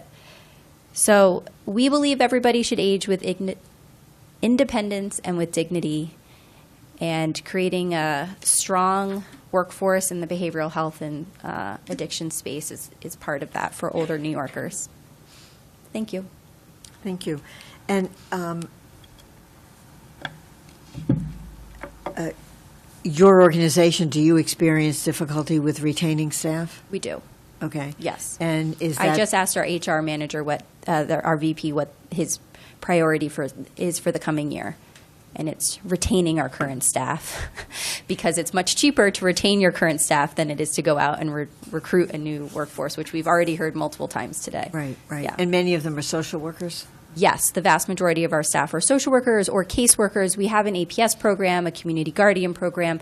Those staff don't need MSWs specifically, but that also goes back to the training and the kind of work that they're doing on the ground. And when we see other kind of holes in the other workforce, they step in to fill gaps, but this is also not, they haven't been trained in that work. And they're often the ones with that trust from the client. So they're taking them to appointments. They're trying to transfer that trust to other people that can help them with other aspects of their life. So it's a challenge. But certainly retaining staff is a huge priority. Our staff speaks 42 different languages across the board. I did a survey last fall. So we have a huge, and we need them to speak 42 different languages because we need to reach people who speak more than 42 languages. Right. So recruiting staff who want to do this work, who speak the languages and are part of those communities is a huge challenge. Yeah. Fascinating. How many staff do you have? More than 42, I'm sure. But yes, we have about 480 staff and another 1,800 home health aides. I'm sorry, another what? 1,800 home health aides. Well, okay. Yeah. All employees? Yes. Yes. So I know we're not the typical person org testifying today, but the work that happens in their world directly impacts our clients, and it all rolls up into money and resources and making resources available for community-based programs. That's where people want to be. They want to be at home.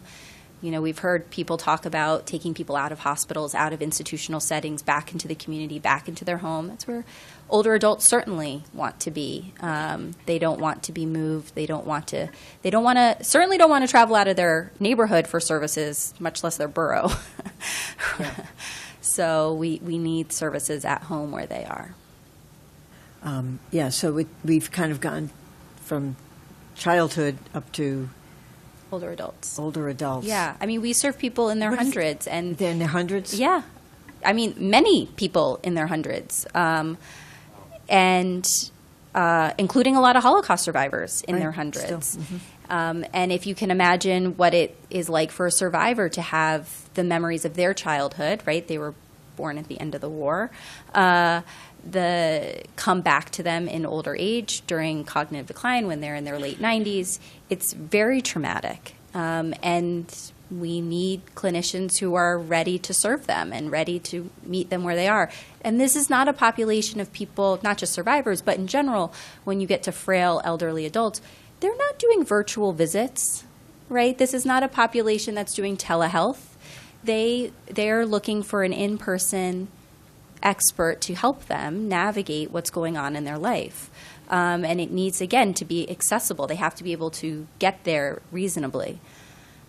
So we need, as everybody has said, we need more of all the services we know that work. And it's your night billing Medicaid, but I'm assuming you're supporting the cost of living increase. Yeah, we definitely support the cost of living increase, and I know that certain types of workers were carved out in different COLAs over the years, and we do have workers that were carved out. NORCs at some point were carved out. Right. Got to get NORCs back in. We have many NORCs. We have a home care agency. We have Alexa, so they do actually bill Medicaid for home care. But we certainly support a COLA. Yeah. So. One of the issues I've heard, and you can tell me whether this is an issue in your population, and that is the number of older adults who are experiencing probably more than drugs, but alcohol abuse. Yes, we certainly see that, and for many older adults, because they are more isolated than other members of a community, a lot of their needs go unserved for longer times. You see instances of hoarding, of alcohol abuse or other substance abuse, that they might only see a home-delivered meal worker once a day. And so unless they have a social worker or a clinician coming in to do home visits, it's not going to be treated. It's not going to be known. So we certainly see that. We have 19 affordable senior housing buildings. Thank you for visiting one in Brooklyn, Assembly Member. And so those on-site social workers make a big difference because, again, when you have somebody in the lobby or the basement of your building who's checking in on you and saying, hey, what's going on? You know, and they know you and they have that trust, it helps to have that early intervention. And I think that's what a lot of my colleagues have said here today is it's about trust and it's about relationships. And that's when you can help address these issues. You're not going to walk off the street and say, hey, there's an issue, I'm here to solve it. So it's about building that trust. And our social workers and our case managers are part of that trust team in their own way. Great. Thank you. Thank you. No Thank you very question. much. Thank you so much. Okay. Jahoon Kim. In Unity, we have him and then these three, and that's it. Thank you so much for hanging in there with us. Absolutely. Thank you for your persistence on a very important topic. So thank you, Chair Simon, Chair Steck, and members of the committees. It is an honor to be here with you today. My name is Ji-Hoon Kim, and I serve as the President and CEO of In Unity Alliance, representing 150 community-based organizations that provide substance use disorder and mental health services across New York State. We are also the sole credentialing body for SERPAs, the peer professionals who support people living with substance use disorders. Our members established the In Unity Alliance to strengthen coordinated person-centered care for people living with substance use and mental health conditions, while preserving access to the specialized expertise and necessary unique approach of each service system. I am also here as someone in long-term recovery from both a substance use disorder and a mental health condition. While earlier access to services would have made an enormous difference in my life, I was fortunate to receive care early enough to be with you today, thanks in large part to skilled and compassionate professionals who supported me when I needed it most. Many people did not know that substance use and many mental health conditions are preventable, and that recovery is not only possible, but expected when people receive timely intervention. Like other health conditions, early intervention, prevention, and timely treatment are proven to dramatically alter the trajectory. When people wait too long to access care, prevention windows close, and people who could have been supported early instead enter crisis, homelessness, and higher cost levels of care. These impacts ripple across families, loved ones, and entire communities. However, unacceptable delays in access persist, mainly driven by chronic and worsening workforce shortages. In 2024, 80% of U.S. residents with a substance use disorder did not receive care, and more than 48% of those with a mental illness went untreated. Over time, we have not grown our workforce in ways that reflect the needs, strengths, and diversity of the people we serve. We are also still overcoming years of stigma when people and families were not viewed or treated as having real, preventable, and treatable health conditions. That history has left us with a patchwork of funding and support for programs and for the workforce that sustains them. Supporting individuals and their loved ones through the darkest and most transformative moments is deeply meaningful work that relies on a highly skilled and dedicated workforce. At the same time, the conditions in which this workforce is expected to serve have become increasingly challenging, leading to a statewide turnover rate of 35% with a vacancy rate of 20 to 30%.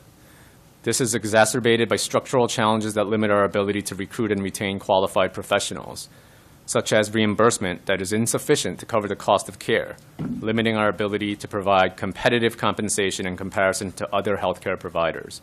Private equity firms aggressively recruiting licensed clinicians, creating an imbalance where individuals with less intensive needs often receive care in those settings, while community-based programs increasingly support people with more complex and acute needs. Unnecessary administrative burdens, such as insurance prior authorizations for a service provider in good standing, pulling limited resources and clinician time away from people in need of services. Licensing and credentialing delays at the state education department that keep qualified, motivated professionals on the sidelines. And limited interstate reciprocity, discouraging skilled clinicians from serving New York communities. These barriers contribute to staff turnover and rising costs as people wait longer for support that could help them maintain stability, connection, and overall well-being. However, there are clear workable solutions. First, support competitive wages by implementing a targeted inflationary increase of at least 2.7%, and ensure rates adequately cover the cost of services. For example, currently, many OMH ACT programs, those are assertive community treatment programs, and OASIS vocational programs are at imminent risk of shuttering due to low reimbursement rates. Second, return time and resources to getting people care by carving out outpatient substance use and mental health services from Medicaid managed care, and pass legislation to address ongoing harmful commercial insurance practices that divert limited resources and clinician time away from care. Additional obstacles in credentialing, outdated practice models, and billing restrictions further limit service capacity. These issues are detailed in our written testimony. Third, implement flexible workforce investments that meet the diverse needs of our state. This includes expanding loan forgiveness programs and strengthening training pipelines for behavioral health professionals, including peers and individuals representative of the communities they serve. This is particularly urgent as new federal policies that other testifiers mentioned limit loan forgiveness for professionals in high demand, such as social workers and nurses. Assemblymember Simon's two bills establishing loan forgiveness and recruitment and retention programs for social workers are examples of initiatives that would meaningfully strengthen the workforce. Also, opioid settlement dollars, both local and state, should continue to be used as a funding source to support workforce recruitment and retention initiatives. And finally, in our field, especially with new work requirements, bills like Assemblyman Steck's Recovery Ready Workplace are needed now more than ever. Thank you for the opportunity to testify, and I'm happy to answer any questions.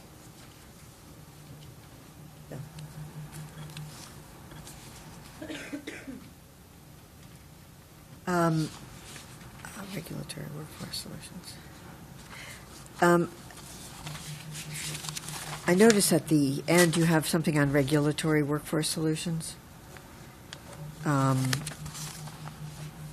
Do you know what, if any, work is actually being done on that at this juncture? I'm curious. Sure. I know that there's a lot of work that we are doing as an association on behalf of provider agency members in interacting with the state regulators themselves. Those are the agencies that establish these regulations to provide some relief. I will give one example of the assertive community treatment programs that I mentioned earlier. Right. We have engaged with OMH Commissioner Sullivan and her team, and they have been responsive. They understand our concerns. There were policies that were relaxed or regulations that were relaxed during COVID that we have asked them to reinstate on a permanent basis to ensure that the increasing challenges with workforce shortages are accounted for when they have specific requirements in the number of visits that are required for people on those ACT programs.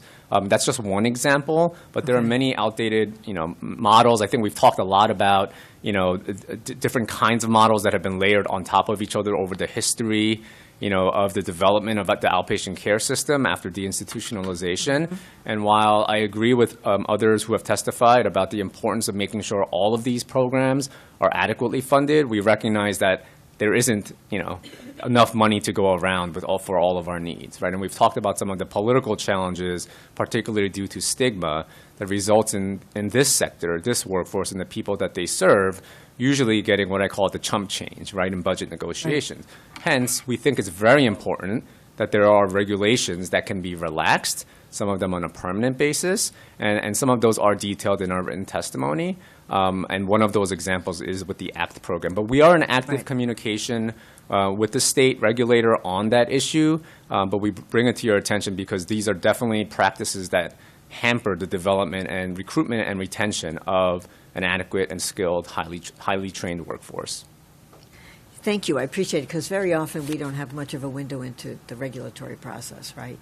We don't get notices about a lot of these things. Mm-hmm. And there's so much going on that if we got them, we might not see them all, right? So it's helpful to know that because it's going to affect potentially, A, the budget, but B, legislation as well. If there's some legislative answer that needs to be, an issue that can be addressed legislatively, that could be of help to even to the regulatory process. You know, Absolutely. We're certainly interested in that. The other thing I wanted to ask you about is two things. One is earlier someone talked about the issue with the providers of services under the AOT program, right? That the people who are providing the services that people are mandated to participate in are often changing, whether it's the care management or whether it's the actual clinician. Can you tell us a little bit about that and how that's affecting, and the workforce issues that are affecting that, it seems to me? Sure, absolutely. And I think you're talking about a population, while it is small compared to the larger population that needs mental health services, a population that for a lack of a better description, have fallen through like the layered cracks of the system over many, many years, sometimes decades, right? So we have specialized teams with specialized services that were enacted or implemented specifically to address those higher acuity needs. I mean, you could imagine that those higher acuity needs, also the way those teams are built, they have a higher staff to client ratio. Sure. So when you think about just that it's just pure math, right? You already have built into those teams a higher staff to client ratio, and you embed on top of that, you layer on top of that a workforce shortage for very, very skilled, specialized services.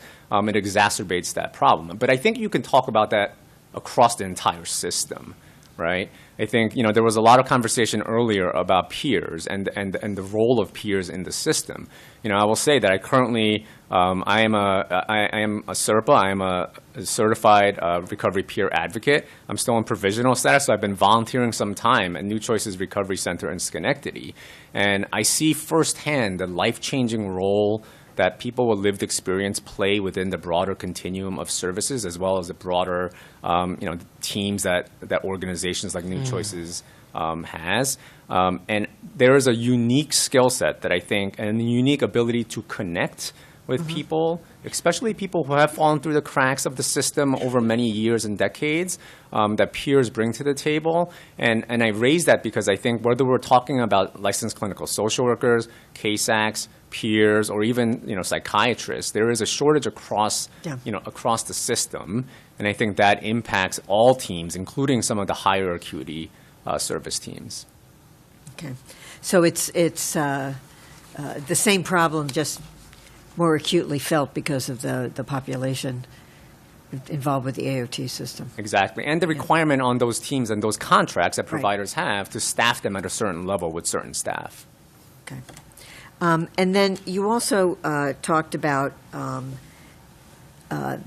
private equity firms recruiting licensed clinicians. The private equity firms have gotten involved in a lot of things, buying housing, et cetera, et cetera. I'm not familiar with what they're doing because they're buying nursing homes and things like that. Is it because of their purchasing of health facilities that they're recruiting those clinicians away from other providers? Yes, I mean it's I think across the different sectors you have similar organizations, right, who see, especially when there are Medicaid dollars involved, right. They just kind of see money signs. Right, they see the ability to maximize returns with the Medicaid system, right? And I don't sit here to besmirch all like private equity operations or firms. There are some that are probably very well intentioned, but I think what we're seeing, especially post-COVID, is a rise in that, especially because a lot of services are not now offered not in brick and mortar but through telehealth. So you hear a lot about clinicians that are able to work for some of these big corporations that are coming in. They don't ever have to step into a brick and mortar a clinic. They're working from home providing therapeutic services. So it's a kind of a conflation of a myriad of issues, but I do think that because of the economies of scale, especially when you're talking about Medicaid reimbursement, you're seeing a lot of these private equity firms come into this space. And I think it's happening both within mental health and substance use, but it's kind of like if you see any of those commercials late at night with the guy who's pretending to be a doctor with a lab coat and they're talking about treatment facilities. I mean, that's kind of what I envision when we think about they see an opportunity to get a large clientele to come to their services, as opposed to some of the tried and true community-based organizations in different neighborhoods and communities that have, as we just heard from the prior testimony, folks who speak 42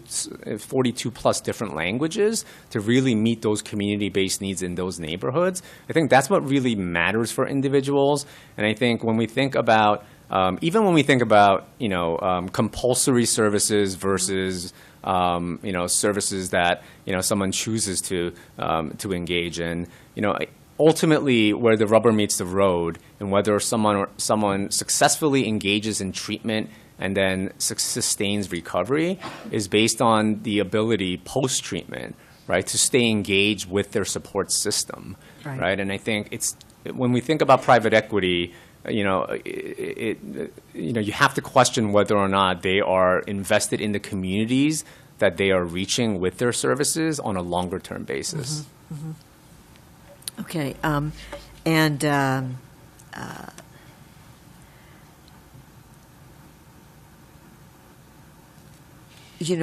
of the other things, and you may or may not have a view on this or experience with it, that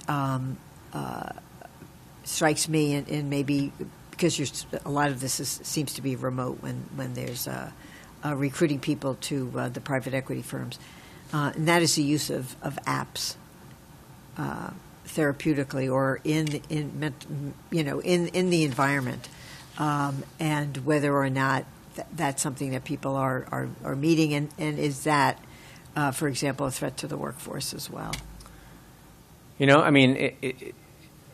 It's hard to say, at least from my opinion. What I will say is that what we've seen with like 988 and the fact that, depending on how you want to communicate, especially when you're in crisis, and I know now I'm talking about crisis services, I think everyone kind of prefers a different mode of communication, right? Bless you.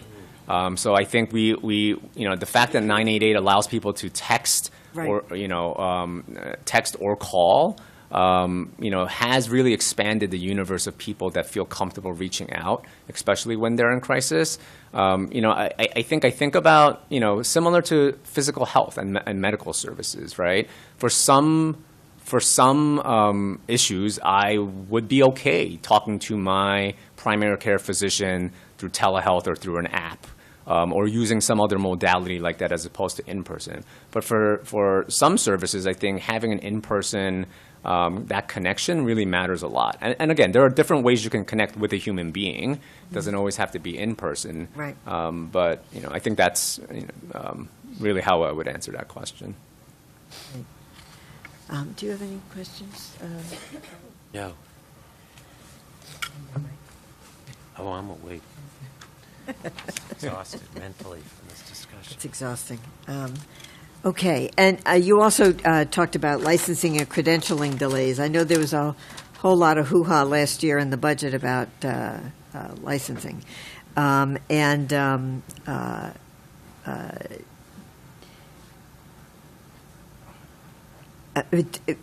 What? I guess my question is, what effect is that having? Is it a large effect, a big effect on the workforce? Does it just keep people in the pipeline longer and people leave?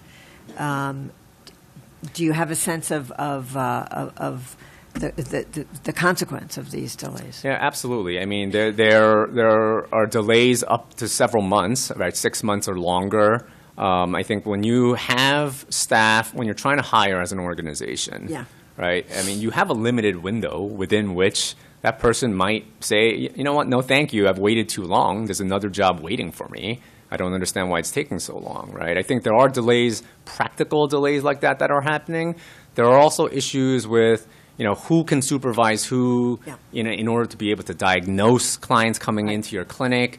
And if you have a licensed clinical social worker who leaves, who is, supervising the licensed mental health counselors, if you just think about one clinical social worker leaving a provider organization who is overseeing 5 licensed mental health counselors, the time that it would take to rehire an LCSW to provide that proper supervision per the current requirements can delay treatment for hundreds, if not thousands of people, if you think about it, right? So those kinds of delays are an issue.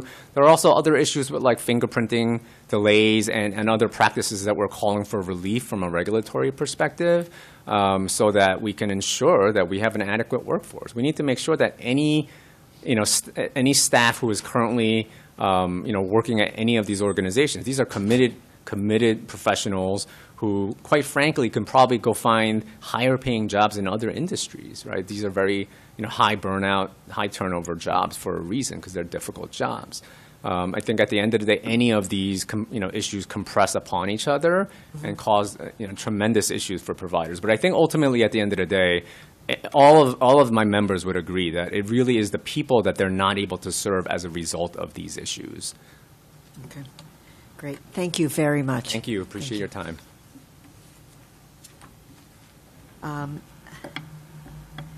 Next, we have Yvette Bairan from the New York Coalition for Children's Behavioral Health, and then we will be hearing from James Norton. Thank you very much. Hi. And thank you for your patience. Good afternoon, and thank you. If it was alphabetical, you would have been the first person. Yeah, I know. Good afternoon, and thank you, Chairperson Simon and Stack for the invitation to testify. I am actually testifying on behalf of two organizations. So do I get double the time? Oh, no, I don't need double the time. Forget that. I'm sure everybody's tired at this point. But what I want to say is that I am the chair, the board chair of the New York State Coalition for Children's Behavioral Health. And the coalition represents 50 nonprofit providers throughout New York State. And those providers are serving about 200,000 children and adolescents per year, and they have about, in total, those 50 providers, nonprofits, about 21,000 employees. I am also proud to say that I am the CEO of Astor Services, and Astor is a behavioral health organization providing mental health and education to children and adolescents throughout the Bronx and the entire Hudson Valley area of New York. And a lot of information that has been shared by those that have testified has been on the workforce, and which is certainly why we're here. But what I would like to highlight that I don't think anyone has really touched upon is the workforce differences when you're talking about an urban environment, a suburban environment, and a rural environment. And I think that's certainly what makes Astor unique. We are not only in the serving the entire Bronx, we also serve Westchester County, we serve Rockland County, we serve Putnam County, Orange County, Dutchess, Sullivan, Columbia, and Greene County. And as you can imagine, there's a vast difference between serving the Bronx and serving Greene County and Sullivan County, where when I read the information from the state controller report, Greene County and Sullivan County were two of those counties that were certainly mentioned in the report. And the issues that we're facing around certainly rates are consistent across the entire state. Everyone has testified around that. But I think what's important to share is that in rural communities especially, you're dealing with issues of transportation. You're dealing with issues of broadband and not being able to actually even get telehealth and telemental health services because you don't have the right internet service provider in place, and you don't have stable internet to be able to get those services. You're also talking about communities that if a crisis happens, you have to travel 1 hour to get crisis intervention services. So those are really critical components of what, as a state, we need to look at, because you can't have a system where one size fits all. one type of workforce and the issues with our workforce, you have to look at it from the perspective of what are the challenges that our workforce is facing when it comes to the urban environment, the suburban, and the rural environment. In a suburban environment, you have a lot of private pay. A lot of clinicians in a suburban environment they're doing private practice. Yeah. And the commercial payers are certainly not paying their fair share in those suburban environments. So to me, the issues are different. Rural communities are dealing with transportation. They're certainly dealing with workforce. They're dealing with internet, lack of internet. In suburban, you're dealing with not having the workforce, and the commercial payers are not paying for their fair share. And in the urban communities, we're certainly facing all the same issues around workforce, around not having the rates and not having the competitive rates, but we're also facing issues of burnout and high caseloads, which is also consistent in other places of the state. So I would, I would say that I want to give you some examples. We had a vacancy in Ellenville.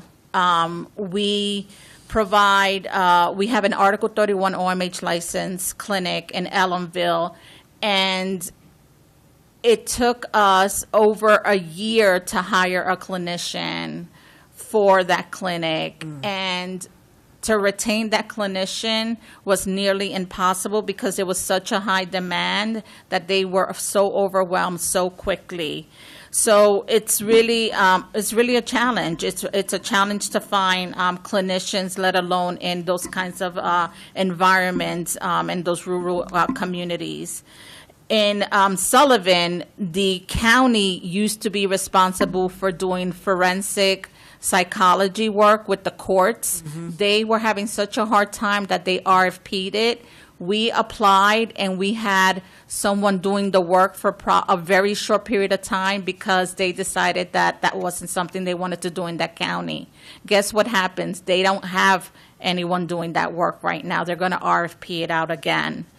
We also have in North Country, we have one provider who de-designated from providing children and family treatment support services and home and community-based services from 15 counties because they were incurring over a $1 million loss a year.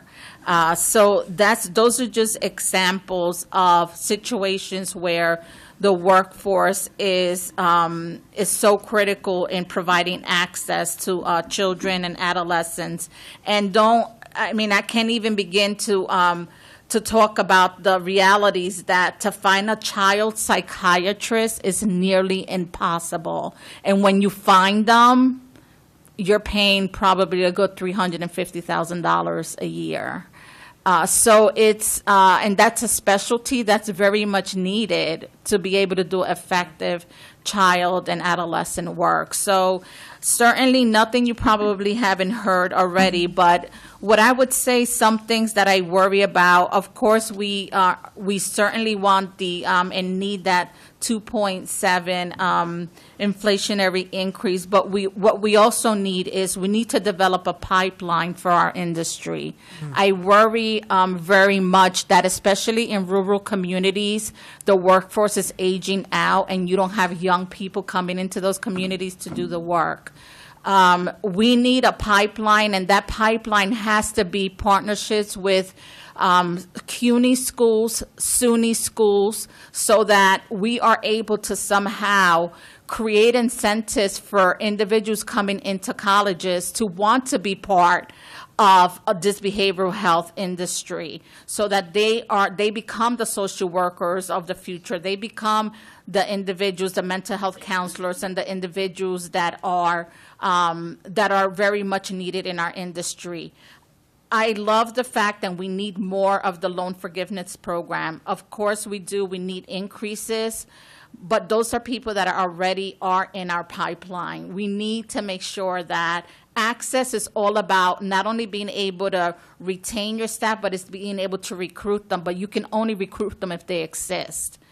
So I worry about the future of our industry because now you have so many other sexy careers. Everybody wants to be an influencer. Everybody wants to be a YouTuber. Everybody wants to be a gamer. You know, all these things that I don't even understand, and our industry's suffering for those. So I say that we need to partner with CUNY schools, SUNY schools. What kind of incentives, like maybe if you go into behavioral health, maybe there's a tuition discount that you can get, for example. I'm trying to think outside the box. You know, Assembly Member Steck, Chairperson Steck mentioned, well, everything costs money. Partnerships don't cost money if you partner and you help them see that there's an opportunity for their students to do something meaningful with their careers in an industry that very much needs them. The other thing is, you know, as I think about, I mentioned the rural communities with the internet not being stable and not being able to do the telehealth.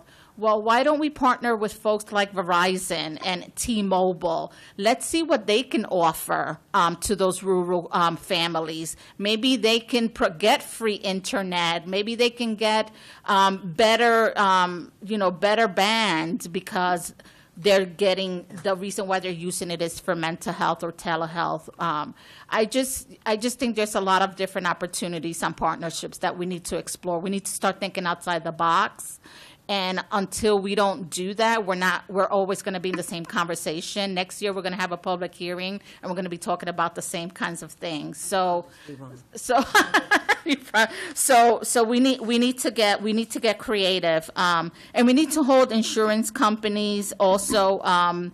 We need to hold them accountable. We need to hold them accountable for network adequacy. If I have an insurance, I need to make sure that the services that I need, I can access in the community that I live in. So network adequacy has to be part of what we hold those insurance companies accountable for.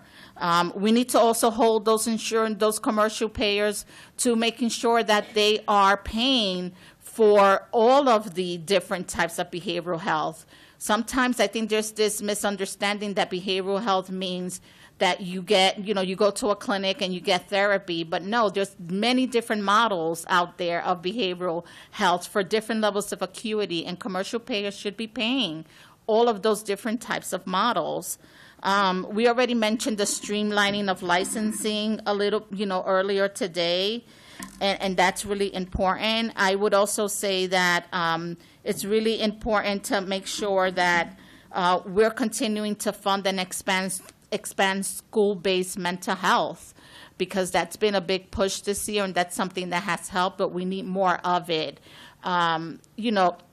Assembly Member Tapia, she's not here, but she is certainly a huge friend of Astor, and the very first time I met her, she said, Yvette, I love Astor because you held my grandson during a time where his dad had passed away, and your school-based mental health professional helped him get through a difficult time.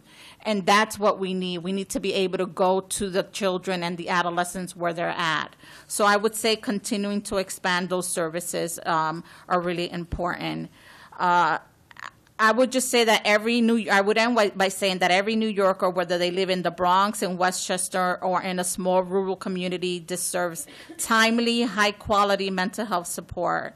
We thank you for your commitment and the time you spent today, which is certainly a long time here with us today, engaging with us and listening to us. And I'm open to any questions you may have. Thank you very much. One of the issues you've raised about transportation and broadband, we have been trying for years to build out rural broadband in the state. I have no idea why it hasn't worked, but it's a real challenge for a lot of our colleagues. You send a text message to a colleague, and they don't get the text message for like a day, right? Or they don't have, internet to be on Zoom calls and stuff like that. And so it affects a lot of people.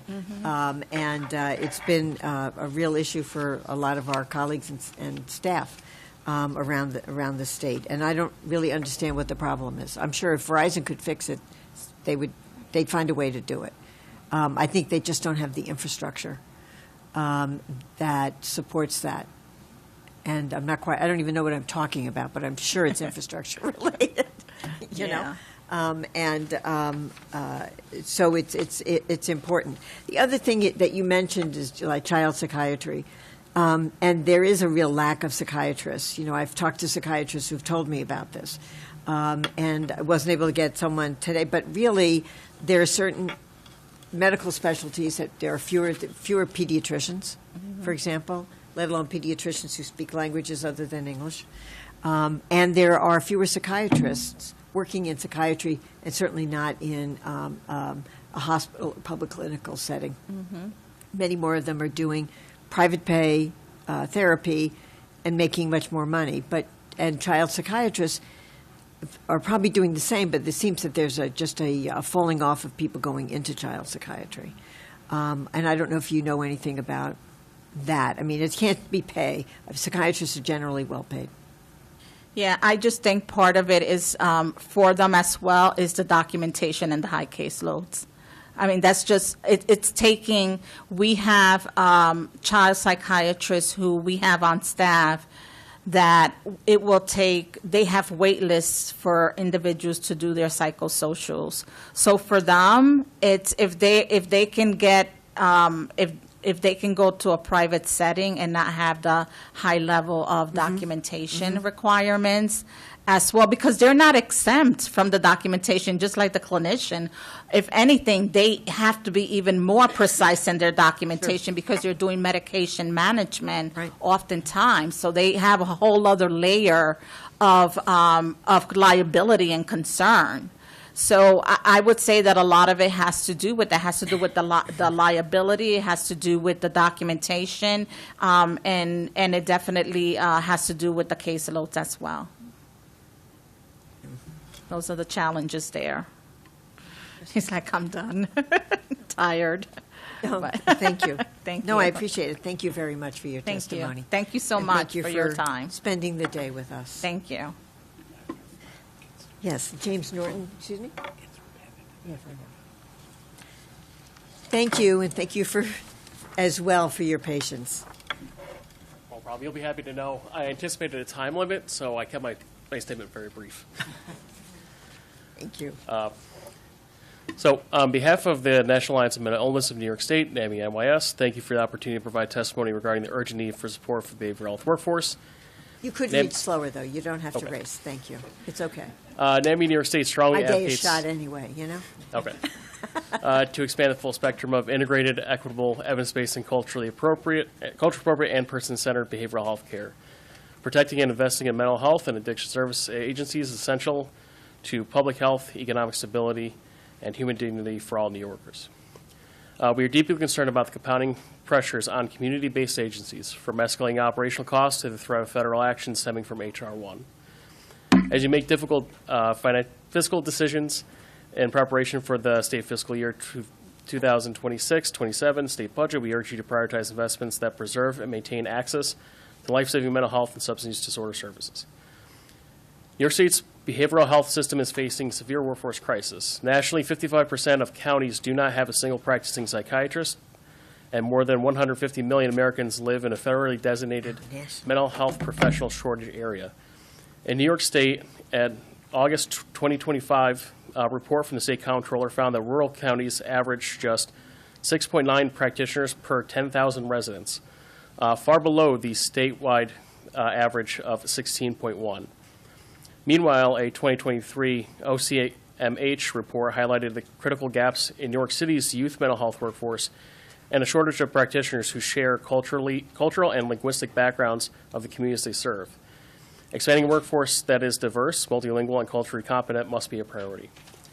These gaps are a result of a decade of underinvestment. Behavioral health providers have endured long periods without a full cost of living adjustments, and reimbursement structures that rarely reflect the true cost of service delivery. Clinicians are struggling to keep pace with the sharp increase in the cost of utilities, insurance, transportation, food, and housing.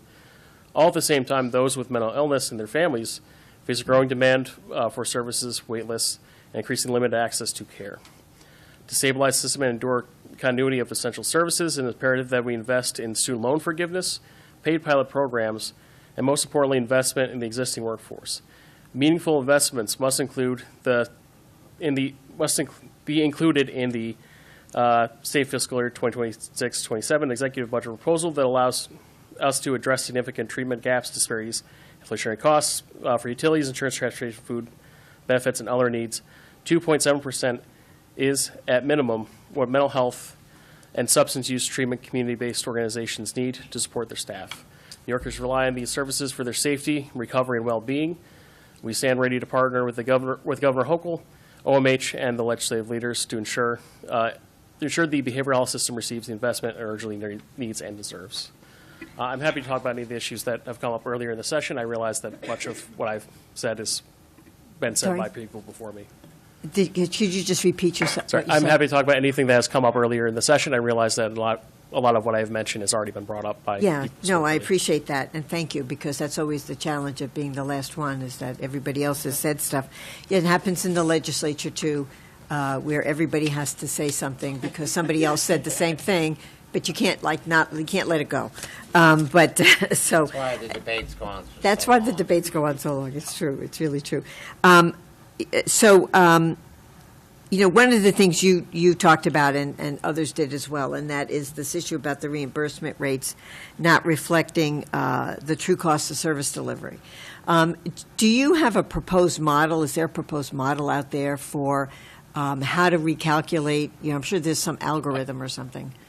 So we're part of a number of organizations that have supported the Medicaid managed care elimination and returning that fee-for-service model. A number of bills that we support going into this next term also focus on mental health parity.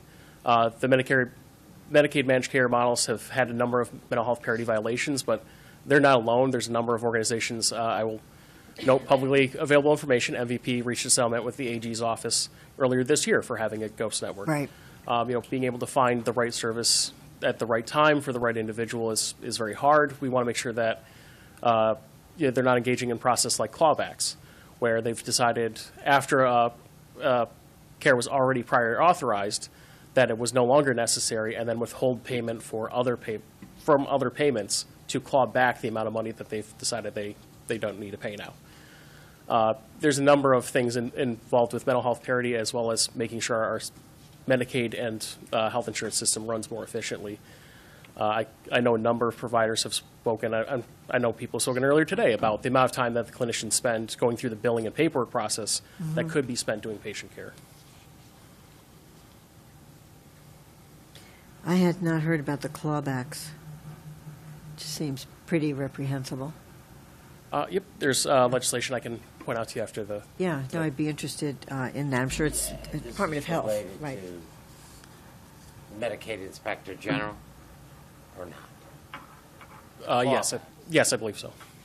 Yeah, that's pernicious practice, and they do it based on algorithms rather than based on actual evidence of wrongdoing. See, that was kind of what I was trying to get at, because I'm hoping that we don't have an algorithm for it, but it just seemed to me that we need to have some methodology for establishing these rates in a way that makes some sense. And getting rid of Medicaid managed care makes sense, but it's not a methodology. Yes, and it does apply to those on Medicaid, not necessarily the general public who uses their health insurance system. About $1 to $4 spent on mental health care comes from Medicaid, but the other 2 to 3 comes from the health insurances themselves. Yeah. So I think in your testimony where you pointed out the statewide disparity in workforce, this is actually part of an overall economic problem that's been happening in the United States over 50 years. There was a book that I was given by a former chief economist for the Assembly called The New Geography of Jobs. And what's happening is that all the jobs are being sucked from throughout the nation into the centers of high finance and high tech and hollowing out the rest of the communities. This is actually just a corollary of that. The only difference is this is underfunded to begin with. So it's even worse. But that's actually what's going on. I don't know if that's probably one of the issues with broadband. I know in a previous role working with Senator Morello, that's been a big thing with him with rural broadband. And you'll also see some gaps within cities of having not great internet access. Manhattan. What you need is a cluster of people who can afford it. And if you have that, even if you have a handful of people who can afford to pay for broadband, if you don't have enough people in a cluster of an area, that's not worth running the line to. Right, right. So, okay. Well, thank you very much for your testimony. And I thank you again for staying with us all day for this important topic. We think it's important. And I know it's been a long day, but we really need to kind of drill down on some of these issues because we need to find a path forward to improve this situation and provide mental health care to, New Yorkers. So thank you very much for being part of that conversation with us today. I second the motion. Thank you. And our hearing is adjourned. I don't have a thing to...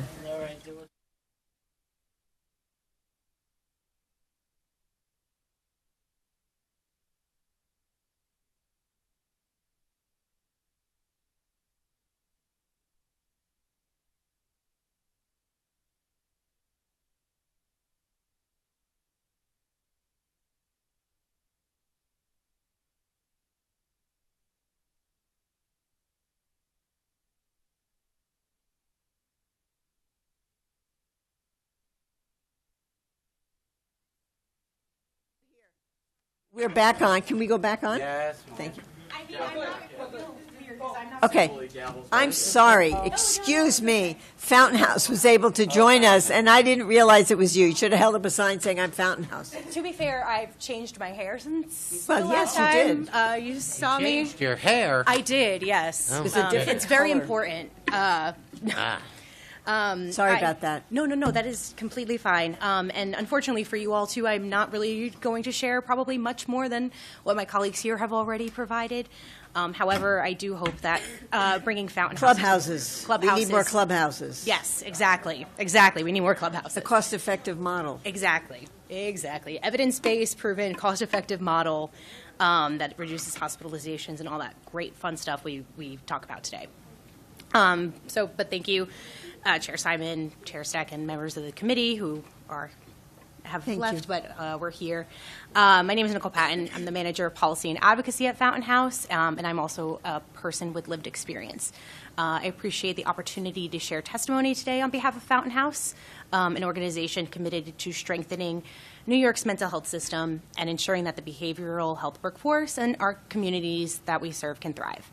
For over 75 years, Fountain House has served people living with serious mental illness in New York City. We are a community-based, non-clinical approach to addressing loneliness and social isolation for individuals living with serious mental illness and have replicated this model across the world with over 330 clubhouses worldwide.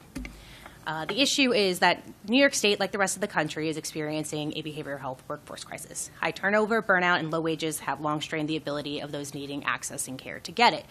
I would like to take the opportunity to address what's happening here in the state. For Fountain House members, the same problems that plague the broader behavioral health sector affect them as well. The loss of a trusted social practitioner, or as we call staff members who provide direct service for our members, can be traumatizing, even if this turnover is below the industry standard. Each departure forces members to repeatedly tell their story to new staff, increasing stress for individuals and staff alike. To build a sustainable behavioral health system, we must invest meaningfully in both the workforce and the people that they serve. We appreciate the legislature's and the state's effort to date and welcome the attention that this hearing brings to strengthening the behavioral health workforce. At the federal level, Fountain House advocates for clearer pipelines, advancement opportunities, and professional framework that promotes retention mobility. These initiatives are essential and must be matched with strong action at the state level.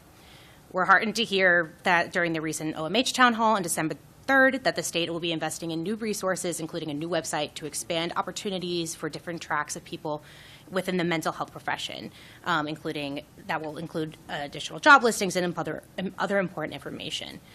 We also urge the state to help the workforce grow by investing in workforce initiatives that expand recruitment and improve retention, job marketing campaigns, and a statewide job bank, new credentialing pathways for mental health paraprofessionals to stabilize the voluntary workforce center, and the recognition of professional degrees such as MSWs at a time where the federal government will no longer do so. We also want to bring the attention that we must address that many of our members who want to be involved in the peer workforce cannot.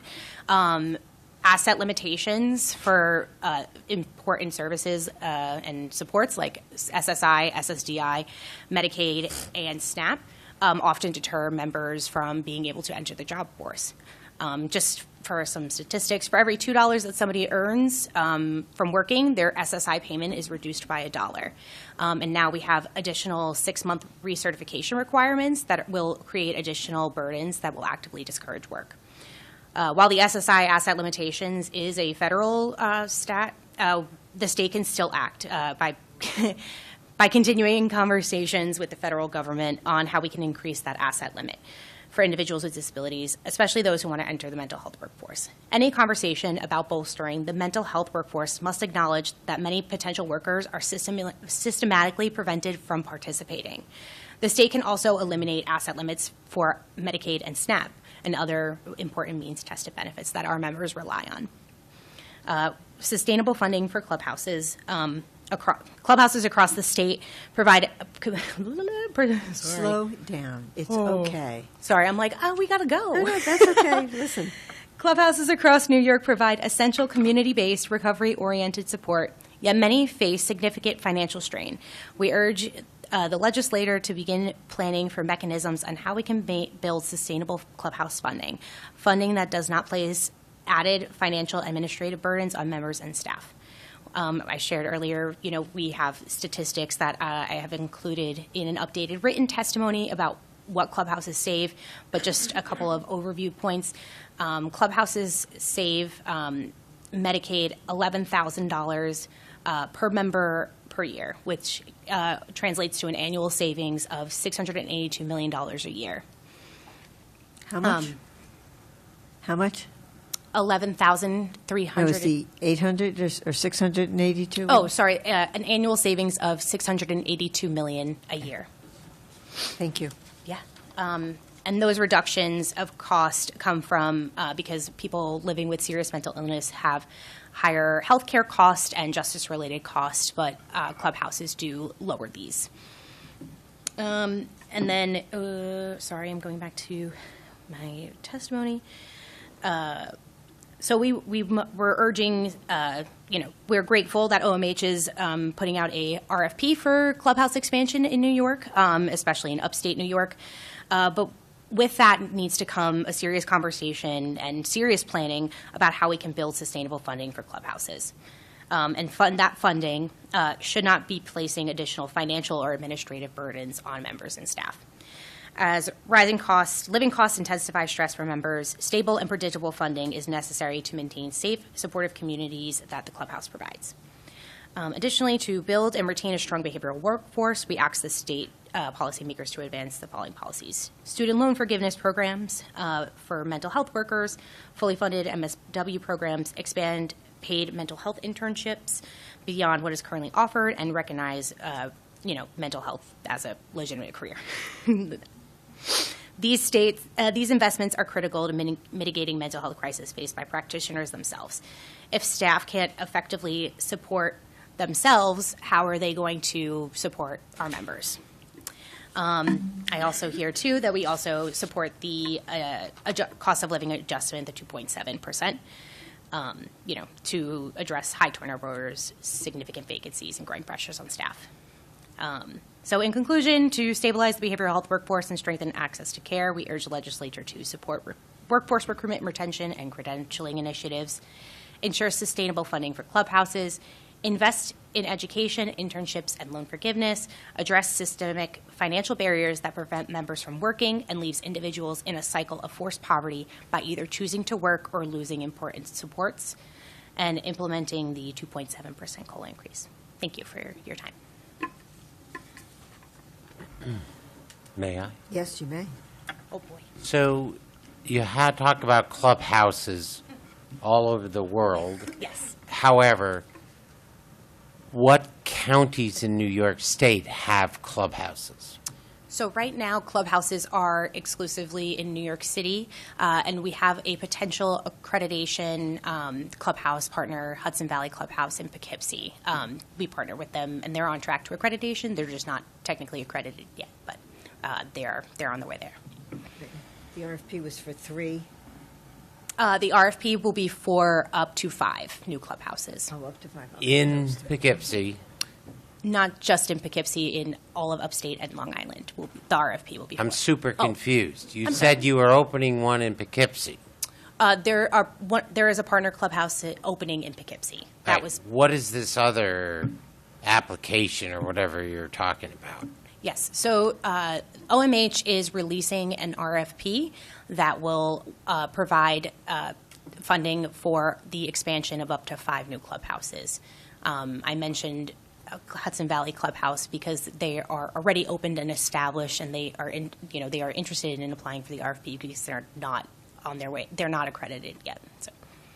And where are the other proposals of this 5? We heard that there is a potential in Saratoga Springs, but other than that, we're not aware of, or we have not heard of other organizations planning to apply. I think OMH has more additional information about organizations that are interested in applying, but we don't. So for those of They us, released that, what, about a month ago?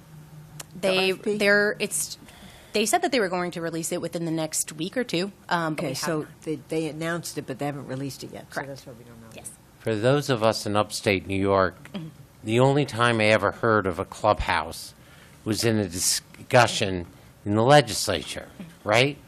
And they were talking about clubhouses and how wonderful they are. Tell me, what's a clubhouse? I'm happy to tell you what a clubhouse is. So a clubhouse is a community organization. I can tell you specifically about Fountain House. Fountain House, we have 4 clubhouses. We have one in Hell's Kitchen. We have one in the Bronx. We have one in Harlem, and we have one in Los Angeles. So That's in California. That's correct. Yes. Okay, just checking. Oh, yeah. And the reason why we have one in California is because we have a great relationship with the LA County Department of Mental Health, and they are looking to reimburse for clubhouse services through Medicaid, which we do not have currently in New York. So a clubhouse is, as I mentioned, a community organization where members will come to the clubhouse. They will participate in a work order day, usually between the hours of 9 to 5, and participate within specific units within the clubhouse. Sorry, am I not speaking loud enough? Too fast. Too fast. Okay. So members will come to the clubhouse, participate in the 9 to 5 work order day. They will choose Work order day? Work order day. They're not being paid for their work, but we call it the work order day because it is structured like a 9 to 5 work program, kind of. So in this program, members will choose what unit they want to be a part of, whether it's the culinary unit that provides meals for the clubhouse, whether that's the communications unit, which helps send out the newsletter for Fountain House, whether that's the employment and education unit, which helps members go back to work, helps them enroll in school, provides assistance with resume building. It is up to the member. It is entirely voluntary, so it is entirely voluntary, and they have meetings every day to discuss what needs to be done within their specific unit. They participate and do those things. Yep, and then they leave for the day. So yes, that's what a clubhouse is in a nutshell. And you have, how many supportive housing units do you have? We have, I know we have 5 residential buildings. I think we have, I'm not 100% sure off the top of my head, but I think we have about 200 to 300 units of housing. Okay. Sounds like a great program. It's just you have to understand that sometimes when you're in another part of the state, we have no clue what's going on in New York City. Absolutely. Yeah, and that's, why we've been advocating for the RFP that's coming out through OMH, because we want to see more clubhouses in upstate and in Long Island. People deserve access to someplace they can go, somewhere where they know that individuals who look like them, and where you can't tell the difference between who's a member and who's a staff. Other people who have been through the system can provide them with guidance and advice and community. So. And interestingly, back to the NAMI testimony, upstate is a place that has had increases in all of these problems co-occurring with the economic decline that we referenced. My district is not, but many are like that. Yeah. And I do also want to note, too, that even though we are based in New York City, we do have members who travel in from Westchester to come into the clubhouse in Manhattan. We have members in many electoral districts throughout the state.